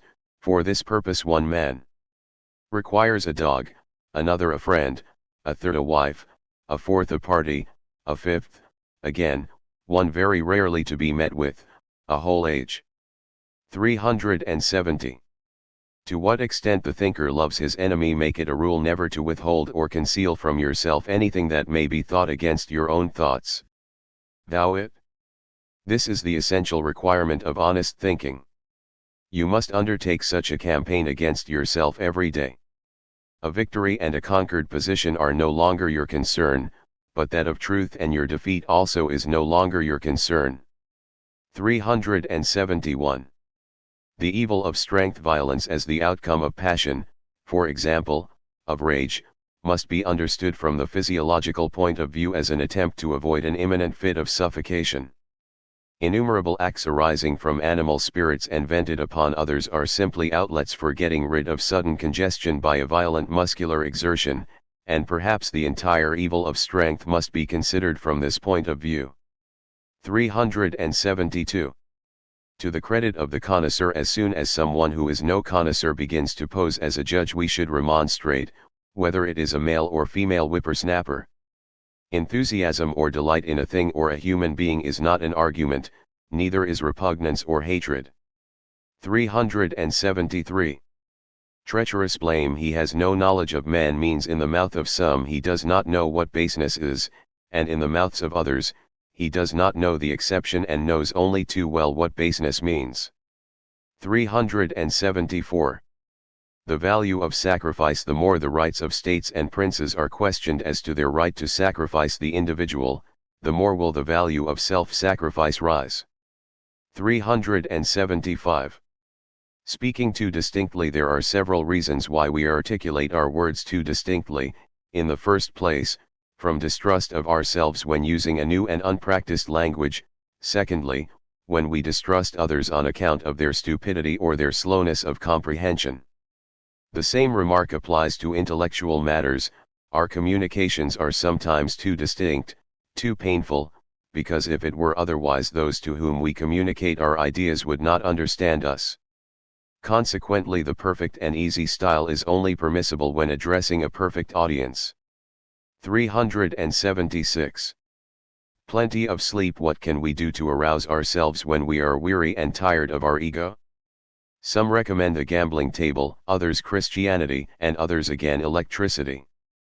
But the best remedy, my dear hypochondriac, is, and always will be, plenty of sleep in both the literal and figurative sense of the word. Thus another morning will at length dawn upon us. The knack of worldly wisdom is to find the proper time for applying this remedy in both its forms. 377. What we may conclude from fantastic ideals where our deficiencies are, there also is our enthusiasm. The enthusiastic principle "love your enemies" had to be invented by the Jews, the best haters that ever existed, and the finest glorifications of chastity have been written by those who in their youth led dissolute and licentious lives. 378.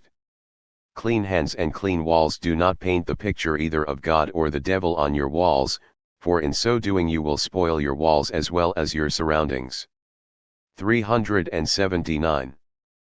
Probable and improbable. A woman secretly loved a man, raised him far above her, and said to herself hundreds of times in her inmost heart, "If a man like that were to love me, I should look upon it as a condescension before which I should have to humble myself in the dust."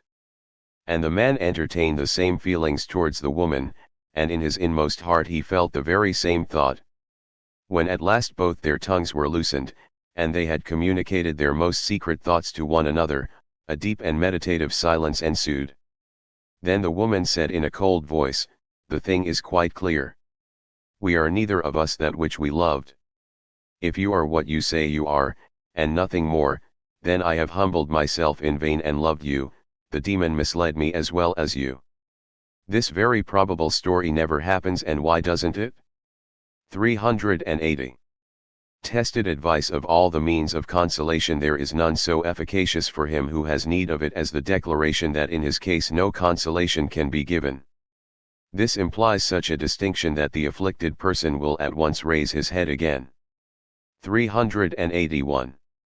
Knowing one's individuality. We too often forget that in the eyes of strangers who see us for the first time we are quite different beings from what we consider ourselves to be. In most cases we exhibit nothing more than one particular characteristic which catches the eye of the stranger, and determines the impression we make on him.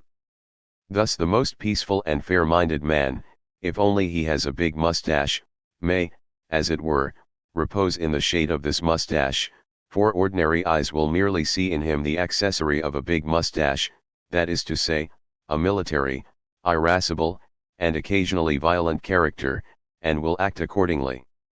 382. Gardeners and gardens. Wet dreary days, loneliness, and unkind words give rise within us to conclusions like fungi. Some morning we find that they have grown up in front of us we know not whence, and there they scowl at us, sullen and morose. Woe to the thinker who, instead of being the gardener of his plants, is merely the soil from which they spring. 383.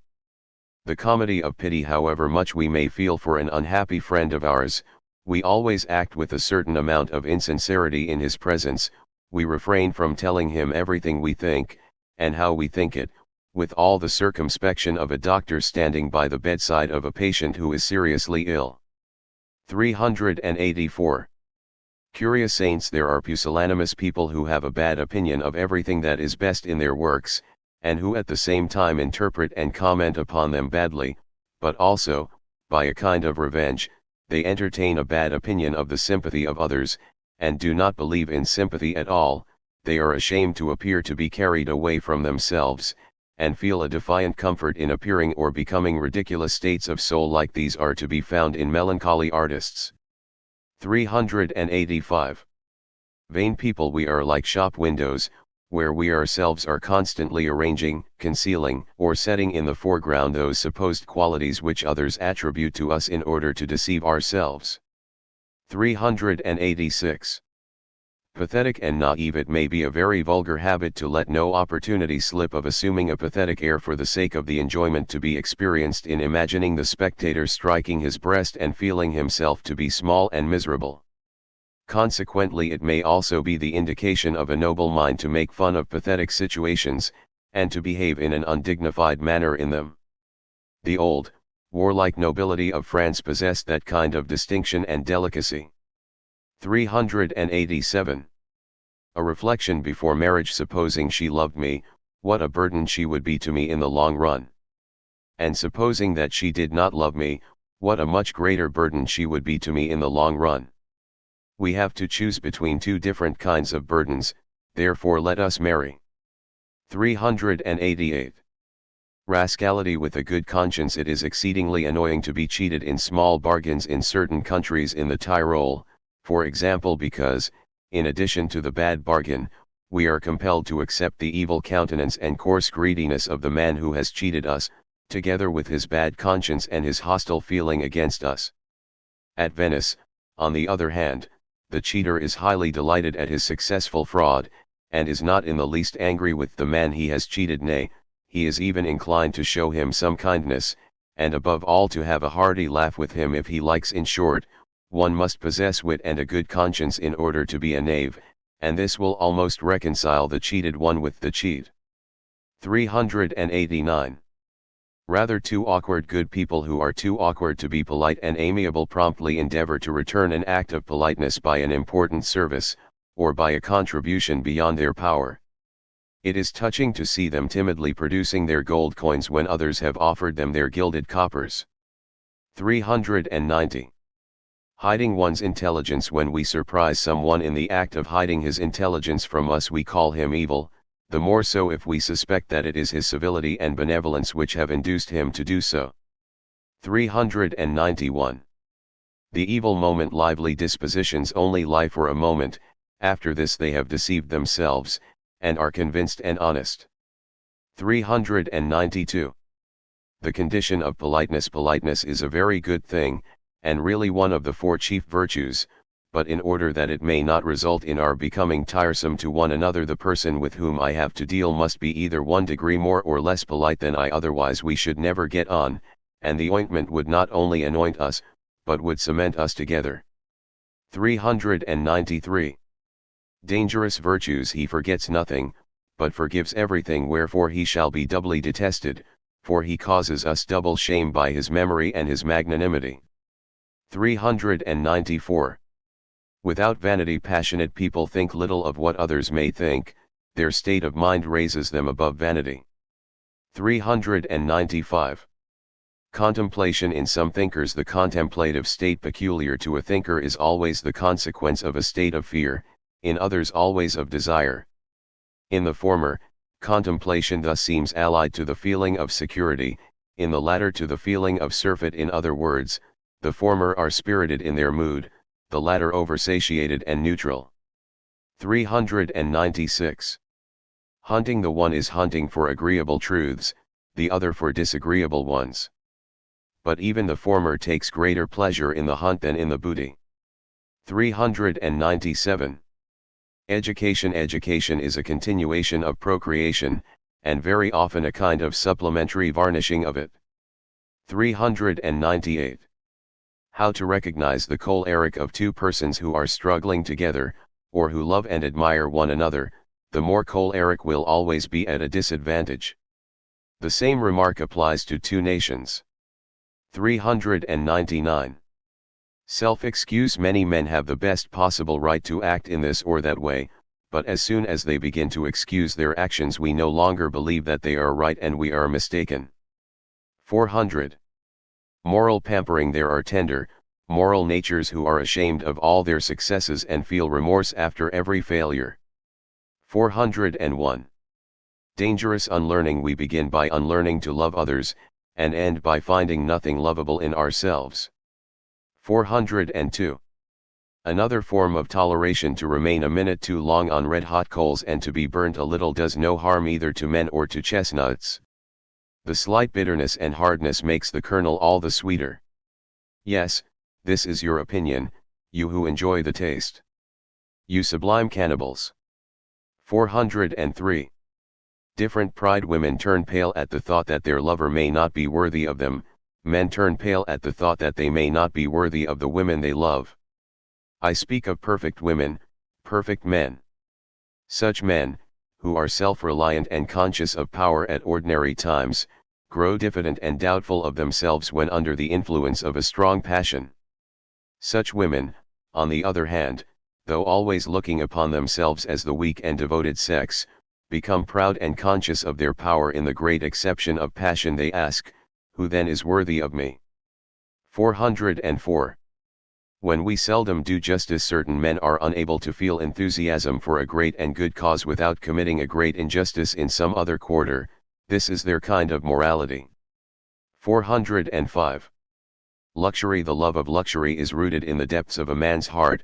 It shows that the superfluous and immoderate is the sea wherein his soul prefers to float. 406. To immortalis, let him who wishes to kill his opponent first consider whether by doing so he will not immortalis him in himself. 407. Against our character. If the truth which we have to utter goes against our character, as very often happens, we behave as if we had uttered a clumsy falsehood, and thus rouse suspicion. 408. Where a great deal of gentleness is needed, many natures have only the choice of being either public evildoers or secret sorrow-bearers. 409. Illness. Among illness are to be reckoned the premature approach of old age, ugliness, and pessimistic opinions, three things that always go together. 410. Timid people. It is the awkward and timid people who easily become murderers. They do not understand slight but sufficient means of defense or revenge, and their hatred, owing to their lack of intelligence and presence of mind, can conceive of no other expedient than destruction. 411. Without hatred you wish to bid farewell to your passion? Very well, but do so without hatred against it. Otherwise you have a second passion. The soul of the Christian who has freed himself from sin is generally ruined afterwards by the hatred for sin. Just look at the faces of the great Christians. They are the faces of great haters. 412. Ingenious and narrow-minded, he can appreciate nothing beyond himself, and when he wishes to appreciate other people he must always begin by transforming them into himself. In this, however, he is ingenious. 413. Private and public accusers watch closely the accuser and inquirer, for he reveals his true character, and it is not rare for this to be a worse character than that of the victim whose crime he is investigating. The accuser believes in all innocence that the opponent of a crime and criminal must be by nature of good character, or at least must appear as such, and this is why he lets himself go, that is to say, he drops his mask. 414. Voluntary blindness. There is a kind of enthusiastic and extreme devotion to a person or a party which reveals that in our inmost hearts we feel ourselves superior to this person or party, and for this reason we feel indignant with ourselves. We blind ourselves, as it were, of our own free will to punish our eyes for having seen too much. 415. Remedium amoris. That old radical remedy for love is now in most cases as effective as it always was, love in return. 416. Where is our worst enemy? He who can look after his own affairs well, and knows that he can do so, is as a rule conciliatory towards his adversary. But to believe that we have right on our side, and to know that we are incapable of defending it, this gives rise to a fierce and implacable hatred against the opponent of our cause. Let every one judge accordingly where his worst enemies are to be sought. 417. The limits of all humility. Many men may certainly have attained that humility which says credo quia absurdum est, and sacrifices its reason, but, so far as I know, not one has attained to that humility which after all is only one step further, and which says creda quia absurdus sum. 418. Acting the truth. Many a man is truthful, not because he would be ashamed to exhibit hypocritical feelings, but because he would not succeed very well in inducing others to believe in his hypocrisy. In a word, he has no confidence in his talent as an actor, and therefore prefers honestly to act the truth. 419. Courage. In a party the poor sheep say to their bellwether, only lead us, and we shall never lack courage to follow you. But the poor bellwether thinks in his heart, only follow me, and I shall never lack courage to lead you. 420. Cunning of the victim. What a sad cunning there is in the wish to deceive ourselves with respect to the person for whom we have sacrificed ourselves, when we give him an opportunity in which he must appear to us as we should wish him to be. 421. Through others. There are men who do not wish to be seen except through the eyes of others, a wish which implies a great deal of wisdom. 422. Making others happy. Why is the fact of our making others happy more gratifying to us than all other pleasures? Because in so doing we gratify 50 cravings at one time. Taken separately they would, perhaps, be very small pleasures, but when put into one hand, that hand will be fuller than ever before, and the heart also. Book V. 423. In the great silence here is the sea, here may we forget the town. It is true that its bells are still ringing the Angelus, that solemn and foolish yet sweet sound at the junction between day and night. But one moment more. Now all is silent. Yonder lies the ocean, pale and brilliant, it cannot speak. The sky is glistening with its eternal mute evening hues, red, yellow, and green, it cannot speak. The small cliffs and rocks which stretch out into the sea as if each one of them were endeavoring to find the loneliest spot, they too are dumb. Beautiful and awful indeed is this vast silence, which so suddenly overcomes us and makes our heart swell. Alas! What deceit lies in this dumb beauty! How well could it speak, and how evilly, too, if it wished. Its tongue, tied up and fastened, and its face of suffering happiness, all this is but malice, mocking at your sympathy. Be it so. I do not feel ashamed to be the plaything of such powers. But I pity thee, O nature, because thou must be silent, even though it be only malice that binds thy tongue. Nay, I pity thee for the sake of thy malice. Alas! The silence deepens, and once again my heart swells within me. It is startled by a fresh truth. It, too, is dumb. It likewise sneers when the mouth calls out something to this beauty. It also enjoys the sweet malice of its silence. I come to hate speaking, yea, even thinking. Behind every word I utter, do I not hear the laughter of error, imagination, and insanity? Must I not laugh at my pity and mock my own mockery? O sea, O evening, ye are bad teachers. Ye teach man how to cease to be a man. Is he to give himself up to you? Shall he become as you now are, pale, brilliant, dumb, immense, reposing calmly upon himself, exalted above himself? 424. For whom the truth exists up to the present time, errors have been the power most fruitful in consolations. We now expect the same effects from accepted truths, and we have been waiting rather too long for them. What if these truths could not give us this consolation we are looking for? Would that be an argument against them? What have these truths in common with the sick condition of suffering and degenerate men that they should be useful to them? It is, of course, no proof against the truth of a plant when it is clearly established that it does not contribute in any way to the recovery of sick people. Formerly, however, people were so convinced that man was the ultimate end of nature that they believed that knowledge could reveal nothing that was not beneficial and useful to man. Nay, there could not, should not be, any other things in existence. Perhaps all this leads to the conclusion that truth as an entity and a coherent whole exists only for those natures who, like Aristotle, are at once powerful and harmless, joyous and peaceful, just as none but these would be in a position to seek such truths, for the others seek remedies for themselves. However proud they may be of their intellect and its freedom, they do not seek truth. Hence it comes about that these others take no real joy in science, but reproach it for its coldness, dryness, and inhumanity.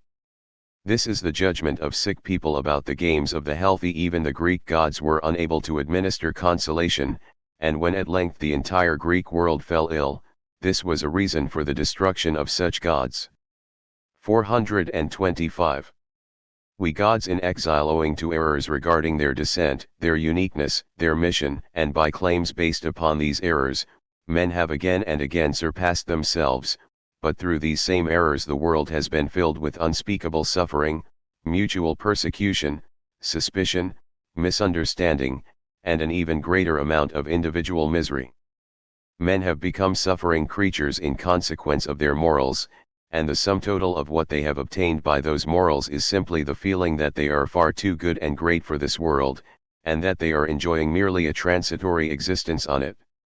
As yet the proud sufferer is the highest type of mankind. 426. The color blindness of thinkers. How differently from us the Greeks must have viewed nature, since, as we cannot help admitting, they were quite color blind in regard to blue and green, believing the former to be a deeper brown, and the latter to be yellow.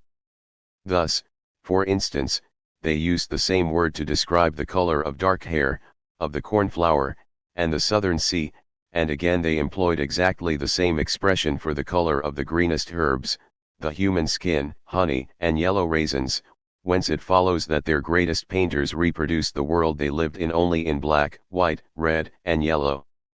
How different and how much nearer to mankind, therefore, must nature have seemed to them, since in their eyes the tints of mankind predominated also in nature, and nature was, as it were, floating in the colored ether of humanity. It is this defect which developed the playful facility that characterized the Greeks of seeing the phenomena of nature as gods and demigods, that is to say, as human forms. Let this, however, merely serve as a simile for another supposition. Every thinker paints his world and the things that surround him in fewer colors than really exist, and he is blind to individual colors. This is something more than a mere deficiency. Thanks to this nearer approach and simplification, he imagines he sees in things those harmonies of colors which possess a great charm, and may greatly enrich nature. Perhaps, indeed, it was in this way that men first learned to take delight in viewing existence, owing to its being first of all presented to them in one or two shades, and consequently harmonized. They practiced these few shades, so to speak, before they could pass on to any more. And even now certain individuals endeavor to get rid of a partial color blindness that they may obtain a richer faculty of sight and discernment, in the course of which they find that they not only discover new pleasures, but are also obliged to lose and give up some of their former ones. 427. The embellishment of science. In the same way that the feeling that nature is ugly, wild, tedious, we must embellish it, brought about Rococo horticulture, so does the view that science is ugly, difficult, dry, dreary, and weary, we must embellish it, invariably gives rise to something called philosophy. This philosophy sets out to do what all art and poetry endeavor to do, viz., giving amusement above all else, but it wishes to do this, in conformity with its hereditary pride, in a higher and more sublime fashion before an audience of superior intellects. It is no small ambition to create for these intellects a kind of horticulture, the principal charm of which, like that of the usual gardening, is to bring about an optical illusion, exhibiting science in a condensed form and in all kinds of strange and unexpected illuminations, infusing into it as much indecision, irrationality, and dreaminess as will enable us to walk about in it as in savage nature, but without trouble and boredom. Those who are possessed of this ambition even dream of making religion superfluous religion, which among men of former times served as the highest kind of entertainment.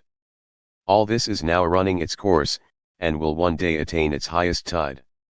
Even now hostile voices are being raised against philosophy, exclaiming, "Return to science, to nature and the naturalness of science," and thus an age may begin which may discover the most powerful beauty precisely in the savage and ugly domains of science, just as it is only since the time of Rousseau that we have discovered the sense for the beauty of high mountains and deserts. 428. Two kinds of moralists: to see a law of nature for the first time, and to see it whole, and afterwards to explain such a law, are two different things and concern different classes of minds. In the same way, those moralists who observe and exhibit human laws and habits, moralists with discriminating ears, noses, and eyes, differ entirely from those who interpret their observations. These latter must above all be inventive, and must possess an imagination untrammelled by sagacity and knowledge. 429. The new passion. Why do we fear and dread a possible return to barbarism? Is it because it would make people less happy than they are now? Certainly not. The barbarians of all ages possessed more happiness than we do. Let us not deceive ourselves on this point, but our impulse towards knowledge is too widely developed to allow us to value happiness without knowledge, or the happiness of a strong and fixed delusion. It is painful to us even to imagine such a state of things. Our restless pursuit of discoveries and divinations has become for us as attractive and indispensable as hapless love to the lover, which on no account would he exchange for indifference. Nay, perhaps we, too, are hapless lovers. Knowledge within us has developed into a passion, which does not shrink from any sacrifice, and at bottom fears nothing but its own extinction. We sincerely believe that all humanity, weighed down as it is by the burden of this passion, are bound to feel more exalted and comforted than formerly, when they had not yet overcome the longing for the coarser satisfaction which accompanies barbarism. It may be that mankind may perish eventually from this passion for knowledge, but even that does not daunt us. Did Christianity ever shrink from a similar thought? Are not love and death brother and sister? Yes, we detest barbarism. We all prefer that humanity should perish rather than that knowledge should enter into a stage of retrogression. And, finally, if mankind does not perish through some passion, it will perish through some weakness. Which would we prefer? This is the main question. Do we wish its end to be in fire and light, or in the sands? 430. Likewise heroic to do things of the worst possible odor, things of which we scarcely dare to speak, but which are nevertheless useful and necessary, is also heroic. The Greeks were not ashamed of numbering even the cleansing of a stable among the great tasks of Hercules. 431. The opinions of opponents. In order to measure the natural subtlety or weakness of even the cleverest heads, we must consider the manner in which they take up and reproduce the opinions of their adversaries, for the natural measure of any intellect is thereby revealed. The perfect sage involuntarily idealizes his opponent and frees his inconsistencies from all defects and accidentalities. He only takes up arms against him when he has thus turned his opponent into a god with shining weapons. 432. Investigator and attempter. There is no exclusive method of knowing in science. We must deal with things tentatively, treating them by turns harshly or justly, passionately or coldly. One investigator deals with things like a policeman, another like a confessor, and yet a third like an inquisitive traveler. We force something from them now by sympathy and now by violence. The one is urged onward and led to see clearly by the veneration which the secrets of the things inspire in him, and the other again by the indiscretion and malice met with in the explanation of these secrets. We investigators, like all conquerors, explorers, navigators, and adventurers, are men of a daring morality, and we must put up with our liability to be in the main looked upon as evil. 433. Seeing with new eyes, presuming that by the term beauty in art is always implied the imitation of something that is happy, and this I consider to be true according as an age or a people or a great autocratic individuality represents happiness. What then is disclosed by the so-called realism of our modern artists in regard to the happiness of our epoch? It is undoubtedly its type of beauty which we now understand most easily and enjoy best of any. As a consequence, we are induced to believe that this happiness which is now peculiar to us is based on realism, on the sharpest possible senses, and on the true conception of the actual, that is to say, not upon reality, but upon what we know of reality. The results of science have already gained so much in depth and extent that the artists of our century have involuntarily become the glorifiers of scientific blessings per se. 434. Intercession. Unpretentious regions are subjects for great landscape painters, remarkable and rare regions for inferior painters, for the great things of nature and humanity must intercede in favor of their little, mediocre, and vain admirers, whereas the great man intercedes in favor of unassuming things. 435. Not to perish unnoticed. It is not only once but continuously that our excellence and greatness are constantly crumbling away.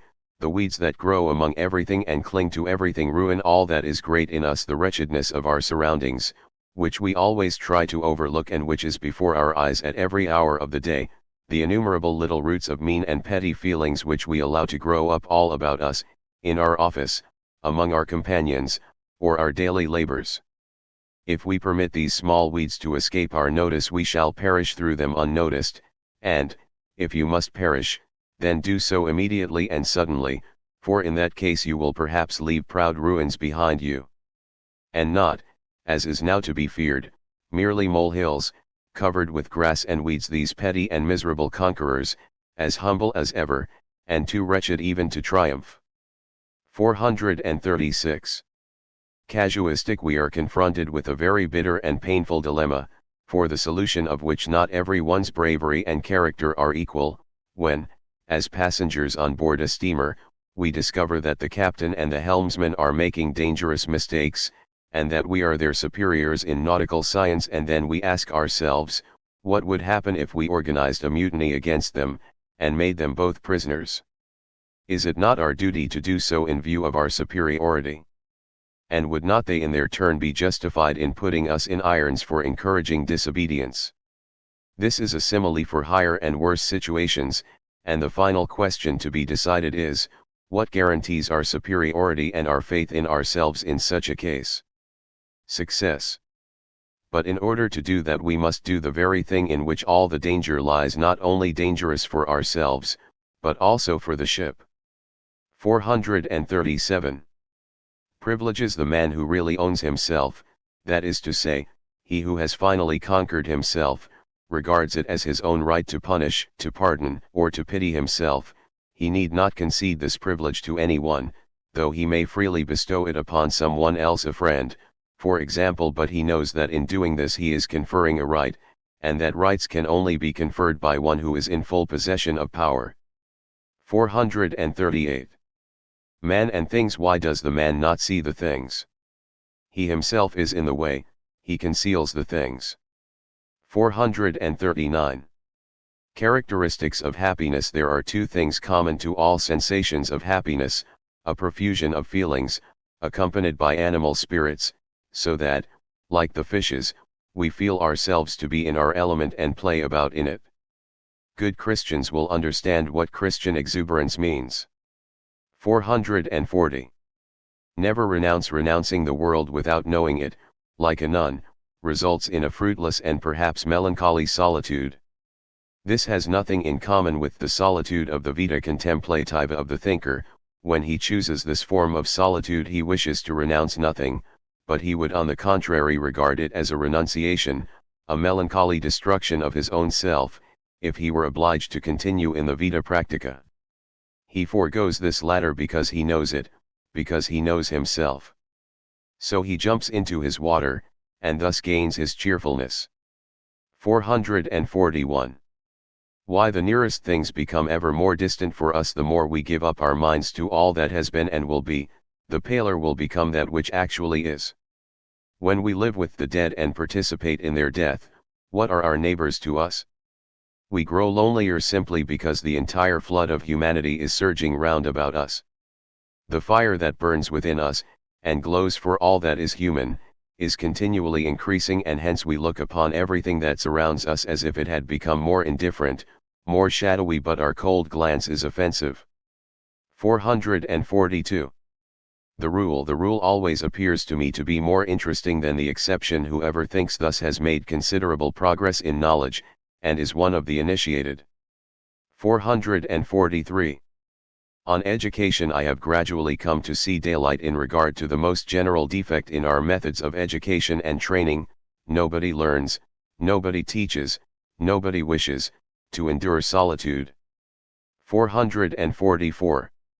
Surprise at resistance. Because we have reached the point of being able to see through a thing, we believe that henceforth it can offer us no further resistance, and then we are surprised to find that we can see through it and yet cannot penetrate through it. This is the same kind of foolishness and surprise as that of the fly on a pane of glass. 445. Where the noblest are mistaken, we give someone at length our dearest and most valued possession, and then love has nothing more to give, but the recipient of the gift will certainly not consider it as his dearest possession, and will consequently be wanting in that full and complete gratitude which we expect from him. 446. Hierarchy. First and foremost, there are the superficial thinkers, and secondly the profound thinkers, such as dive into the depths of a thing. Thirdly, the thorough thinkers, who get to the bottom of a thing which is of much greater importance than merely diving into its depths, and, finally, those who leap head foremost into the marsh, though this must not be looked upon as indicating either depth or thoroughness. These are the lovers of obscurity. 447. Master and pupil. By cautioning his pupils against himself, the teacher shows his humanity. 448. Honoring reality. How can we look at this exulting multitude without tears and acquiescence? At one time we thought little of the object of their exultation, and we should still think so if we ourselves had not come through a similar experience. And what may these experiences lead us to? What are our opinions?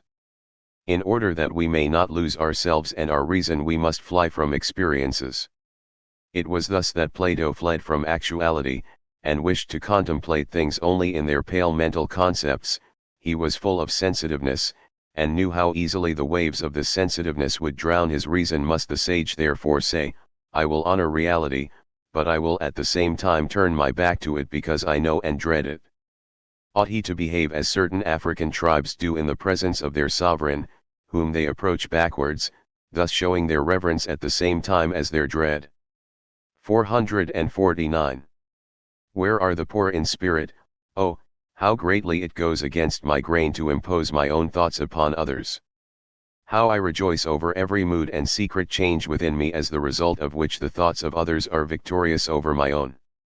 But from time to time I enjoy an even greater satisfaction, when I am allowed to give away my intellectual possessions, like the confessor sitting in his box and anxiously awaiting the arrival of some distressed person who stands in need of consolation, and will be only too glad to relate the full misery of his thoughts, so that the listener's hand and heart will once again be filled, and the troubled soul eased.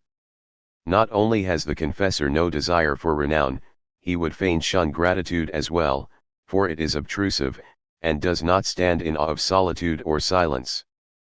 But to live without a name, and even to be slightly sneered at, too obscure to arouse envy or enmity, with a head free from fever, a handful of knowledge, and a pocketful of experience, a physician, as it were, of the poor in spirit, helping this one or that one whose head is troubled with opinions, without the latter perceiving who has actually helped him. Without any desire to appear to be in the right in the presence of his patient, or to carry off a victory. To speak to him in such a way that, after a short and almost imperceptible hint or objection, the listener may find out for himself what is right and proudly walk away. To be like an obscure and unknown in which turns no one away who is in need, but which is afterwards forgotten and laughed at. To be without any advantages over others, neither possessing better food nor purer air, nor a more cheerful mind, but always to be giving away, returning, communicating, and becoming poorer. To know how to be humble in order to be accessible to many people and humiliating to none. To take a great deal of injustice on his shoulders and creep through the cracks and crannies of all kinds of errors, in order that we may reach many obscure souls on their secret paths.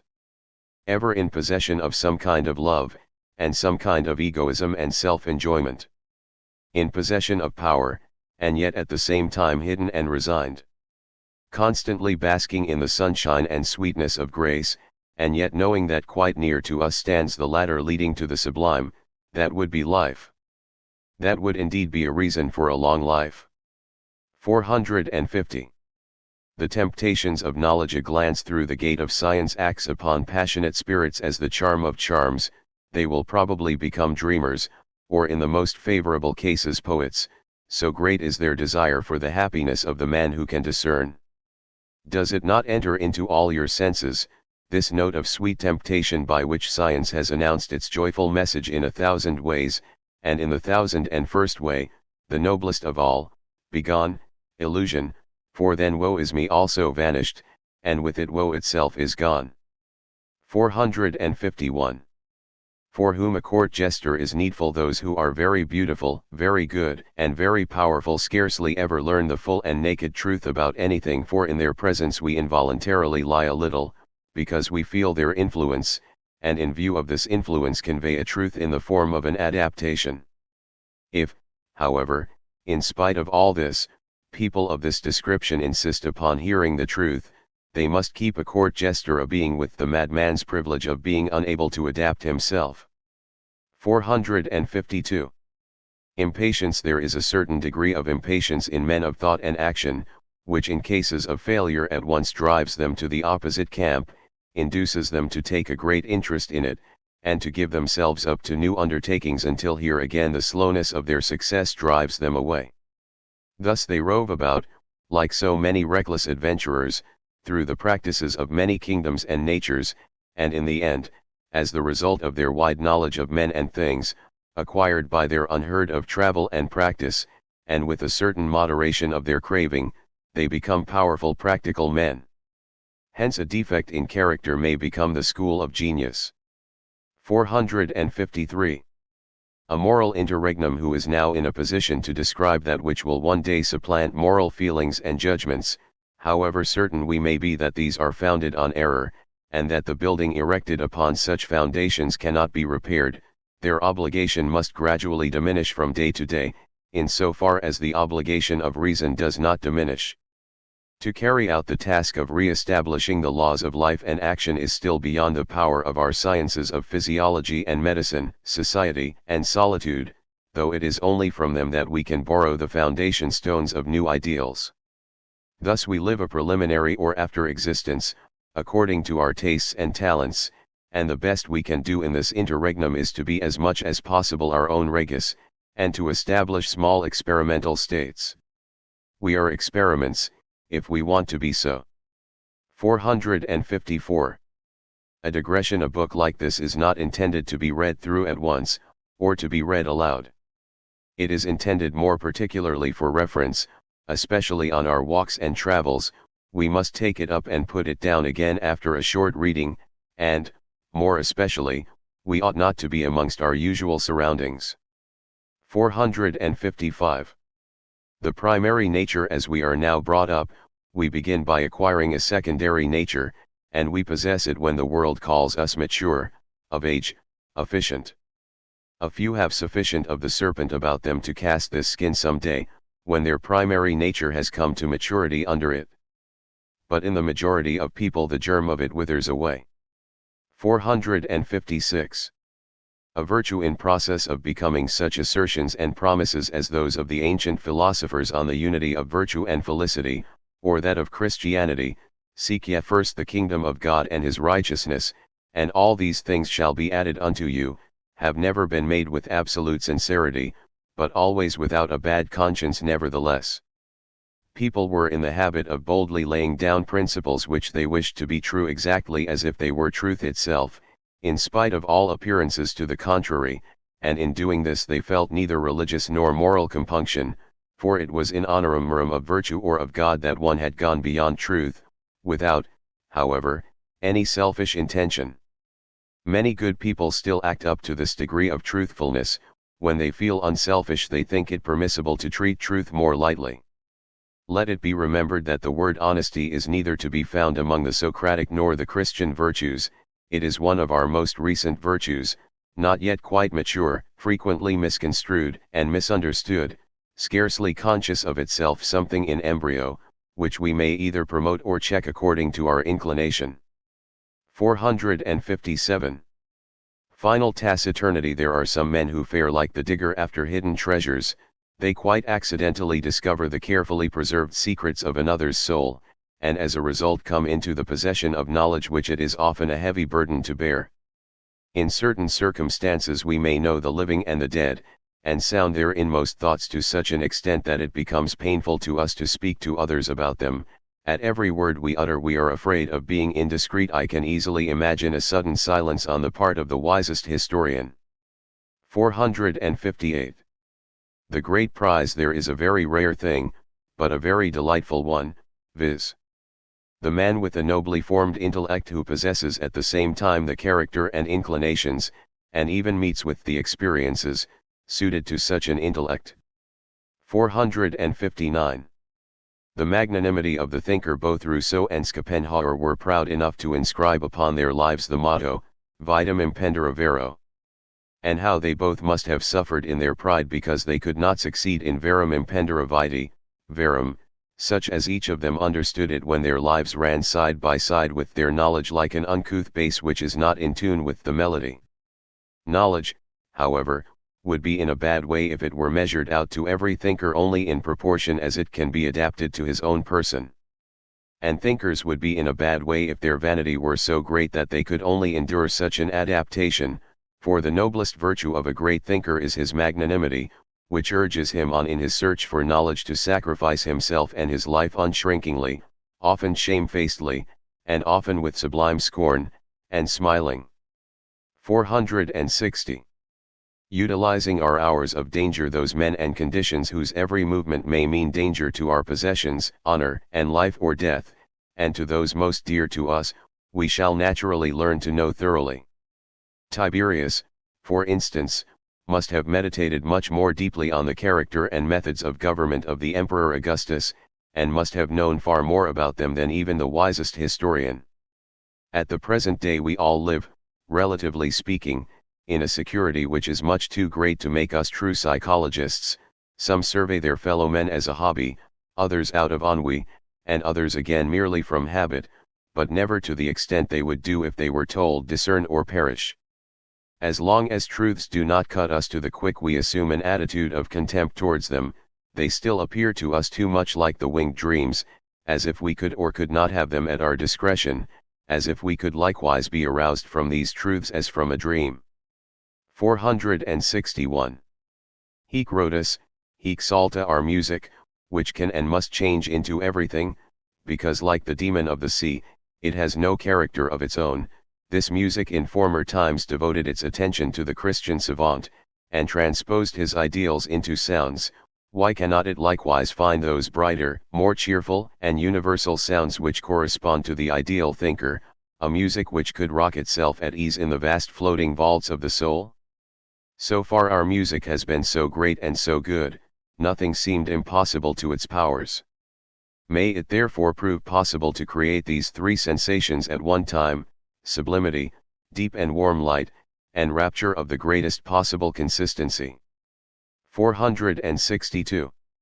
Slow cures. Chronic illnesses of the soul, like those of the body, are very rarely due to one gross offense against physical and mental reason, but as a general rule they arise from innumerable and petty negligences of a minor order. A man, for example, whose breathing becomes a trifle weaker every day, and whose lungs, by inhaling too little air, are deprived of their proper amount of exercise, will end by being struck down by some chronic disease of the lungs.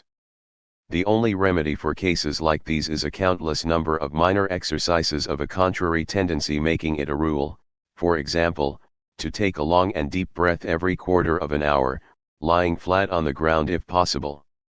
For this purpose a clock which strikes the quarters should be chosen as a lifelong companion. All these remedies are slow and trifling, but yet the man who wishes to cure his soul will carefully consider a change, even in his least important habits. Many a man will utter a cold and angry word to his surroundings 10 times a day without thinking about it, and he will forget that after a few years it will have become a regular habit with him to put his surroundings out of temper 10 times a day. But he can also acquire the habit of doing good to them 10 times. 463. On the seventh day you praise this as my creation, but I have only put aside what was a burden to me. My soul is above the vanity of creators. You praise this as my resignation, but I have only stripped myself of what had become burdensome. My soul is above the vanity of the resigned ones. 464. The donor's modesty. There is such a want of generosity in always posing as the donor and benefactor, and showing one's face when doing so. But to give and bestow, and at the same time to conceal one's name and favor. Or not to have a name at all, like nature, in whom this fact is more refreshing to us than anything else. Here at last we no more meet with the giver and bestower, no more with a gracious countenance. It is true that you have now forfeited even this comfort, for you have placed a God in this nature, and now everything is once again fettered and oppressed. Well, are we never to have the right of remaining alone with ourselves? Are we always to be watched, guarded, surrounded by leading strings and gifts? If there is always some one round about us, the best part of courage and kindness will ever remain impossible of attainment in this world. Are we not tempted to fly to hell before this continual obtrusiveness of heaven, this inevitable supernatural neighbor? Never mind, it was only a dream, let us wake up. 465. At a meeting. A. What are you looking at? You have been standing here for a very long time. B. Always the new and the old over again.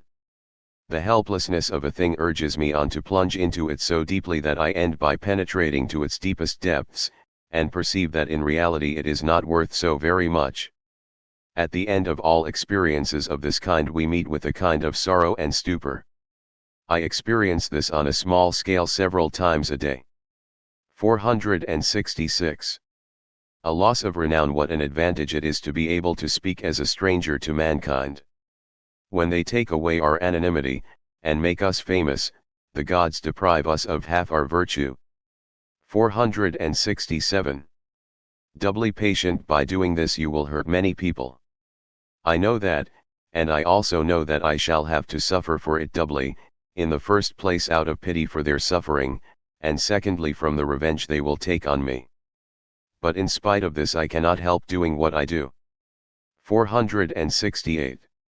The kingdom of beauty is greater. We move about in nature, cunning and cheerful, in order that we may surprise everything in the beauty peculiar to it. We make an effort, whether in sunshine or under a stormy sky, to see a distant part of the coast with its rocks, bays, and olive and pine trees under an aspect in which it achieves its perfection and consummation. Thus also we should walk about among men as their discoverers and explorers, meting out to them good and evil in order that we may unveil the peculiar beauty which is seen with some in the sunshine, in others under thunder clouds, or with others again only in twilight and under a rainy sky. Are we then forbidden to enjoy the evil man like some savage landscape which possesses its own bold and daring lines and luminous effects, while this same man, so long as he behaves well, and in conformity with the law, appears to us to be an error of drawing, and a mere caricature which offends us like a defect in nature? Yes, this is forbidden, for as yet we have only been permitted to seek beauty in anything that is morally good, and this is sufficient to explain why we have found so little, and have been compelled to look for beauty without either flesh or bones. In the same way as evil men are familiar with innumerable kinds of happiness which the virtuous never dream of, we may also find among them innumerable types of beauty, many of them as yet undiscovered. 469. The inhumanity of the sage. The heavy and grinding progress of the sage, who in the words of the Buddhist song, wanders lonely like the rhinoceros, now and again stands in need of proofs of a conciliatory and softened humanity, and not only proofs of those accelerated steps, those polite and sociable witticisms, not only of humor and a certain self-mockery, but likewise of contradictions and occasional returns to the predominating inconsistencies. In order that he may not resemble the heavy roller that rolls along like fate, the sage who wishes to teach must take advantage of his defects, and utilize them for his own adornment, and when saying despise me he will implore permission to be the advocate of a presumptuous truth. This sage wishes to lead you to the mountains, and he will perhaps endanger your life. Therefore as the price of his enjoyment he willingly authorizes you to take your revenge either before or afterwards on such a guide.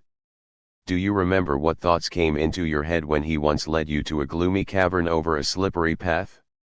Your distrustful heart beat rapidly, and said inwardly, this guide might surely do something better than crawl about here. He is one of those idle people who are full of curiosity. Is it not doing him too much honor to appear to attach any value at all to him by following him? 470. Many at the banquet. How happy we are when we are fed like the birds by the hand of someone who throws them their crumbs without examining them too closely, or inquiring into their worthiness. To live like a bird which comes and flies away, and does not carry its name on its beak. I take great pleasure in satisfying my appetite at the banquet of the many. 471. Another type of love for one's neighbor. Everything that is agitated, noisy, fitful, and nervous forms a contrast to the great passion which, glowing in the heart of man like a quiet and gloomy flame, and gathering about it all that is flaming and ardent, gives to man the appearance of coldness and indifference, and stamps a certain impassiveness on his features.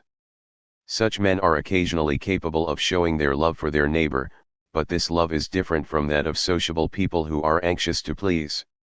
It is a mild, contemplative, and calm amiability. These people, as it were, look out of the windows of the castle which serves them as a stronghold, and consequently as a prison, for the outlook into the far distance, the open air, and a different world is so pleasant for them. 472. Not justifying oneself. A. But why are you not willing to justify yourself? B. I could do it in this instance, as in dozens of others, but I despise the pleasure which lies in justification, for all that matters little to me, and I would rather bear a stained reputation than give those petty folks the spiteful pleasure of saying, he takes these things very seriously. This is not true. Perhaps I ought to have more consideration for myself, and look upon it as a duty to rectify erroneous opinions about myself. I am too indifferent and too indolent regarding myself, and consequently also regarding everything that is brought about through my agency. 473. Where to build one's house. If you feel great and productive in solitude, society will belittle and isolate you, and vice versa. A powerful mildness such as that of a father, wherever this feeling takes possession of you, there build your house, whether in the midst of the multitude, or on some silent spot. Ubi pater sum, ibi patria. 474.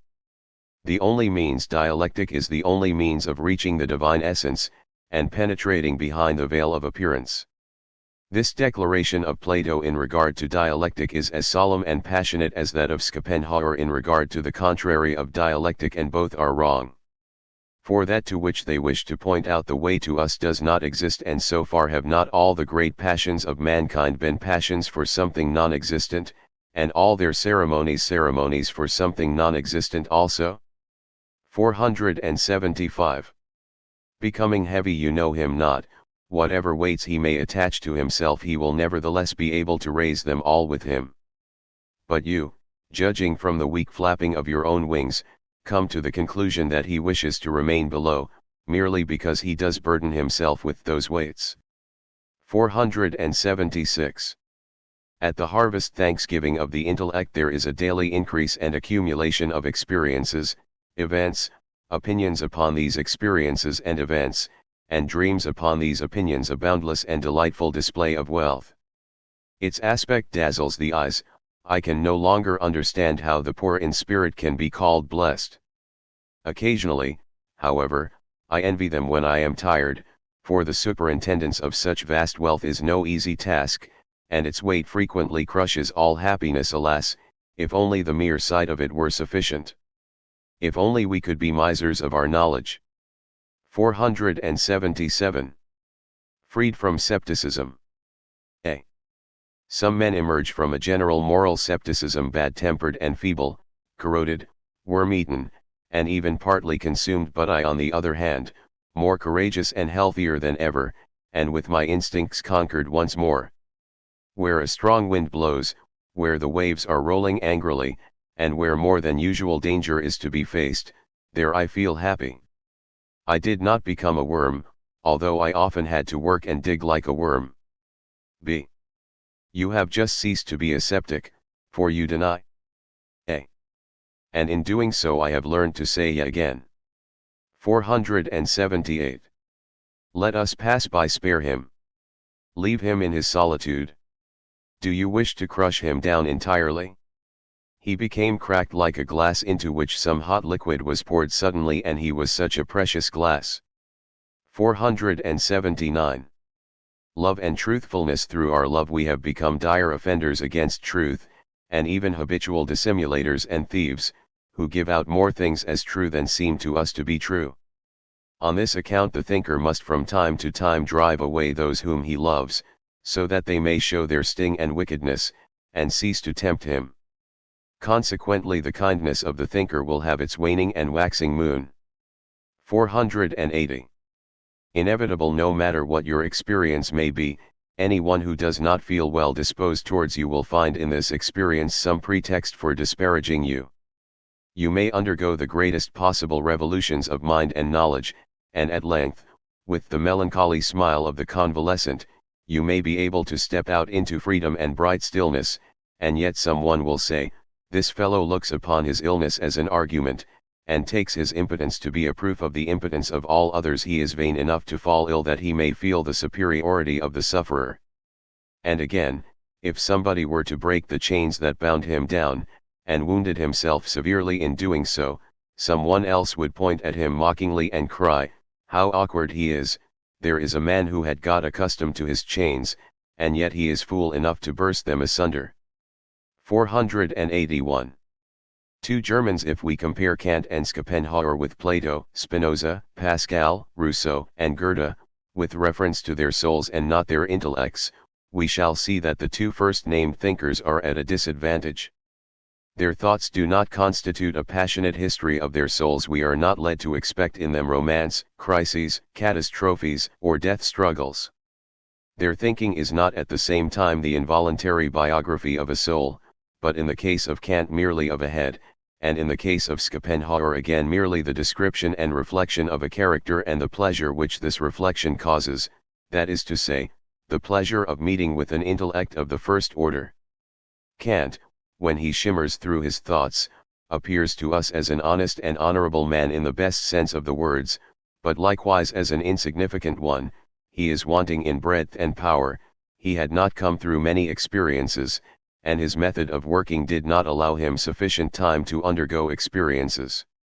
Of course, in speaking of experiences, I do not refer to the ordinary external events of life, but to those fatalities and convulsions which occur in the course of the most solitary and quiet life, which has some leisure and glows with the passion for thinking.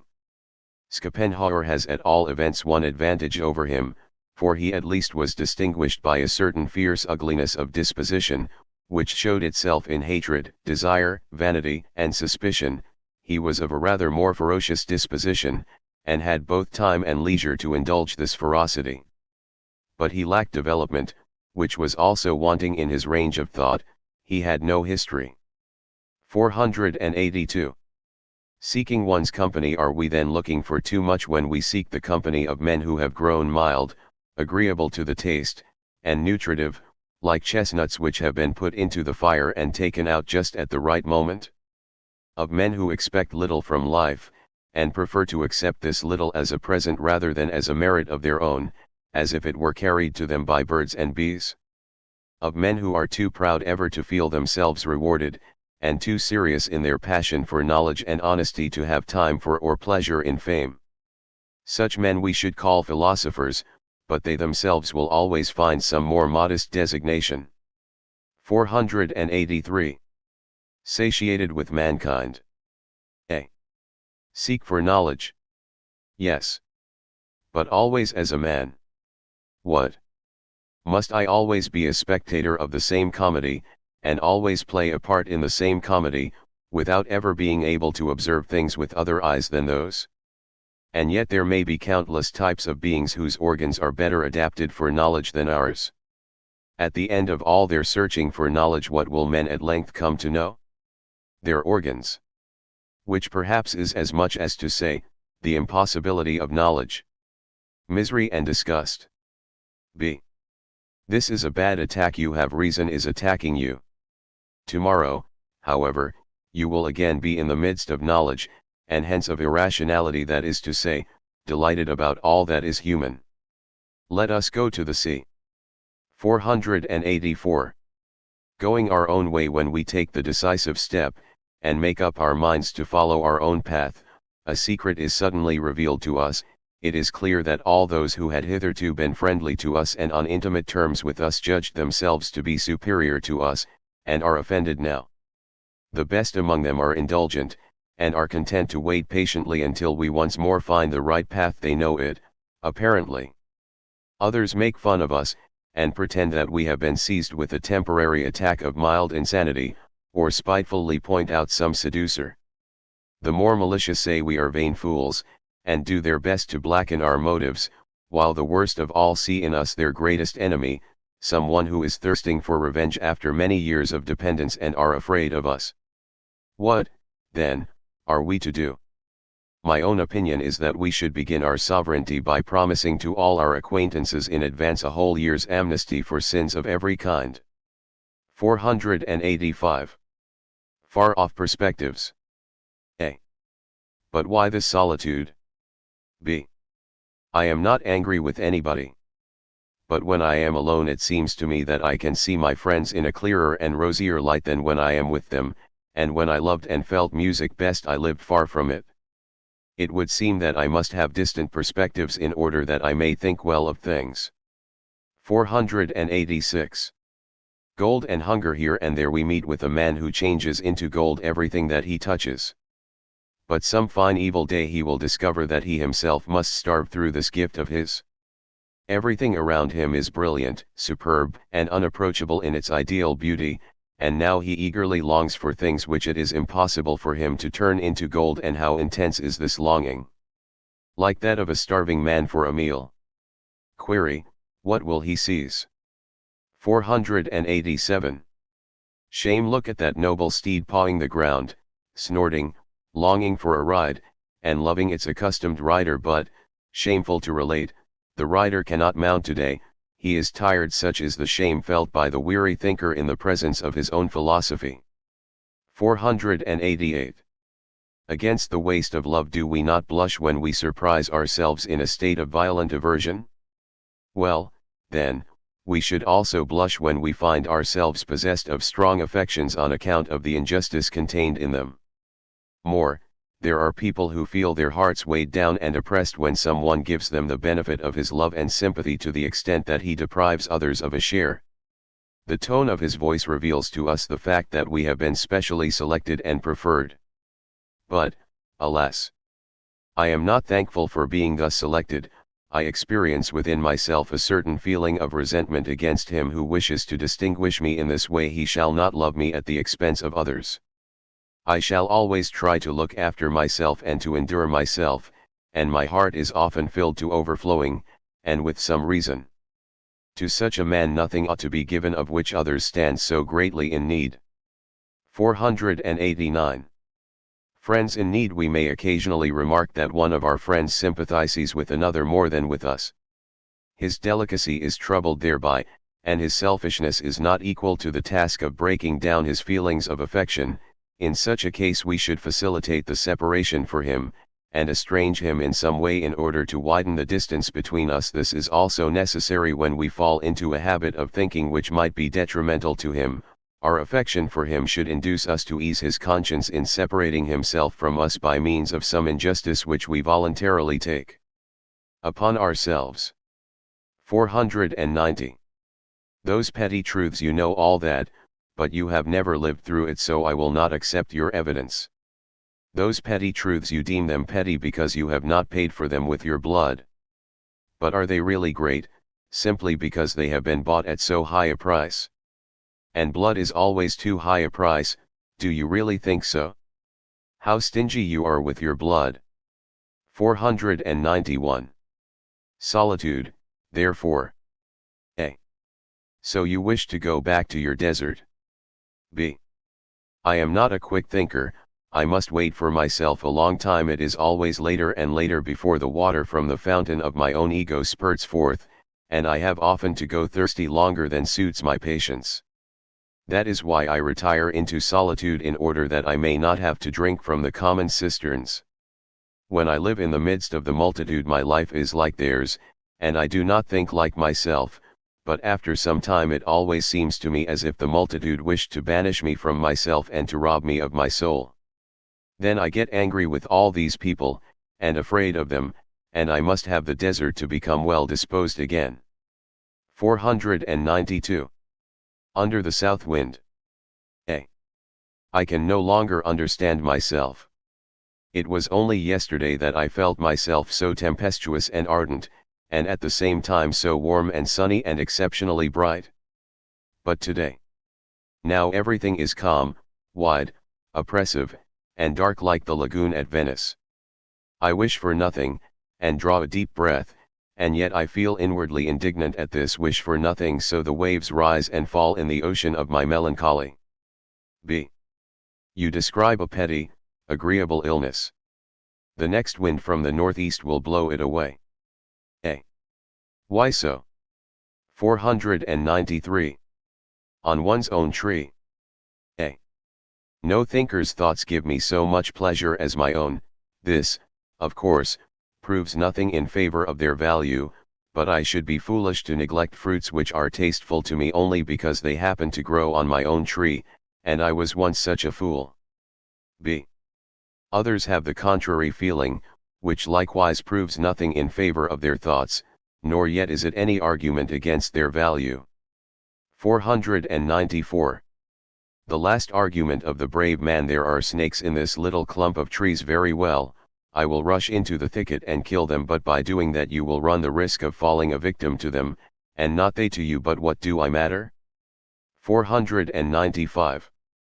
Our teachers. During our period of youth we select our teachers and guides from our own times, and from those circles which we happen to meet with. We have the thoughtless conviction that the present age must have teachers who will suit us better than any others, and that we are sure to find them without having to look very far. Later on we find that we have to pay a heavy penalty for this childishness. We have to expiate our teachers in ourselves, and then perhaps we begin to look for the proper guides. We look for them throughout the whole world, including even present and past ages, but perhaps it may be too late, and at the worst we discover that they lived when we were young and that at that time we lost our opportunity. 496. The evil principle. Plato has marvelously described how the philosophic thinker must necessarily be regarded as the essence of depravity in the midst of every existing society, for as the critic of all its morals he is naturally the antagonist of the moral man, and, unless he succeeds in becoming the legislator of new morals, he lives long in the memory of men as an instance of the evil principle. From this we may judge to how great an extent the city of Athens, although fairly liberal and fond of innovations, abused the reputation of Plato during his lifetime. What wonder then that he who, as he has himself recorded, had the political instinct in his body, made 3 different attempts in Sicily, where at that time a united Mediterranean Greek state appeared to be in process of formation. It was in this state, and with its assistance, that Plato thought he could do for the Greeks what Mohammed did for the Arabs several centuries later, viz. Establishing both minor and more important customs, and especially regulating the daily life of every man. His ideas were quite practicable, just as certainly as those of Mohammed were practicable, for even much more incredible ideas, those of Christianity, proved themselves to be practicable. A few hazards less and a few hazards more, and then the world would have witnessed the Platonicization of southern Europe, and, if we suppose that the state of things had continued to our own days, we should probably be worshipping Plato now as the good principle. But he was unsuccessful, and so his traditional character remains that of a dreamer and a utopian. Stronger epithets than these passed away with ancient Athens. 497. The purifying eye. We have the best reason for speaking of genius in men, for example, Plato, Spinoza, and Goethe, whose minds appear to be but loosely linked to their character and temperament, like winged beings which easily separate themselves from them, and then rise far above them. On the other hand, those who never succeeded in cutting themselves loose from their temperament, and who knew how to give to it the most intellectual, lofty, and at times even cosmic expression, have always been very fond of speaking about their genius. These geniuses could not rise above themselves, but they believed that, fly where they would always find and recover themselves. This is their greatness, and this can be greatness. The others who are entitled to this name possess the pure and purifying eye, which does not seem to have sprung out of their temperament and character, but separately from them, and generally in contradiction to them, and looks out upon the world as on a God whom it loves. But even people like these do not come into possession of such an eye all at once.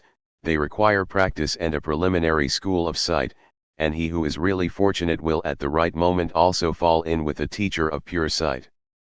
498. Never demand, you do not know him. It is true that he easily and readily submits both to men and things, and that he is kind to both. His only wish is to be left in peace, but only in so far as men and things do not demand his submission. Any demand makes him proud, bashful, and warlike. 499. The evil one. Only the solitary are evil. Thus spake Diderot, and Rousseau at once felt deeply offended. Thus he proved that Diderot was right. Indeed, in society, or amid social life, every evil instinct is compelled to restrain itself, to assume so many masks, and to press itself so often into the Procrustean bed of virtue, that we are quite justified in speaking of the martyrdom of the evil man. In solitude, however, all this disappears. The evil man is still more evil in solitude, and consequently for him whose eye sees only a drama everywhere he is also more beautiful. 500. Against the grain a thinker may for years at a time force himself to think against the grain, that is, not to pursue the thoughts that spring up within him, but, instead, those which he is compelled to follow by the exigencies of his office, an established division of time, or any arbitrary duty which he may find it necessary to fulfill. In the long run, however, he will fall ill, for this apparently moral self-command will destroy his nervous system as thoroughly and completely as regular debauchery. 501. Mortal souls, where knowledge is concerned, perhaps the most useful conquest that has ever been made is the abandonment of the belief in the immortality of the soul. Humanity is henceforth at liberty to wait. Men need no longer be in a hurry to swallow badly tested ideas as they had to do in former times. For in those times the salvation of this poor immortal soul depended upon the extent of the knowledge which could be acquired in the course of a short existence. Decisions had to be reached from one day to another, and knowledge was a matter of dreadful importance.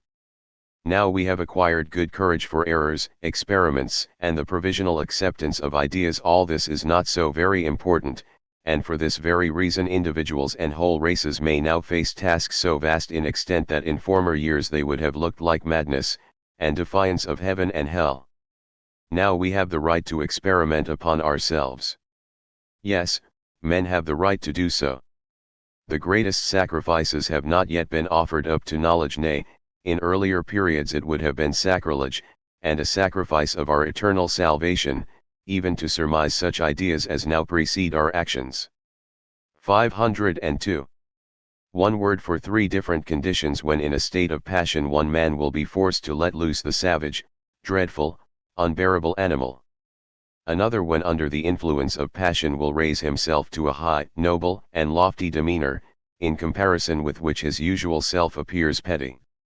A third, whose whole person is permeated with nobility of feeling, has also the most noble storm and stress, and in this state he represents nature in her state of savageness and beauty, and stands only 1 degree lower than nature in her periods of greatness and serenity, which he usually represents. It is while in this state of passion, however, that men understand him better, and venerate him more highly at these moments, for then he is one step nearer and more akin to them. They feel at once delighted and horrified at such a sight and call it divine. 503. Friendship. The objection to a philosophic life that it renders us useless to our friends would never have arisen in a modern mind, it belongs rather to classical antiquity. Antiquity knew the stronger bonds of friendship, meditated upon it, and almost took it to the grave with it. This is the advantage it has over us. We, on the other hand, can point to our idealization of sexual love. All the great excellencies of ancient humanity owed their stability to the fact that man was standing side by side with man, and that no woman was allowed to put forward the claim of being the nearest and highest, nay even sole object of his love, as the feeling of passion would teach. Perhaps our trees do not grow so high now owing to the ivy and the vines that cling round them. 504. Reconciliation. Should it then be the task of philosophy to reconcile what the child has learnt with what the man has come to recognize? Should philosophy be the task of young men because they stand midway between child and man and possess intermediate necessities? It would almost appear to be so if you consider at what ages of their life philosophers are now in the habit of setting forth their conceptions, at a time when it is too late for faith and too early for knowledge. 505. Practical people. We thinkers have the right of deciding good taste in all things, and if necessary of decreeing it. The practical people finally receive it from us. Their dependence upon us is incredibly great, and is one of the most ridiculous spectacles in the world, little though they themselves know it and however proudly they like to carp at us unpractical people. Nay, they would even go so far as to belittle their practical life if we should show a tendency to despise it, whereto at times we might be urged on by a slightly vindictive feeling. 506. The necessary desiccation of everything good. What must we conceive of a work exactly in the spirit of the age that has produced it? But we experience greater delight and surprise, and get more information out of it when we do not conceive it in this spirit. Have you not remarked that every new and good work, so long as it is exposed to the damp air of its own age, is least valuable just because it still has about it all the odor of the market, of opposition, of modern ideas, and of all that is transient from day to day? Later on, however, it dries up, its actuality dies away, and then only does it obtain its deep luster and its perfume, and also, if it is destined for it, the calm eye of eternity. 507. Against the tyranny of truth, even if we were mad enough to consider all our opinions as truth, we should nevertheless not wish them alone to exist. I cannot see why we should ask for an autocracy and omnipotence of truth. It is sufficient for me to know that it is a great power. Truth, however, must meet with opposition and be able to fight, and we must be able to rest from it at times in falsehood, otherwise truth will grow tiresome, powerless, and insipid, and will render us equally so. 508. Not to take a thing pathetically, what we do to benefit ourselves should not bring us in any moral praise, either from others or from ourselves, and the same remark applies to those things which we do to please ourselves. It is looked upon as bon ton among superior men to refrain from taking things pathetically in such cases, and to refrain from all pathetic feelings. The man who has accustomed himself to this has retrieved his naivete. 509. The third eye. What? You are still in need of the theatre. Are you still so young? Be wise, and seek tragedy and comedy where they are better acted, and where the incidents are more interesting, and the actors more eager. It is indeed by no means easy to be merely a spectator in these cases, but learn. And then, amid all difficult or painful situations, you will have a little gate leading to joy and refuge, even when your passions attack you. Open your stage eye, that big third eye of yours, which looks out into the world through the other two. 510. Escaping from one's virtues, of what account is a thinker who does not know how to escape from his own virtues occasionally? Surely a thinker should be more than a moral being. 511. The temptress honesty is the great temptress of all fanatics. What seemed to tempt Luther in the guise of the devil or a beautiful woman, and from which he defended himself in that uncouth way of his, was probably nothing but honesty, and perhaps in a few rarer cases even truth. 512. Bold towards things, the man who, in accordance with his character, is considerate and timid towards persons, but is courageous and bold towards things, is afraid of new and closer acquaintances, and limits his old ones in order that he may thus make his incognito and his inconsiderateness coincide with truth. 513. Limits and beauty. Are you looking for men with a fine culture? Then you will have to be satisfied with restricted views and sights, exactly as when you are looking for fine countries there are, of course, such panoramic men. They are like panoramic regions, instructive and marvelous, but not beautiful. 514. To the stronger, yes, stronger and arrogant intellects, we ask you for only one thing: throw no further burdens upon our shoulders, but take some of our burdens upon your own, since ye are stronger. But ye delight in doing the exact contrary, for ye wish to soar, so that we must carry your burden in addition to our own, we must crawl. 515. The increase of beauty. Why has beauty increased by the progress of civilization? Because the three occasions for ugliness appear ever more rarely among civilized men: first, the wildest outbursts of ecstasy; secondly, extreme bodily exertion; and, thirdly, the necessity of inducing fear by one's very sight and presence, a matter which is so frequent and of so great importance in the lower and more dangerous stages of culture that it even lays down the proper gestures and ceremonials and makes ugliness a duty. 516.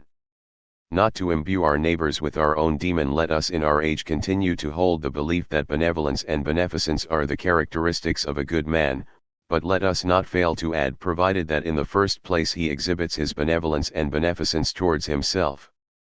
For if he acts otherwise, that is to say, if he shuns, hates, or injures himself, he is certainly not a good man. He then merely saves himself through others, and let these others take care that they do not come to grief through him, however well disposed he may appear to be to them. But to shun and hate one's own ego, and to live in and for others, this has up to the present, with as much thoughtlessness as conviction, been looked upon as unselfish, and consequently as good.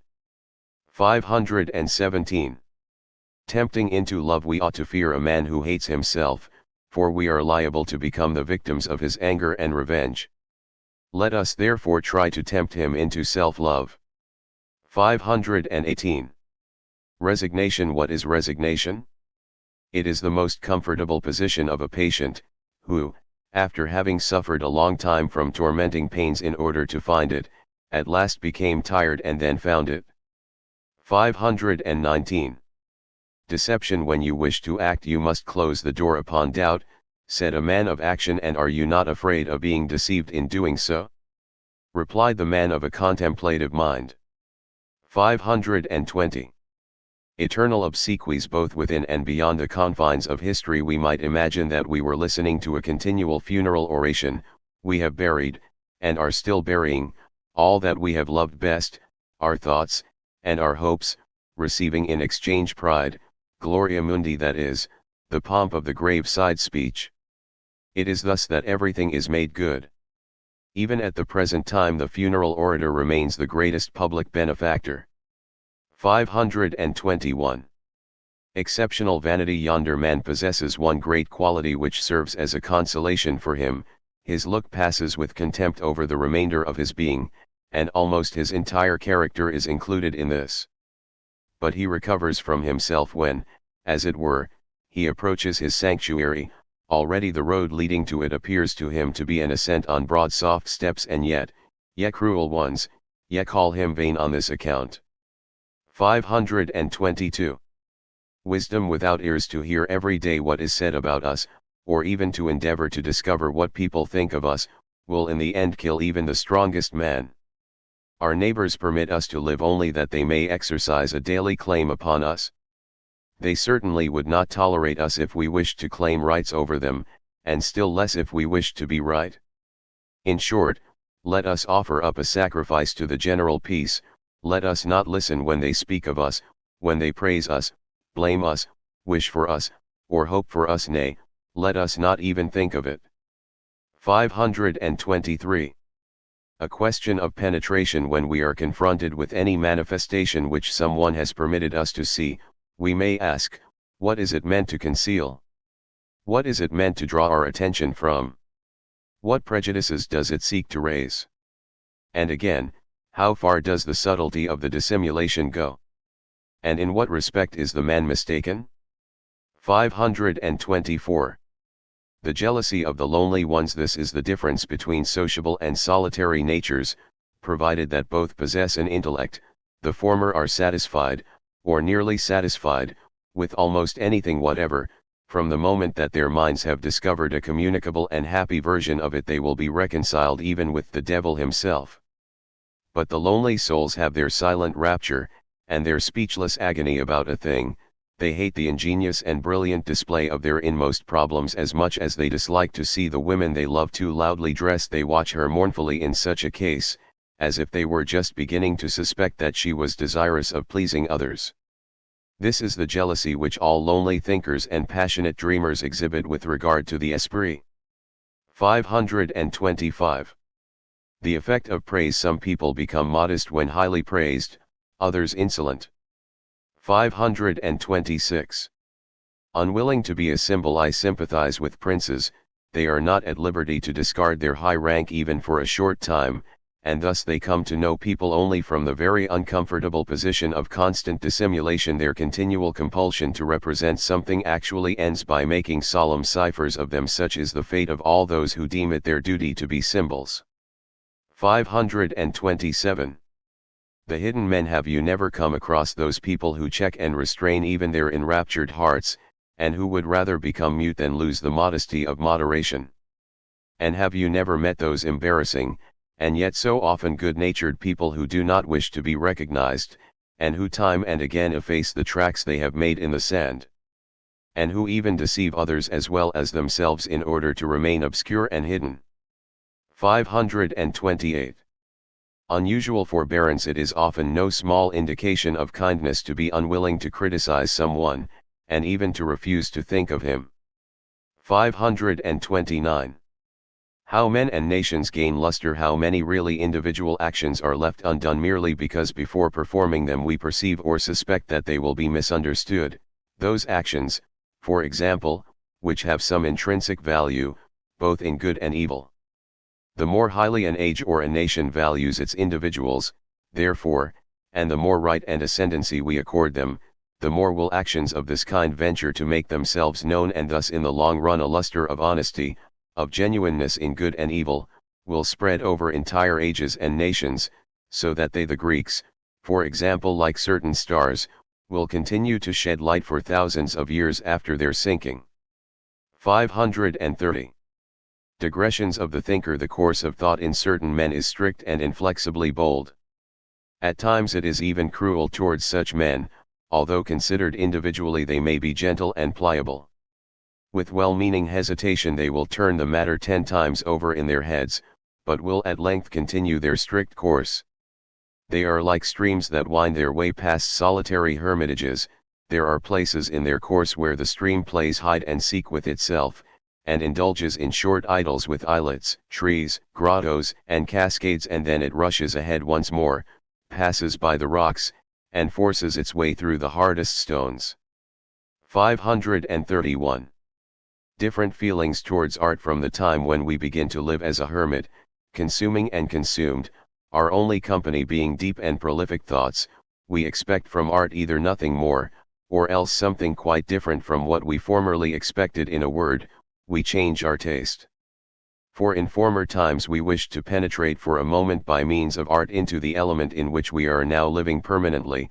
At that time we dreamt ourselves into the rapture of a possession which we now actually possess. Indeed, flinging away from us for the time being what we now have, and imagining ourselves to be poor, or to be a child, a beggar, or a fool, may now at times fill us with delight. 532. Love equalizes. Love wishes to spare the other to whom it devotes itself any feeling of strangeness. As a consequence it is permeated with disguise and simulation, it keeps on deceiving continuously, and feigns an equality which in reality does not exist. And all this is done so instinctively that women who love deny this simulation and constant tender trickery, and have even the audacity to assert that love equalizes. This phenomenon is a simple matter if one of the two permits himself or herself to be loved, and does not deem it necessary to feign, but leaves this to the other. No drama, however, could offer a more intricate and confused instance than when both persons are passionately in love with one another, for in this case both are anxious to surrender and to endeavor to conform to the other, and finally they are both at a loss to know what to imitate and what to feign. The beautiful madness of this spectacle is too good for this world, and too subtle for human eyes. 533. We beginners, how many things does an actor see and divine when he watches another on the stage? He notices at once when a muscle fails in some gesture, he can distinguish those little artificial tricks which are so calmly practiced separately before the mirror, and are not in conformity with the whole. He feels when the actor is surprised on the stage by his own invention, and when he spoils it amid the surprise. How differently, again, does a painter look at someone who happens to be moving before him. He will see a great deal that does not actually exist in order to complete the actual appearance of the person, and to give it its full effect.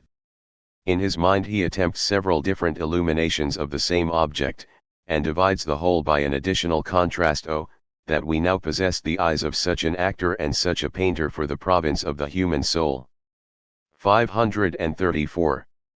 Small doses. If we wish a change to be as deep and radical as possible, we must apply the remedy in minute doses, but unremittingly for long periods. What great action can be performed all at once? Let us therefore be careful not to exchange violently and precipitately the moral conditions with which we are familiar for a new valuation of things, nay, we may even wish to continue living in the old way for a long time to come, until probably at some very remote period we become aware of the fact that the new valuation has made itself the predominating power within us, and that its minute doses to which we must henceforth become accustomed have set up a new nature within us. We now also begin to understand that the last attempt at a great change of valuations, that which concerned itself with political affairs, was nothing more than a pathetic and sanguinary piece of quackery which, by means of sudden crises, was able to inspire a credulous Europe with the hope of a sudden recovery, and has therefore made all political invalids impatient and dangerous up to this very moment. 535. Truth requires power. Truth in itself is no power at all, in spite of all that flattering rationalists are in the habit of saying to the contrary. Truth must either attract power to its side, or else side with power, for otherwise it will perish again and again. This has already been sufficiently demonstrated, and more than sufficiently. 536. The thumbscrew. It is disgusting to observe with what cruelty every one charges his 2 or 3 private virtues to the account of others who may perhaps not possess them, and whom he torments and worries with them. Let us therefore deal humanely with the sense of honesty, although we may possess in it a thumbscrew with which we can worry to death all these presumptuous egoists who even yet wish to impose their own beliefs upon the whole world. We have tried this thumbscrew on ourselves. 537. Mastery. We have reached mastery when we neither mistake nor hesitate in the achievement. 538.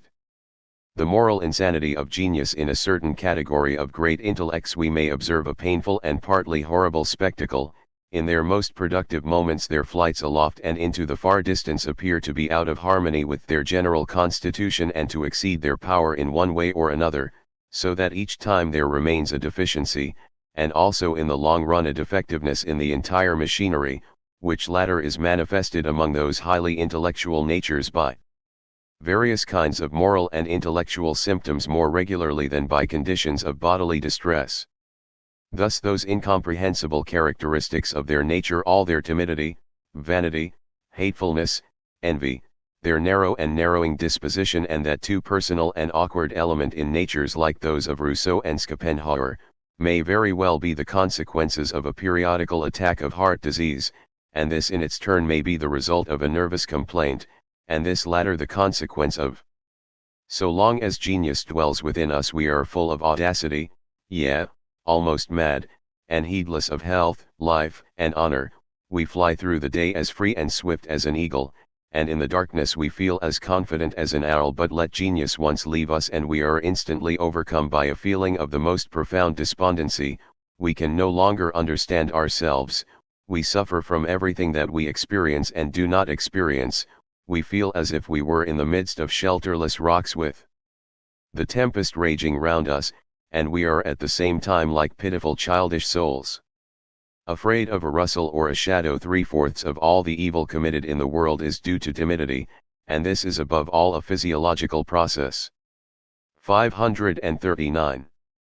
Do you know what you want? Have you never been troubled by the fear that you might not be at all fitted for recognizing what is true? By the fear that your senses might be too dull, and even your delicacy of sight far too blunt? If you could only perceive, even once, to what extent your volition dominates your sight. How, for example, you wished yesterday to see more than someone else, while today you wish to see it differently. And how from the start you were anxious to see something which would be in conformity with or in opposition to anything that people thought they had observed up to the present. Oh, those shameful cravings! How often you keep your eyes open for what is efficacious, for what is soothing, just because you happen to be tired at the moment. Always full of secret predeterminations of what truth should be like, so that you, forsooth, might accept it? Or do you think that today, because you are as frozen and dry as a bright winter morning, and because nothing is weighing on your mind, you have better eyesight? Are not ardor and enthusiasm necessary to do justice to the creations of thought, and this indeed is what is called sight? as if you could treat matters of thought any differently from the manner in which you treat men. In all relations with thought there is the same morality, the same honesty of purpose, the same arrière-pensée, the same slackness, the same faint-heartedness, your whole lovable and hateful self. Your physical exhaustion will lend the things pale colors whilst your feverishness will turn them into monsters. Does not your morning show the things in a different light from the evening? Are you not afraid of finding in the cave of all knowledge your own phantom, the veil in which truth is wrapped up and hidden from your sight? Is it not a dreadful comedy in which you so thoughtlessly wish to take part? 540. Learning. Michelangelo considered Raphael's genius as having been acquired by study, and upon his own as a natural gift, learning as opposed to talent, though this is mere pedantry, with all due respect to the great pedant himself. For what is talent but a name for an older piece of learning, experience, exercise, appropriation, and incorporation, perhaps as far back as the times of our ancestors, or even earlier? And again, he who learns forms his own talents, only learning is not such an easy matter and depends not only upon our willingness, but also upon our being able to learn at all. Jealousy often prevents this in an artist, or that pride which, when it experiences any strange feeling, at once assumes an attitude of defense instead of an attitude of scholarly receptiveness. Raphael, like Goethe, lacked this pride, on which account they were great learners, and not merely the exploiters of those quarries which had been formed by the manifold genealogy of their forefathers. Raphael vanishes before our eyes as a learner in the midst of that assimilation of what his great rival called his nature. This noblest of all thieves daily carried off a portion of it, but before he had appropriated all the genius of Michelangelo he died, and the final series of his works, because it is the beginning of a new plan of study, is less perfect and good, for the simple reason that the great student was interrupted by death in the midst of his most difficult task, and took away with him that justifying and final goal which he had in view. 541. How we should turn to stone by slowly, very, very slowly, becoming hard like a precious stone, and at last lie still, a joy to all eternity. 542. The philosopher and old age. It is not wise to permit evening to act as a judge of the day, for only too often in this case weariness becomes the judge of success and goodwill. We should also take the greatest precautions in regard to everything connected with old age and its judgment upon life, more especially since old age, like the evening, is fond of assuming a new and charming morality, and knows well enough how to humiliate the day by the glow of the evening skies, twilight, and a peaceful and wistful silence. The reverence which we feel for an old man, especially if he is an old thinker and sage, easily blinds us to the deterioration of his intellect, and it is always necessary to bring to light the hidden symptoms of such a deterioration and lassitude, that is to say, to uncover the physiological phenomenon which is still concealed behind the old man's moral judgments and prejudices, in case we should be deceived by our veneration for him, and do something to the disadvantage of knowledge. For it is not seldom that the illusion of a great moral renovation and regeneration takes possession of the old man. Basing his views upon this, he then proceeds to express his opinions on the work and development of his life as if he had only then for the first time become clear-sighted, and nevertheless it is not wisdom, but fatigue, which prompts his present state of well-being and his positive judgments. The most dangerous indication of this weariness is above all the belief in genius, which as a rule only arises in great and semi-great men of intellect at this period of their lives, the belief in an exceptional position, and exceptional rights. The thinker who thus believes himself to be inspired by genius henceforth deems it permissible for him to take things more easily, and takes advantage of his position as a genius to decree rather than to prove. It is probable, however, that the need felt by the weary intellect for alleviation is the main source of this belief. It precedes it in time, though appearances may indicate the contrary. At this time too, as the result of the love which all weary and old people feel for enjoyment, such men as those I am speaking of wish to enjoy the results of their thinking instead of again testing them and scattering the seeds abroad once more. This leads them to make their thoughts palatable and enjoyable, and to take away their dryness, coldness, and want of flavor, and thus it comes about that the old thinker apparently raises himself above his life's work, while in reality he spoils it by infusing into it a certain amount of fantasy, sweetness, flavor, poetic mists, and mystic lights. This is how Plato ended, as did also that great and honest Frenchman, Auguste Comte, who, as a conqueror of the exact sciences, cannot be matched either among the Germans or the Englishmen of this century. There is a third symptom of fatigue, that ambition which actuated the great thinker when he was young, and which could not then find anything to satisfy it, has also grown old, and, like one that has no more time to lose, it begins to snatch at the coarser and more immediate means of its gratification, means which are peculiar to active, dominating, violent, and conquering dispositions. From this time onwards the thinker wishes to found institutions which shall bear his name, instead of erecting mere brain structures. What are now to him the ethereal victories and honors to be met with in the realm of proofs and refutations, or the perpetuation of his fame in books, or the thrill of exultation in the soul of the reader? But the institution, on the other hand, is a temple, as he well knows, a temple of stone, a durable edifice, which will keep its God alive with more certainty than the sacrifices of rare and tender souls.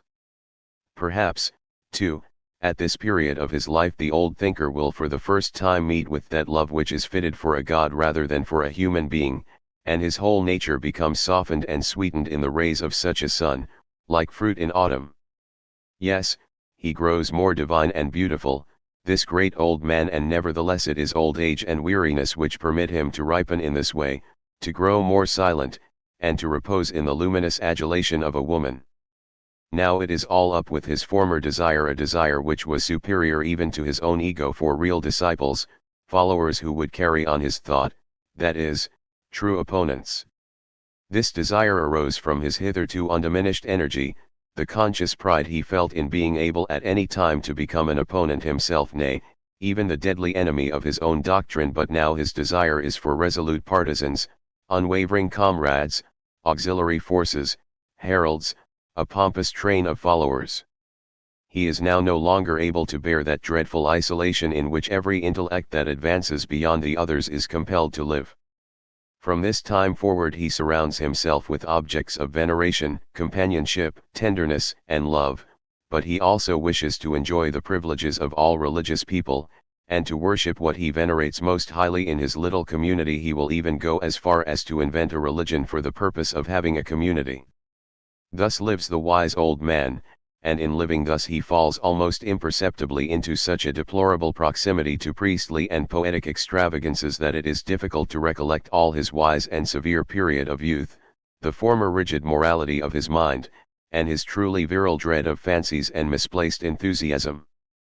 When he was formerly in the habit of comparing himself with the older thinkers, he did so merely that he might measure his weakness against their strength, and that he might become colder and more audacious towards himself, but now he only makes this comparison to intoxicate himself with his own delusions.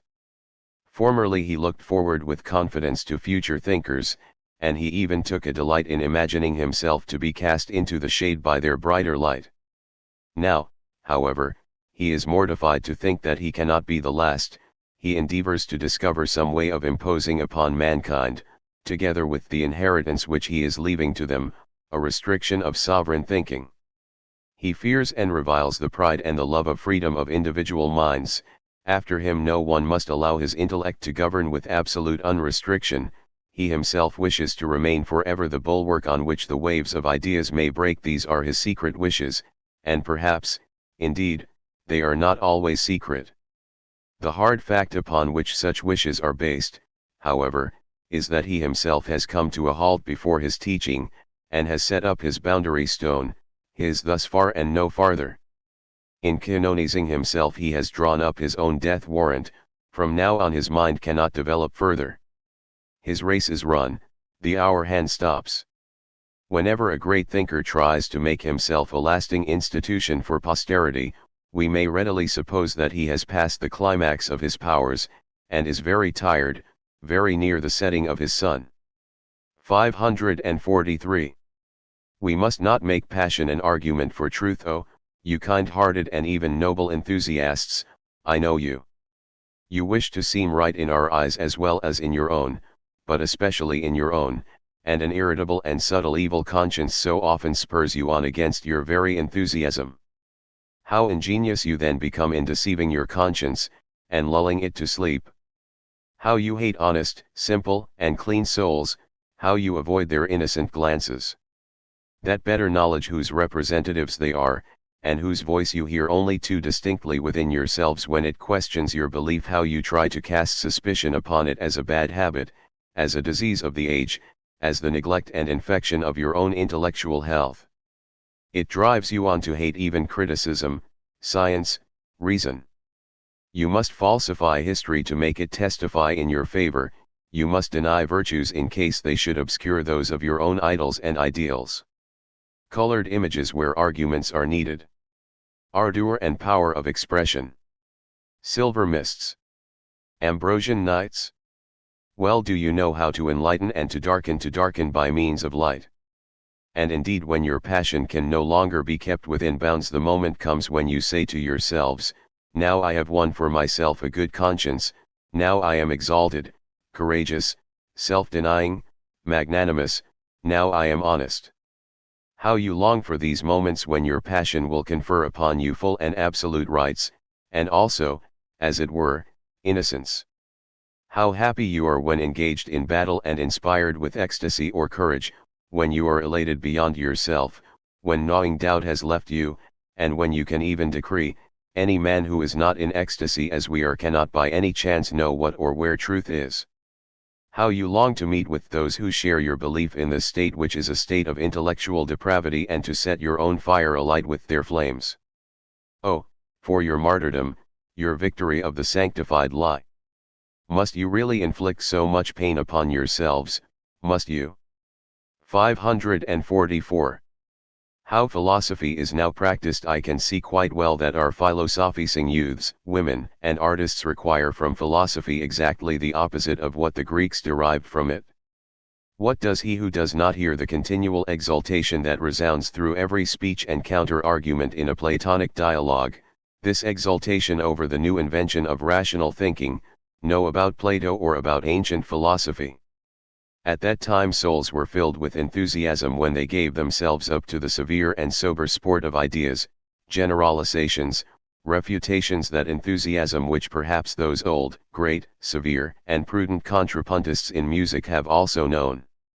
At that time the Greek palate still possessed that older and formerly omnipotent taste, and by the side of this taste their new taste appeared to be enveloped in so much charm that the divine art of dialectic was sung by hesitating voices as if its followers were intoxicated with the frenzy of love.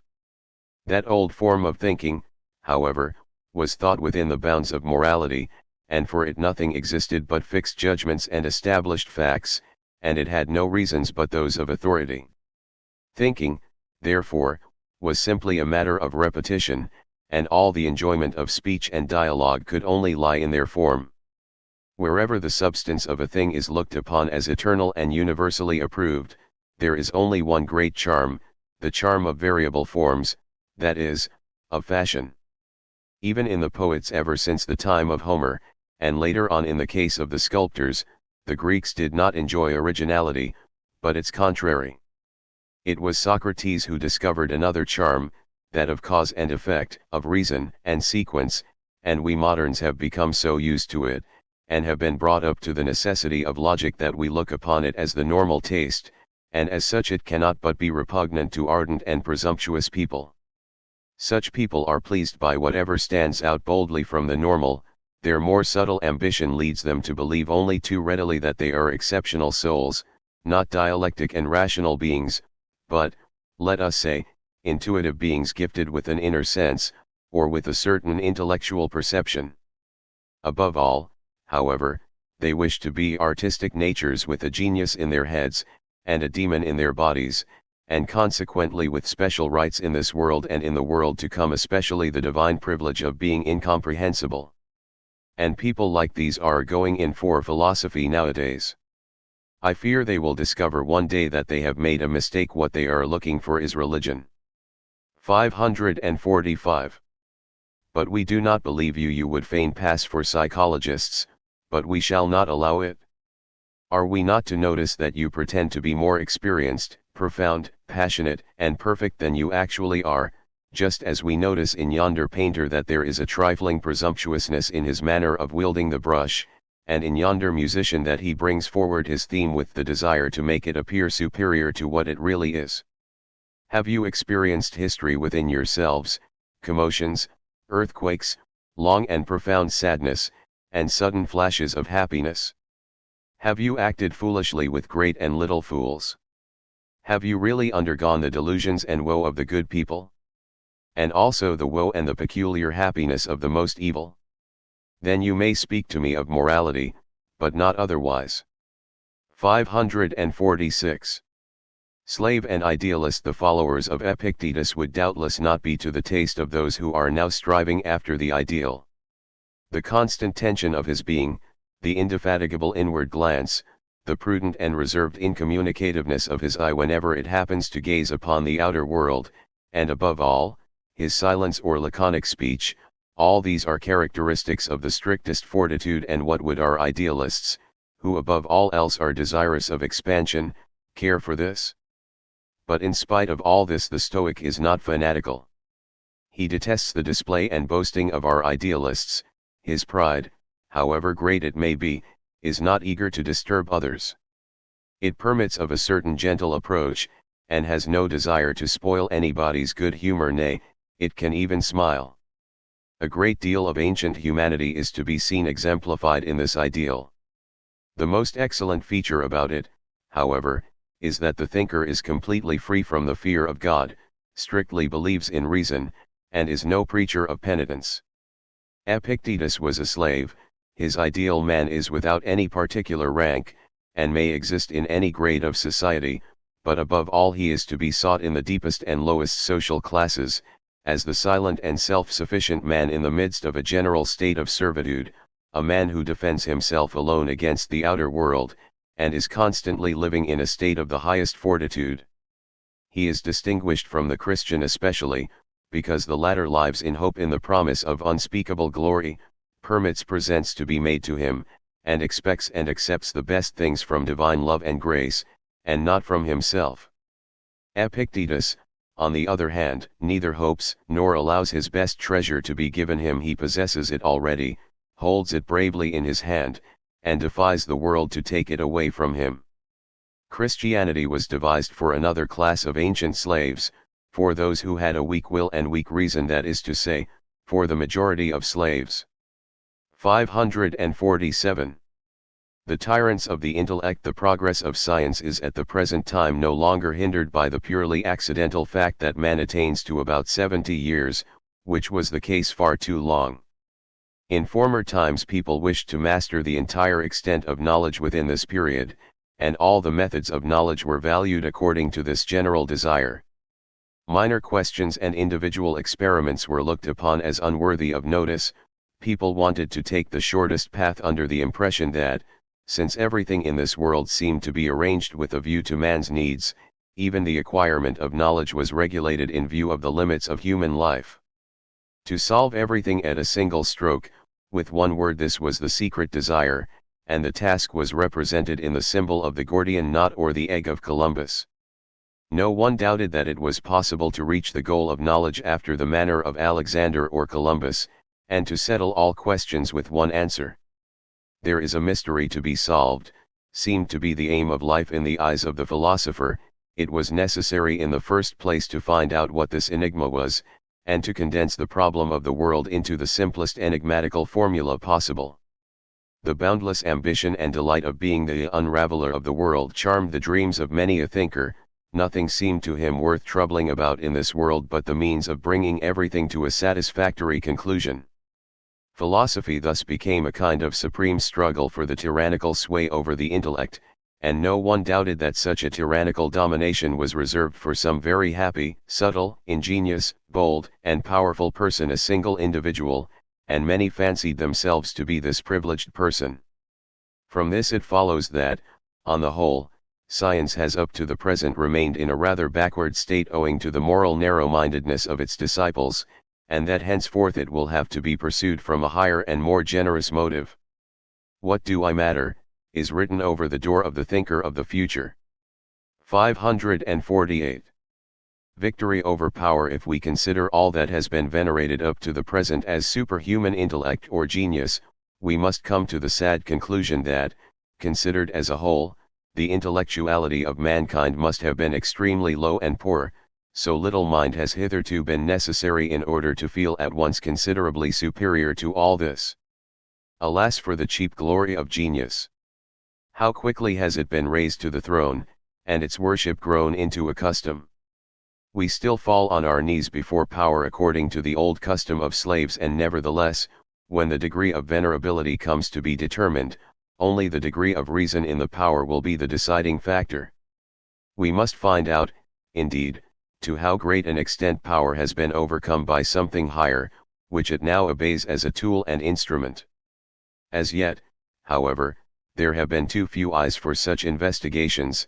Even in the majority of cases the mere valuation of genius has almost been looked upon as blasphemy.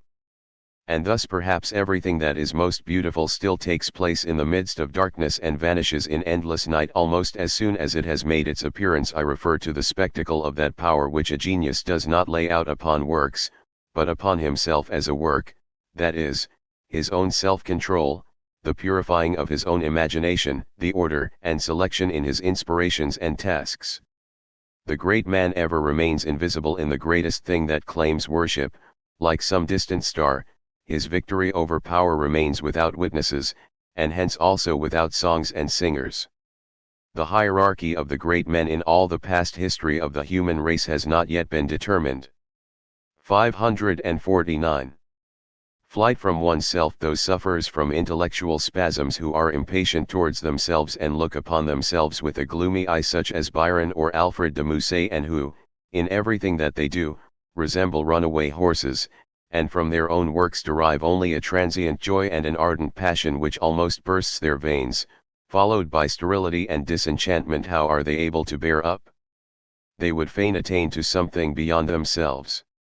If we happen to be Christians, and are seized by such a desire as this, we strive to reach God and to become one with Him.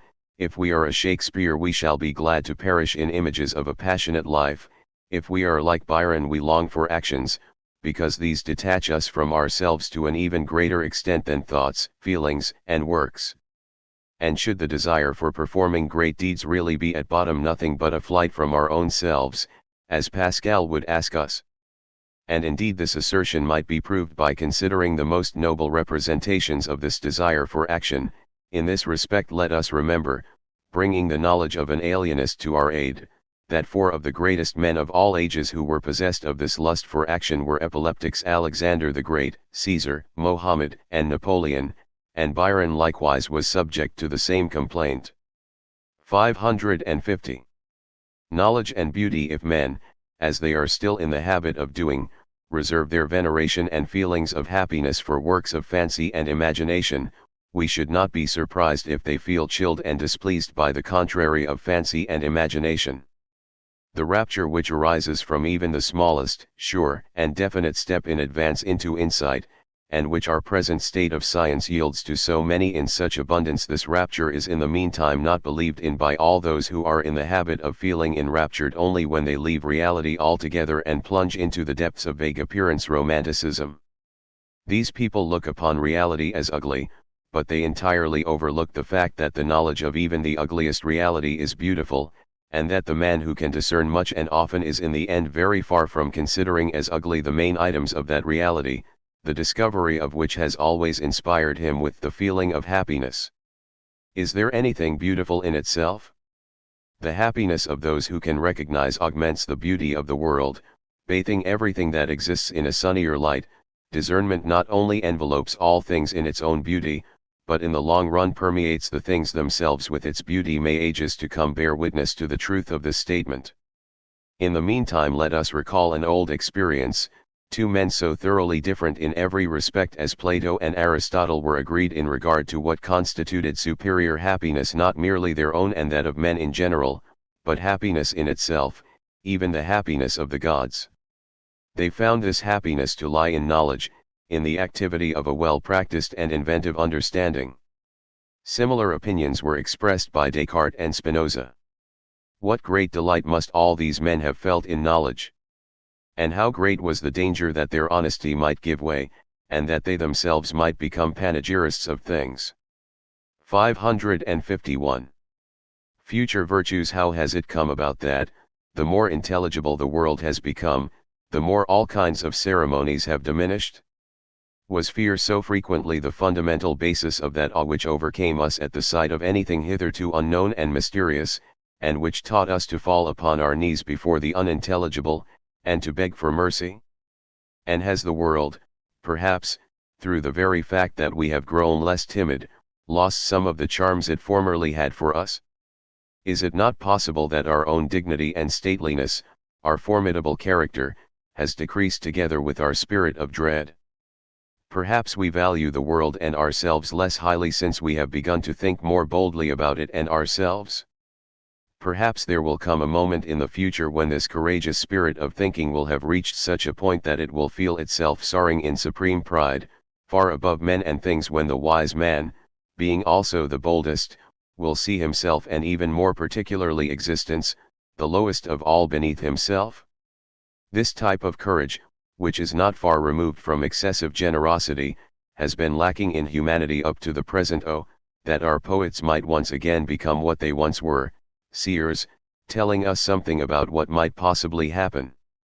Now that what is real and what is past are being ever more and more taken from them, and must continue to be taken from them, for the time of innocent counterfeiting is at an end. Let them try to enable us to anticipate future virtues, or virtues that will never be found on earth, although they may exist somewhere in the world, purple glowing constellations and whole Milky Ways of the beautiful. Where are ye, astronomers of the ideal? 552. Ideal selfishness. Is there a more sacred state than that of pregnancy? To perform every one of our actions in the silent conviction that in one way or another it will be to the benefit of that which is being generated within us, that it must augment its mysterious value, the very thought of which fills us with rapture? At such a time we refrain from many things without having to force ourselves to do so. We suppress the angry word, we grasp the hand forgivingly. Our child must be born from all that is best and gentlest. We shun our own harshness and brusqueness in case it should instill a drop of unhappiness into the cup of the beloved unknown. Everything is veiled, ominous, we know nothing about what is going on, but simply wait and try to be prepared. During this time, too, we experience a pure and purifying feeling of profound irresponsibility, similar to that felt by a spectator before a drawn curtain. It is growing, it is coming to light. We have nothing to do with determining its value, or the hour of its arrival. We are thrown back altogether upon indirect, beneficent, and defensive influences. Something greater than we are is growing here. Such is our most secret hope. We prepare everything with a view to his birth and prosperity, not merely everything that is useful, but also the noblest gifts of our souls. We should, and can, live under the influence of such a blessed inspiration. Whether what we are looking forward to is a thought or a deed, our relationship to every essential achievement is none other than that of pregnancy, and all our vainglorious boasting about willing and creating should be cast to the winds. True and ideal selfishness consists in always watching over and restraining the soul, so that our productiveness may come to a beautiful termination. Thus in this indirect manner we must provide for and watch over the good of all, and the frame of mind, the mood in which we live, is a kind of soothing oil which spreads far around us on the restless soul. Still, these pregnant ones are funny people. Let us therefore dare to be funny also, and not reproach others if they must be the same. And even when this phenomenon becomes dangerous and evil, we must not show less respect to that which is generating within us or others than ordinary worldly justice, which does not allow the judge or the hangman to interfere with a pregnant woman. 553. Circuitous routes. Where does all this philosophy mean to end with its circuitous routes? Does it do more than transpose into reason, so to speak, a continuous and strong impulse, a craving for a mild sun, a bright and bracing atmosphere, southern plants, sea breezes, short meals of meat, eggs, and fruit, hot water to drink, quiet walks for days at a time, little talking, rare and cautious reading, living alone, pure, simple, and almost soldier-like habits, a craving, in short, for all things which are suited to my own personal taste? A philosophy which is in the main the instinct for a personal regimen, an instinct that longs for my air, my height, my temperature, and my kind of health, and takes the circuitous route of my head to persuade me to it. There are many other and certainly more lofty philosophies, and not only such as are more gloomy and pretentious than mine, and are they perhaps, taking them as a whole, nothing but intellectual circuitous routes of the same kind of personal impulses. In the meantime I look with a new eye upon the mysterious and solitary flight of a butterfly high on the rocky banks of the lake where so many plants are growing. There it flies hither and thither, heedless of the fact that its life will last only one more day, and that the night will be too cold for its winged fragility. For it, too, a philosophy might be found, though it might not be my own. 554. Leading. When we praise progress we only praise the movement and those who do not let us remain on the same spot, and in the circumstances this is certainly something, especially if we live among Egyptians. In changeable Europe, however, where movement is understood, to use their own expression, as a matter of course, alas, if we only understood something about it too, I praise leaders and forerunners, that is to say, those who always leave themselves behind, and do not care in the least whether anyone is following them or not. Wherever I halt I find myself alone. Why should I halt? The desert is still so wide. Such is the sentiment of the true leader. 555. The least important are sufficient. We ought to avoid events when we know that even the least important of them frequently enough leave a strong impression upon us, and these we cannot avoid. The thinker must possess an approximate canon of all the things he still wishes to experience. 556. The four virtues: honest towards ourselves, and to all and everything, friendly to us, brave in the face of our enemy, generous towards the vanquished, polite at all times, such do the four cardinal virtues wish us to be. 557. Marching against an enemy. How pleasant is the sound of even bad music and bad motives when we are setting out to march against an enemy. 558. Not concealing one's virtues. I love those men who are as transparent as water, and who, to use Pope's expression, hide not from view the turbid bottom of their stream. Even they, however, possess a certain vanity, though of a rare and more sublimated kind. Some of them would wish us to see nothing but the mud, and to take no notice of the clearness of the water which enables us to look right to the bottom. No less a man than Gautama Buddha has imagined the vanity of these few in the formula, "Let your sins appear before men, and conceal your virtues." But this would exhibit a disagreeable spectacle to the world. It would be a sin against good taste. 559. Nothing in excess. How often is the individual recommended to set up a goal which it is beyond his power to reach, in order that he may at least attain that which lies within the scope of his abilities and most strenuous efforts? Is it really so desirable, however, that he should do so? Do not the best men who try to act according to this doctrine, together with their best deeds, necessarily assume a somewhat exaggerated and distorted appearance on account of their excessive tension? And in the future will not a grey mist of failure envelop the world, owing to the fact that we may see everywhere struggling athletes and tremendous gestures, but nowhere a conqueror crowned with the laurel, and rejoicing in his victory? 560.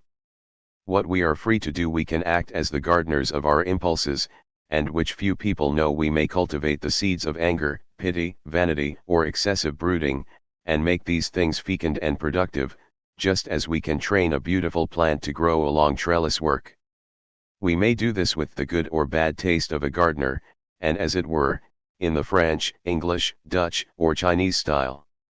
We may let nature take its own course, only trimming and embellishing a little here and there, and finally, without any knowledge or consideration, we may even allow the plants to spring up in accordance with their own natural growth and limitations, and fight out their battle among themselves. Nay, we can even take delight in such chaos, though we may possibly have a hard time with it. All this is at our option, but how many know that it is? Do not the majority of people believe in themselves as complete and perfect facts? And have not the great philosophers set their seal on this prejudice through their doctrine of the unchangeability of character? 561. Letting our happiness also shine in the same way as painters are unable to reproduce the deep brilliant hue of the natural sky, and are compelled to use all the colors they require for their landscapes a few shades deeper than nature has made them, just as they, by means of this trick, succeed in approaching the brilliancy and harmony of nature's own hues, so also must poets and philosophers, for whom the luminous rays of happiness are inaccessible, endeavor to find an expedient. By picturing all things a shade or two darker than they really are, their light, in which they excel, will produce almost exactly the same effect as the sunlight, and will resemble the light of true happiness. The pessimist, on the other hand, who paints all things in the blackest and most somber hues, only makes use of bright flames, lightning, celestial glories, and everything that possesses a glaring, dazzling power, and bewilders our eyes. To him light only serves the purpose of increasing the horror, and of making us look upon things as being more dreadful than they really are. 562.